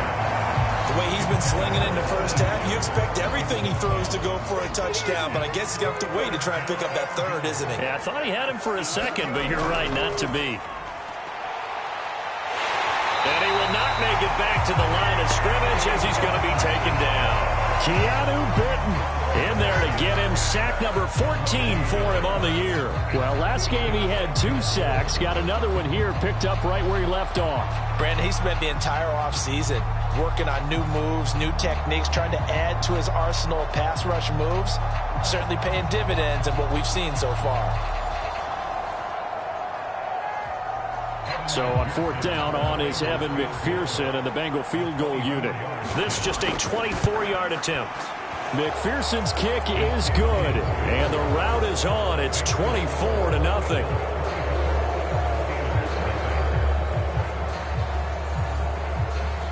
Well, I don't know if they would have gone for it on 4th and goal anyway, but the sack on 3rd down pretty much made their mind up for them. You're exactly right about that, and this is a tough place on the field to take a sack because, as you just noted, it took the decision-making away from them.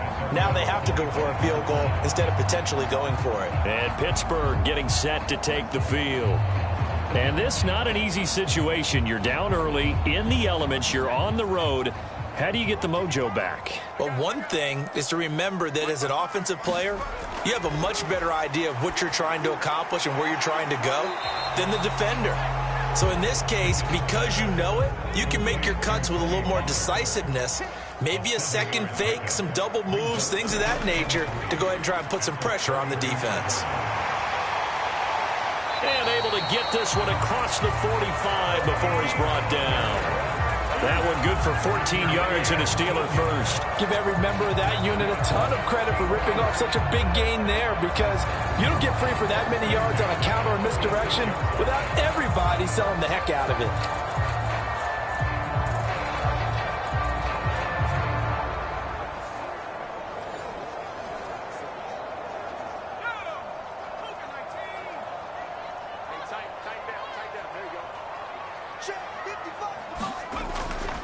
Off the play fake, here's Pickett. Oh, he dropped it. And that's pretty indicative of the way this one's gone. This is certainly a team that has proven it likes to target its backs through the air, and defensively, they were aware of that and certainly were prepared on that throw. Trying to keep those big legs churning, but he's going to go down in the backfield. 2 yards the loss, and now 3rd and 12. Partner, you mind if I take off this headset and put on a coaching headset? You want to get this running game going? I want to get this running game going. I'm going down there and saying, gentlemen, we have got to run the football. We've got to get it going right now. Yeah, to this point in the second quarter, it has been a struggle. And this offense on 3rd down today, 0 for 3 to this point. They could use a conversion. This is 3rd down and 12. Pickett will look to throw it here. And that's going to be incomplete. The contact there enough to jar that ball free, and it brings up 4th down. Not many boos just yet from this home crowd, but they may be starting soon as I'm starting to detect an uneasy murmur through this crowd. This offense, they've been lifeless in this first half. And now here's another punting situation and a 4th down. And a great job on special teams to down it, as this will be marked out inside the 5-yard line. That is how you flip field position. That's an absolute bomb of a punt. Downs it inside the 5-yard line. Absolutely ideal. From that position, you're hoping to get it down inside the 15, inside the 5. Superb.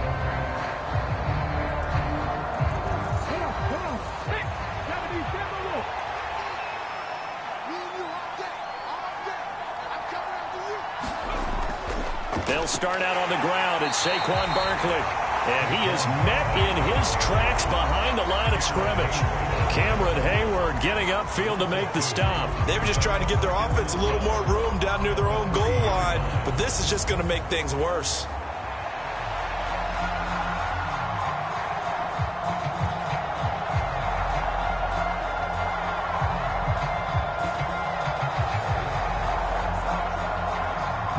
First play of the drive goes the wrong way. Here's 2nd and 12. They'll go to Barkley again. Oh, a good move at the 5. And he'll get him a little bit of breathing room across the 5 to the 6-yard line.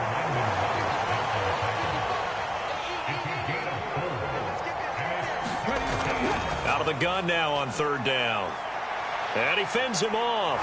Gets by him, and now a little daylight. And he'll be brought down shy of the 1st down marker at the 11. 5 yards that time out of the scramble.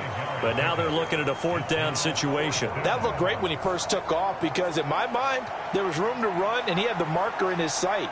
But I certainly didn't expect him to close so quickly, and neither did he. They got to him just in time, and now that forced him to make a decision with this 4th down call.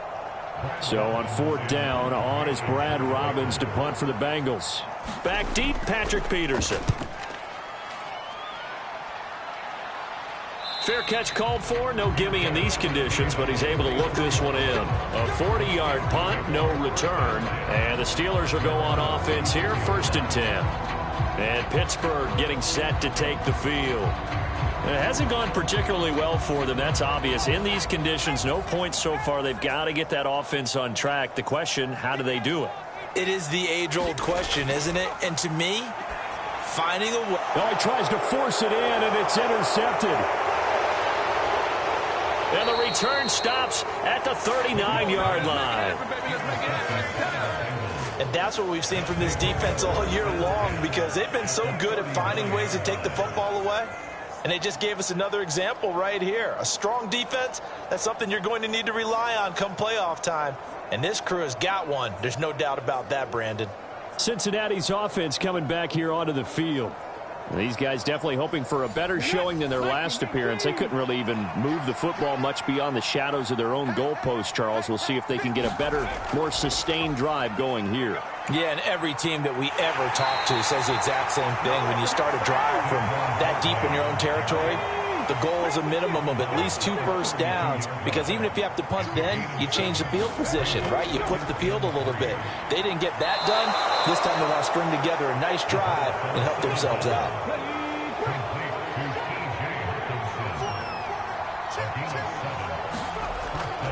Up the middle with Barkley. And he'll take this into the end zone for a Bengal TD.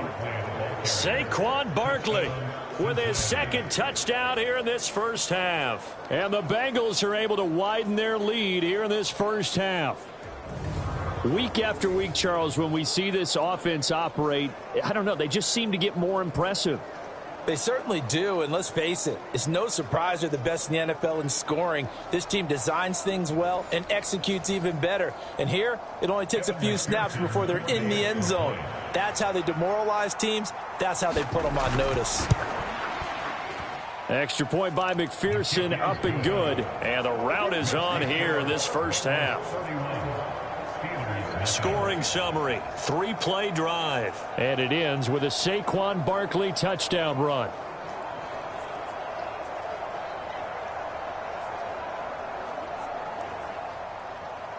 After the touchdown, McPherson on to kick this one away. And it'll come out to the 25. Austin not going to try and return it. And Pittsburgh getting set to take the field. And for this offense, Charles, you got to think kind of crucial here to put something together on this drive because remember last time out they threw the interception on the very first play.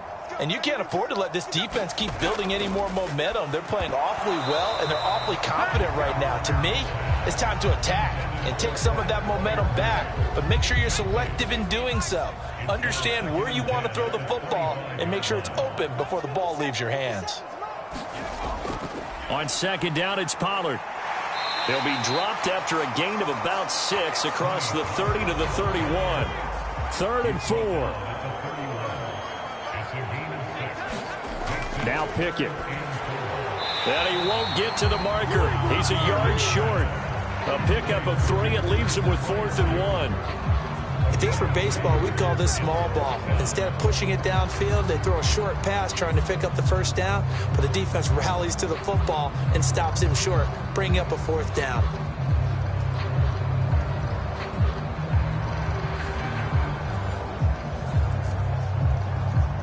Out now is the punter, Braden Mann.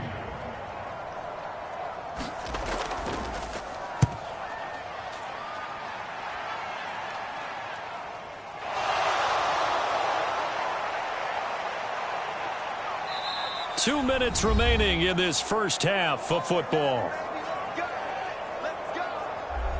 All right, coming up at intermission. Charles, you want to wait to enhance your Saturday? I certainly do. I've got just a thing for you. It's the coach, Jonathan Coachman, standing by in Orlando. He'll be alongside at half to take us through the weekend in the NFL. He'll get 3 yards on the scramble there at 2nd down. And, Charles, you think about this offense, it's kind of a tricky time of the season because you're 14-0, looking to see this one out to the end, but you start to run into situations where guys are getting a little banged up. Maybe could use some time sharing, some time on the bench just to rest. How do you approach the rest of this regular season? I'm telling you, you don't ask the easy stuff, do you? I mean, you created a heck of a situation there, and actually you didn't create it. You presented it, and you're exactly right. It is tricky because your eye has to be on the ultimate prize, which is the Super Bowl. That's paramount. But at the same time, how much fun would it be to go down as one of the all-time great teams and join the 1972 Dolphins as the only undefeated team to win a Super Bowl? 18 Cardinal, 18 Cardinal. Now on 1st down, he'll drop to throw it. And he'll get this underneath, dropping it off for Barkley. The Bengals going to use the 2nd of their timeouts as the stoppage will come with a little under a minute to go in this first half. 2 yards to go, 2nd down. He'll look to throw. Catch is made by Hockenson, the tight end. They call his number again. It's his 6th catch and a 1st down.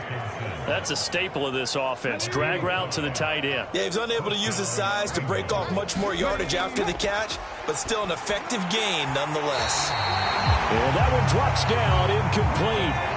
Good coverage there, forced the ball free, and it's 2nd down. Back to throw again. And it's caught. And he couldn't quite get there. Tackled down at the 1. Now the Bengals going to signal for their 3rd and final timeout as they'll stop the clock with 12 seconds to go in this first half. A chance to really cap off a big first half here as they come up on 1st and goal. And he's going to go down. Sacked back at the 13-yard line. So we have reached halftime here, and it's the visiting Bengals out in front as we send you down to Orlando where Jonathan Coachman has our EA Sports Halftime Report. Coach.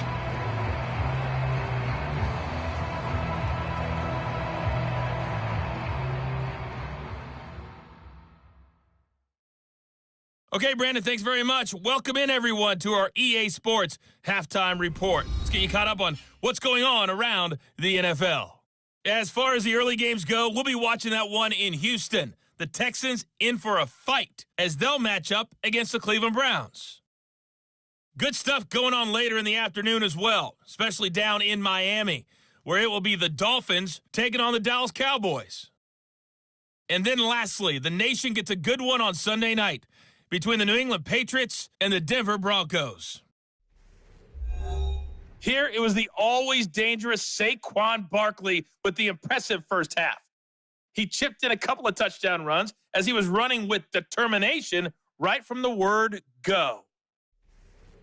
Okay, Coach, thanks as always to you and the gang in Orlando as we welcome everyone back in for quarter number 3. Forecast calling for more of the same. The rain set to continue as we are underway in the second half.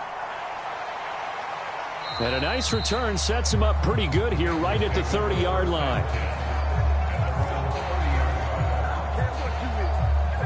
The Bengal offense now with a football first here to begin quarter number 3.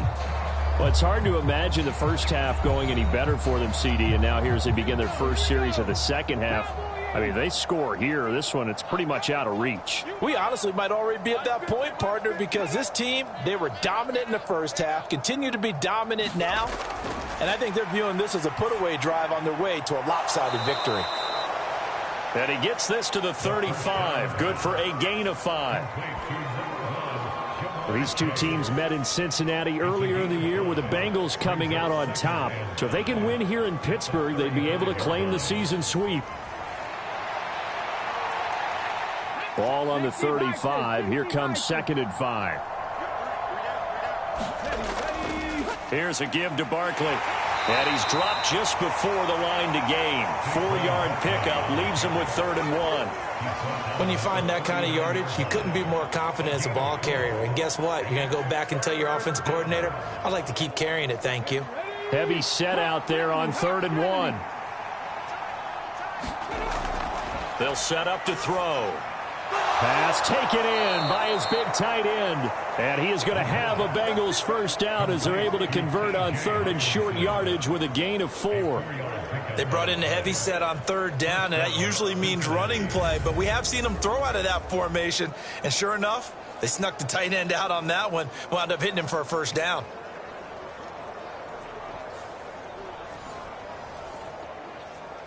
On the set. I'm coming after you. I'm coming after you. 31's the mic. Watch the screen. Watch the screen. They'll look to throw here on 1st down. This one goes out wide for Barkley.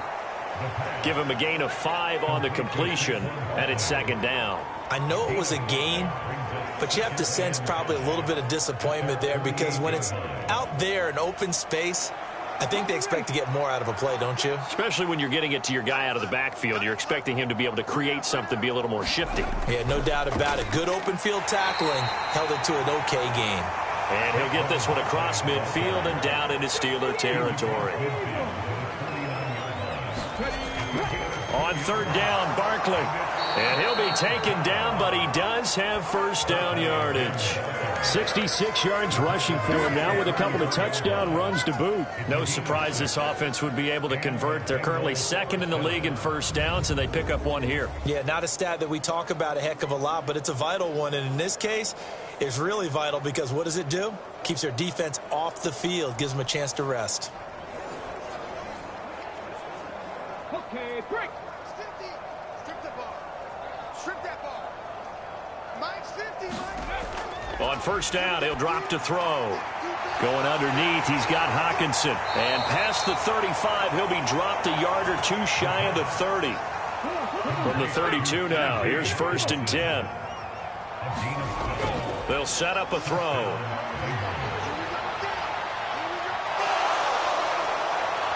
And they'll have it in the red zone before he crosses over out of bounds.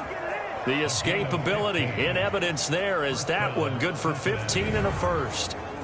He's starting to fall into the category of not fair because when he's on target throwing the ball, he's dangerous. But when you add in his ability to make plays with his feet, almost impossible. Well, yeah, exactly. They've had trouble stopping him in the secondary. This time they've got the great coverage. Oh, he can run too.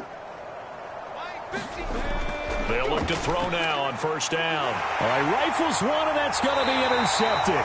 Picked off by Cole Holcomb. And the Steelers force the turnover, and they'll take over at the 10. Well, to be blunt, not a whole lot has gone right for this defense in this ball game, but that's something right there. Still in the 3rd quarter. It would take something around miracle territory for a comeback, but maybe that's a start, Charles. It certainly is, and they're definitely showing that there's some fight still left in them.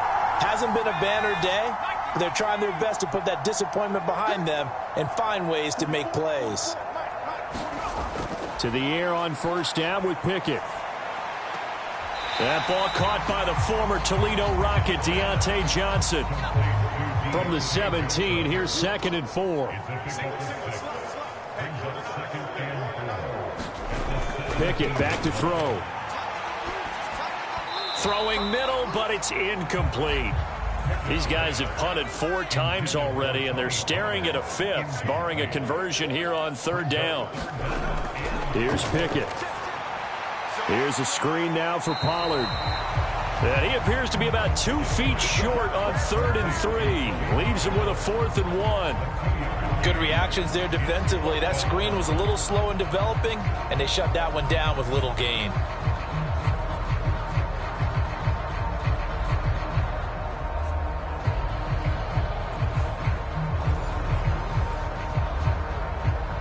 The Steelers send out their punter now, as he's on for the 5th time here today.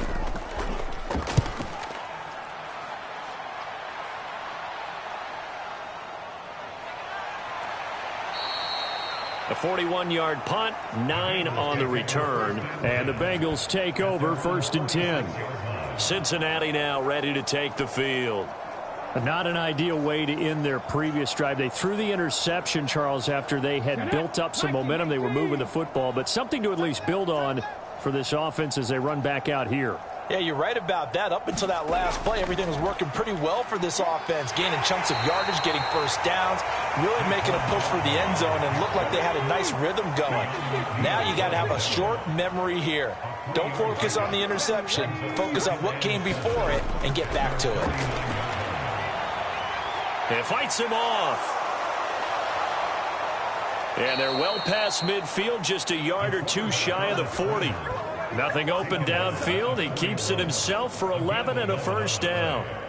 Evident there that he learned his lesson from the last drive. No way he was going to force a throw that time. When nothing broke open, kept it, and ended up running for a first down himself.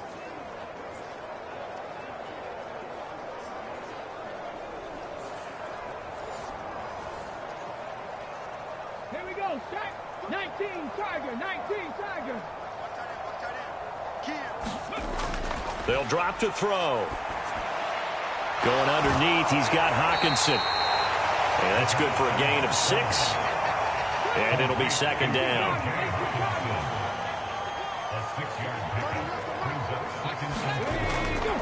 They'll look to throw here. And he can't find anywhere to go with it. And he goes down. Keanu Benton getting him once again, his 3rd sack of the afternoon. Well, this has to count as a great team effort today, but this man, he's been at the center of all of it. Really special day for any defense to have this many sacks in a game, even more so for this player. One of the best individual efforts of the season.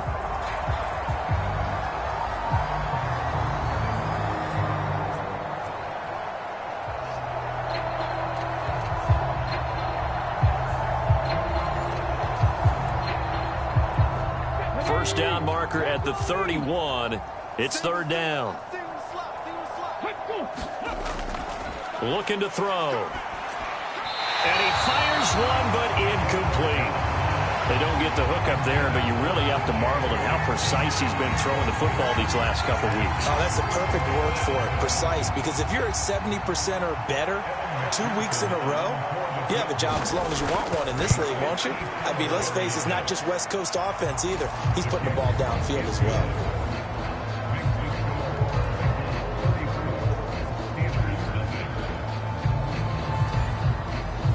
So this drive maybe didn't end with the same kind of success they had in the first half, but they do add 3 to their lead. And defensively, I think they went in there at halftime and made a pact with each other and said, look, we can't let these guys keep driving it right down our throats. Not perfect giving up 3, but a much better start than the way they played in the first half. And the Steelers set to take the field. Well, we're still in the 3rd quarter, so there's some time to kind of clean this up and make it look more respectable. Now, a win, that's probably gone out the window, Charles, but I don't know. Do you look at this as a time to just improve and maybe start to look towards the future? I think you have to find something to play for, something to grasp onto until the clock runs out. But, Brandon, we've been around this game a long time.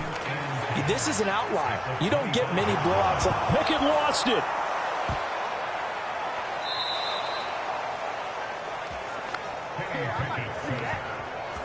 Dangerous spot for them to cough it up. Lucky to have recovered, because had the defense gotten it, they were already within a shadow of the goalpost. Yeah, and then you're yelling at your own defense. Sudden change, sudden change. That's not what you want to hear on your sideline. That means you've got to run out there and try and stop an offense who has the ball in a very advantageous position. The good news, they kept the ball. Bad news, it's 3rd and long. Working out of the gun, it's Pickett. And he will not be able to hang on through the contact. It's incomplete. The coverage strong, and now it's 4th down. And there's another stop. One of the league's best defenses is certainly bringing it again this week.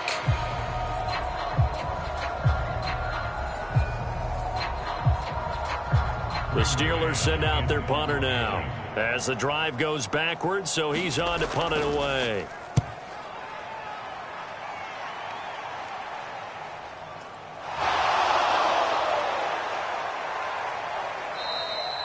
It's a 40-yard punt, 6 yards on the return. And this offense, they're going to have excellent field position. They take over with a 1st and 10 on the short side of the field.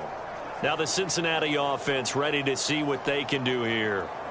Last time out, you remember their drive stalled, but thanks to their kicker, booted a long field goal to at least get them 3. Now here they'll try to do better and find the end zone. And in our experience, how much fun is it for coaches to know that they've got a kicker who can nail it from long distance? Now, the hard part is, as an offensive play caller, you don't want that in your head too much where you're relying on it, and he goes out and gets the job done for them. But I'm quite sure he would be content to just kick extra points from here on out. Yeah, absolutely no question. I think his teammates would be okay with him just kicking the extra points as well. So the completion good for 7 there, and that'll bring up 2nd down. They'll look to throw. Escaping the pressure right. And he will slide to a stop. He does have the 1st down.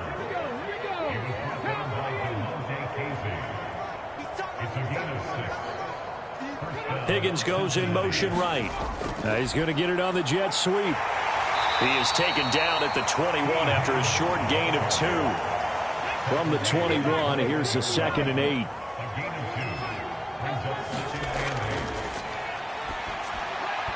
And this one's incomplete. So the failure to connect on 2nd down, that leaves them staring up here at a 3rd and 8. Now they'll throw here out of the gun. And a quick throw here, that's complete. And he'll go out of bounds in the red zone just inside the 20. So just 3 yards on the completion there. And that'll bring up 4th down.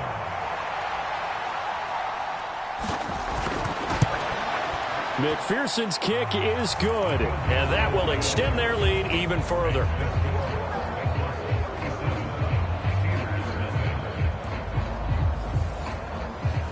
So tack on 3 more, though it's just a rare drive where they did not find the end zone. Yeah, you're right about that, partner. But at this point, I don't think you're too concerned about that. You just want to possess the football for a while and drain the clock.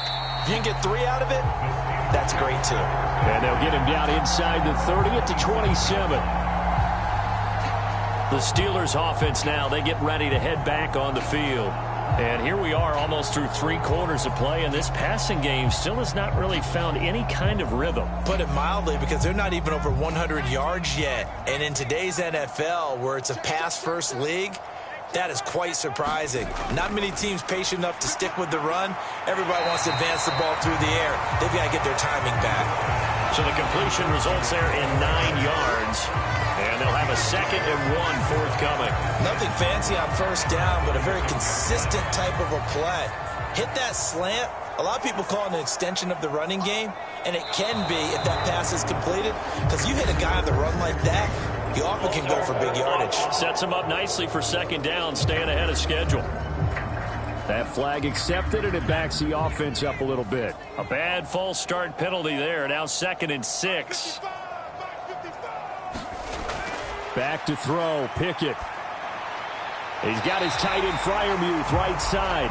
And Freiermuth going to have a Steelers 1st down as he'll be brought down at the 38-yard line. 1 quarter remains here in Week 16. We'll return with more after this break. You're watching the NFL on EA Sports. Back-to-back good plays have them on the move on 1st down. Pickett. Going for Boykin, but it is intercepted. It's Brian Branch with it. And he will bring it back. It's a pick 6 from Bengals TD.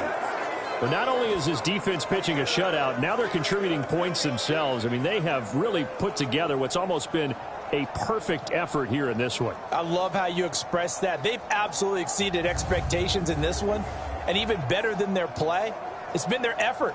Even with the win in their back pocket already, every one of those guys is still out there fighting like it's a tie game.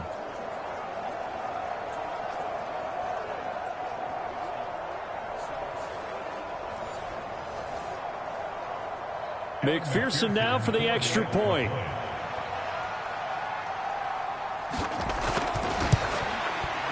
And he's been a busy man, 5 for 5 now as he knocks another one through to extend the lead. So the defense creating some points, not only getting the interception, but then returning it to the end zone for the pick six. So they'll get another shot on offense following that pick six, and now the kick is away. And able to get this out to the 25.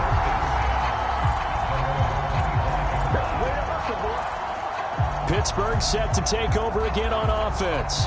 And they unfortunately are staring at a mini losing streak developing, trailing here in the fourth quarter. This would be their third straight defeat. Pickett leads his Steelers up here with a fresh set of downs. At their own 25-yard line. From the gun, he'll set up to throw. And this will be incomplete. Physical play on the football there, and it's second down. To throw again. Pickett. And he'll be taken down by the Bengal pressure. Trey Hendrickson. What a play by him. That's going to go as a loss of 13. Well, I wish this staff luck as they try to find positives about this performance by their offense as we move through the early part of the fourth quarter. That sack, the latest example. Down by a boatload, this offense simply can't keep up, and the quarterback is still taking hits. I'd get the backups in there if it were me.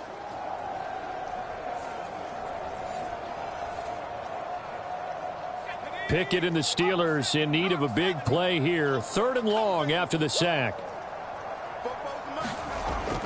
Now back to throw. And this one is incomplete.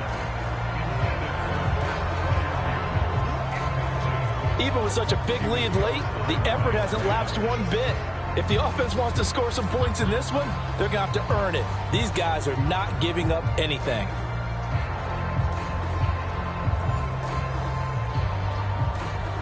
The Steelers send out their punter now, standing about a yard deep in his own end zone.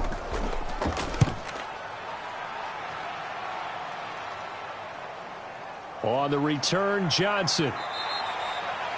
It'll wind up being a net of 41. 9-yard return, 50 on the punt. And the Bengals will take over here 1st and 10.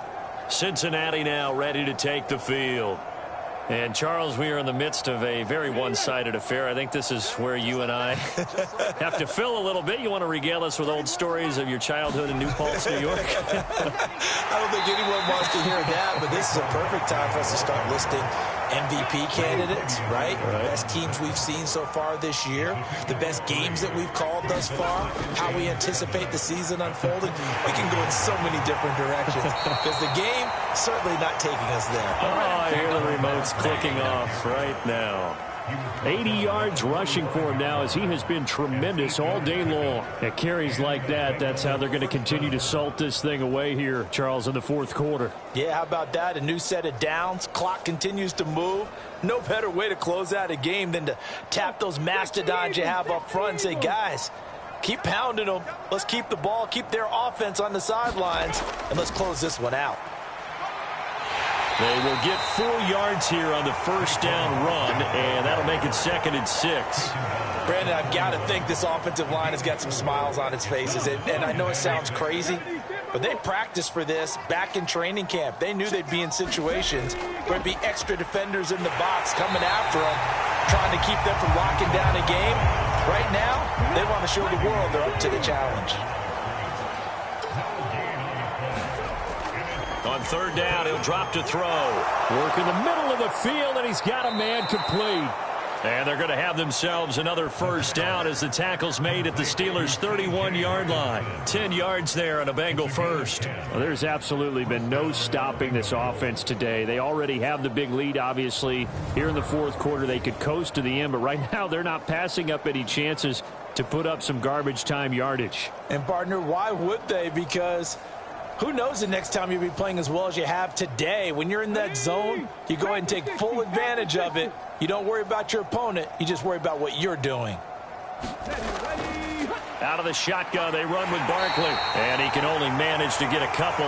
2nd and 8 coming up. Historically, this is such a tough, loud venue, but you can hear a pin drop right now. A lot of fans long gone, not used to seeing a lopsided score like this. Another 2-yard gain there, but they'll need to do better this time. It's 3rd and 6. They are in need of 6 yards here if they hope to move the chains. Back to throw here.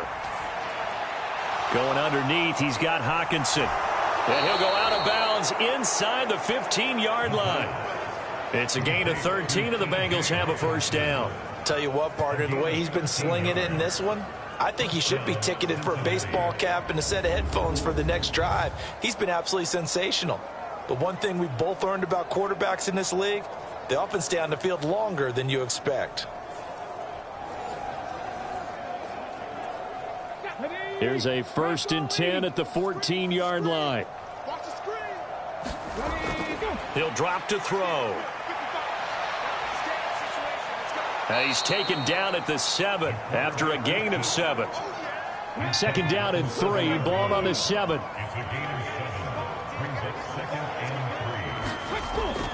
Back to throw. And he will slide to a stop. He does have the first down. Let's go now. County line.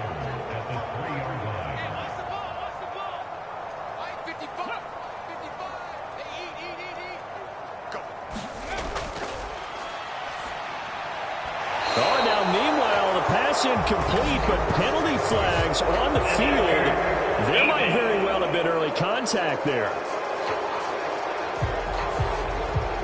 So the ball's moved to about the 1 after the penalty. 1st and goal.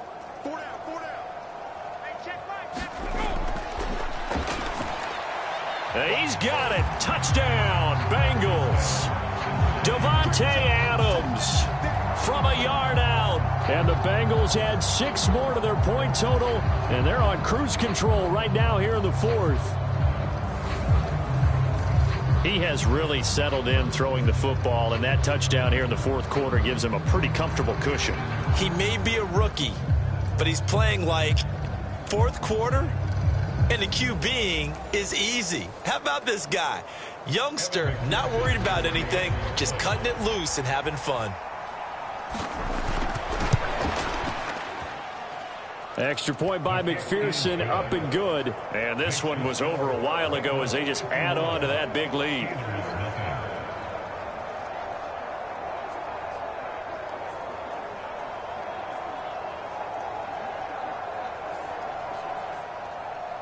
After the touchdown, McPherson on to kick this one away.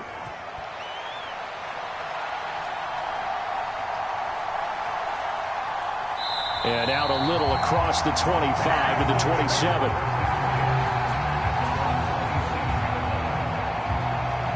And Pittsburgh getting set to take the field. Well, I hate to say it, but at this point, I don't really know that they're playing to win with this deficit in the 4th quarter. They're just trying to erase that 0 on the scoreboard, Charles, and get some type of momentum to carry into the film session tomorrow. If you get any type of points on the board, it'll count as a moral victory, although no one will talk about that in the post-game press conference. That's not something you mentioned in the NFL. And this loss, it already stings and will for a while, but everyone on that offense knows it'll sting a lot worse if they don't put some points up on the board. Throwing over the middle, and it's incomplete. The Steelers on 3rd down. It has been a disaster. 0 for 8 thus far. This will be 3rd and 5. And he's going to have the first down at about the 38. It's a pickup of 6 and good enough to move the chains. A lot depended on the spot there, and he got it, but it wasn't by much, was it? I remember Coach Madden talking about, depending on which foot the official used, that would tell you whether you had the first down or not. You want that upfield foot. to be the one that spots the ball, don't you? And you and I have the luxury of a couple extra views here in the booth, and he did get it, but not by much. So here's a 1st and 10 at the 38. Pickett, he'll look to throw it. Quick completion here to Johnson. They'll wind up getting 7 on the play, and that's going to bring up 2nd down. Back to throw. Pickett. And this one is going to be off the mark, too far out in front. And that's another play that's painted the picture of this game overall. It's been a blowout. It's been continually fueled by big turnovers and stops for one side and an inability to advance the ball from the other. Trying with Pickett here on 3rd down. And he's going to be intercepted for the 3rd time thus far. It's Brian Branch with it. And he will bring it back. It's a pick 6 from Bengals TD. Well, this one was already ugly, and now it's just kind of becoming a feast on the defensive side of the football. Yeah, partner, this is a unit that knows they've got this game in the bag with this huge lead, and it's going to drive their coaches crazy because they're telling them play it straight, do all the right things. But these guys are going to be freewheeling now. All of them are going to take chances, and that one pays off with an INT and a return for 6. And McPherson on for the extra point.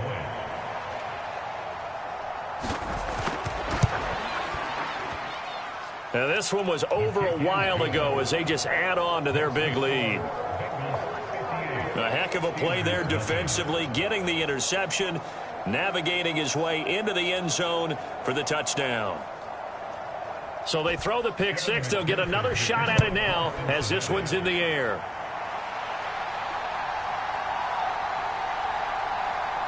And it's a pretty good return here as he'll get this up to the 29. The Steelers ready to take over on offense. It's been a tough go for them. It's still without any points here in the 4th quarter and a big deficit, Charles. But they moved the football on some drives. They just haven't had any points. Yeah, and I know in their minds they're thinking the game plan has actually been working. We just haven't scored points. Well, isn't that the bottom line, partner? To put points on the board. So if you're moving it and you're not scoring, is it really working? Right now, they've got nothing left to lose. They might as well go for broke. An excellent way to start the drive there, 18 yards. Nice game there, partner, but you and I both know that won't do anything for the final score. They're not going to win this one. Right now they're playing for pride and fantasy points. And just to erase that goose egg, nobody wants to be shut out.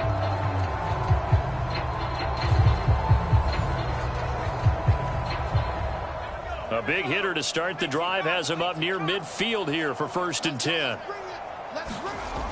Looking to throw. Pickett. Setting up the screen, Harris. And able to break one tackle, but then quickly brought down. But a nice little gain. Now 2nd and 3.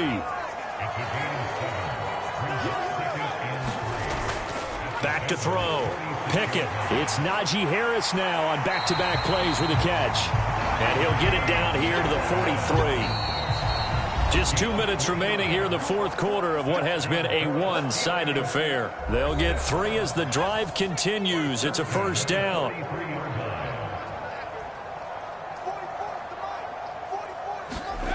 Pickett, he's going to throw it again. Going across the formation, he finds Freiermuth. And he gets it inside the 35 and just shy of the 30. From the 32 now, here's 1st and 10. And that's going to be incomplete. Too tough to hold on to that one. It's 2nd down. Looking to throw, Pickett. A short one there to Freiermuth. 5 yards. Now it's 3rd and 5. Now you've got to hustle your guys to the line and get them set. From the gun on 3rd down, Pickett. And that one too wide and incomplete. Out there is Rodrigo Blankenship in the field goal unit. This from 44 yards away. Blankenship's kick is good. And they'll get back 3, but this remains a large deficit.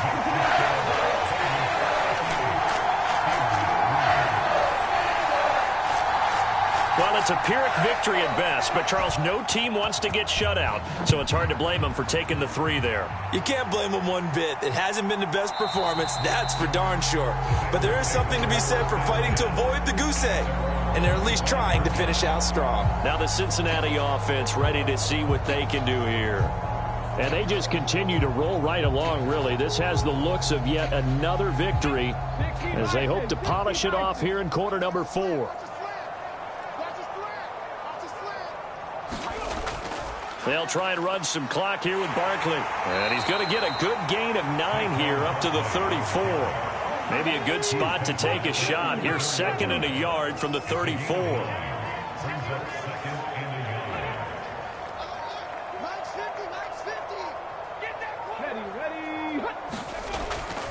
Again, it's Barkley. And he is going to be stopped cold behind the line of scrimmage. He winds up giving a yard back there, and now it's 3rd and 2.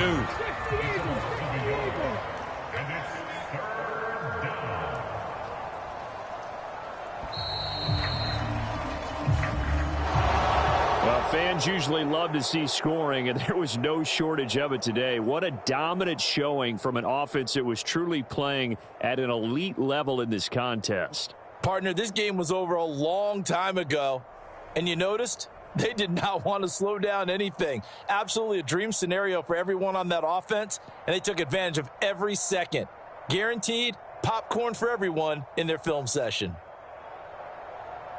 So for the Bengals, they are now 2 wins away from a perfect regular season as they run their mark to 15-0 on the year. And they'll have another road date next week with the Kansas City Chiefs. Meanwhile, for Pittsburgh, they fall under 500 now as they drop to 7-8. And they'll be on the road next week as they get a date with the Seahawks in Seattle. I'm Brandon Gaudin. Certainly have to thank Charles Davis, my broadcast partner, and our entire crew. We'll catch you next time right here. It's the NFL on EA Sports.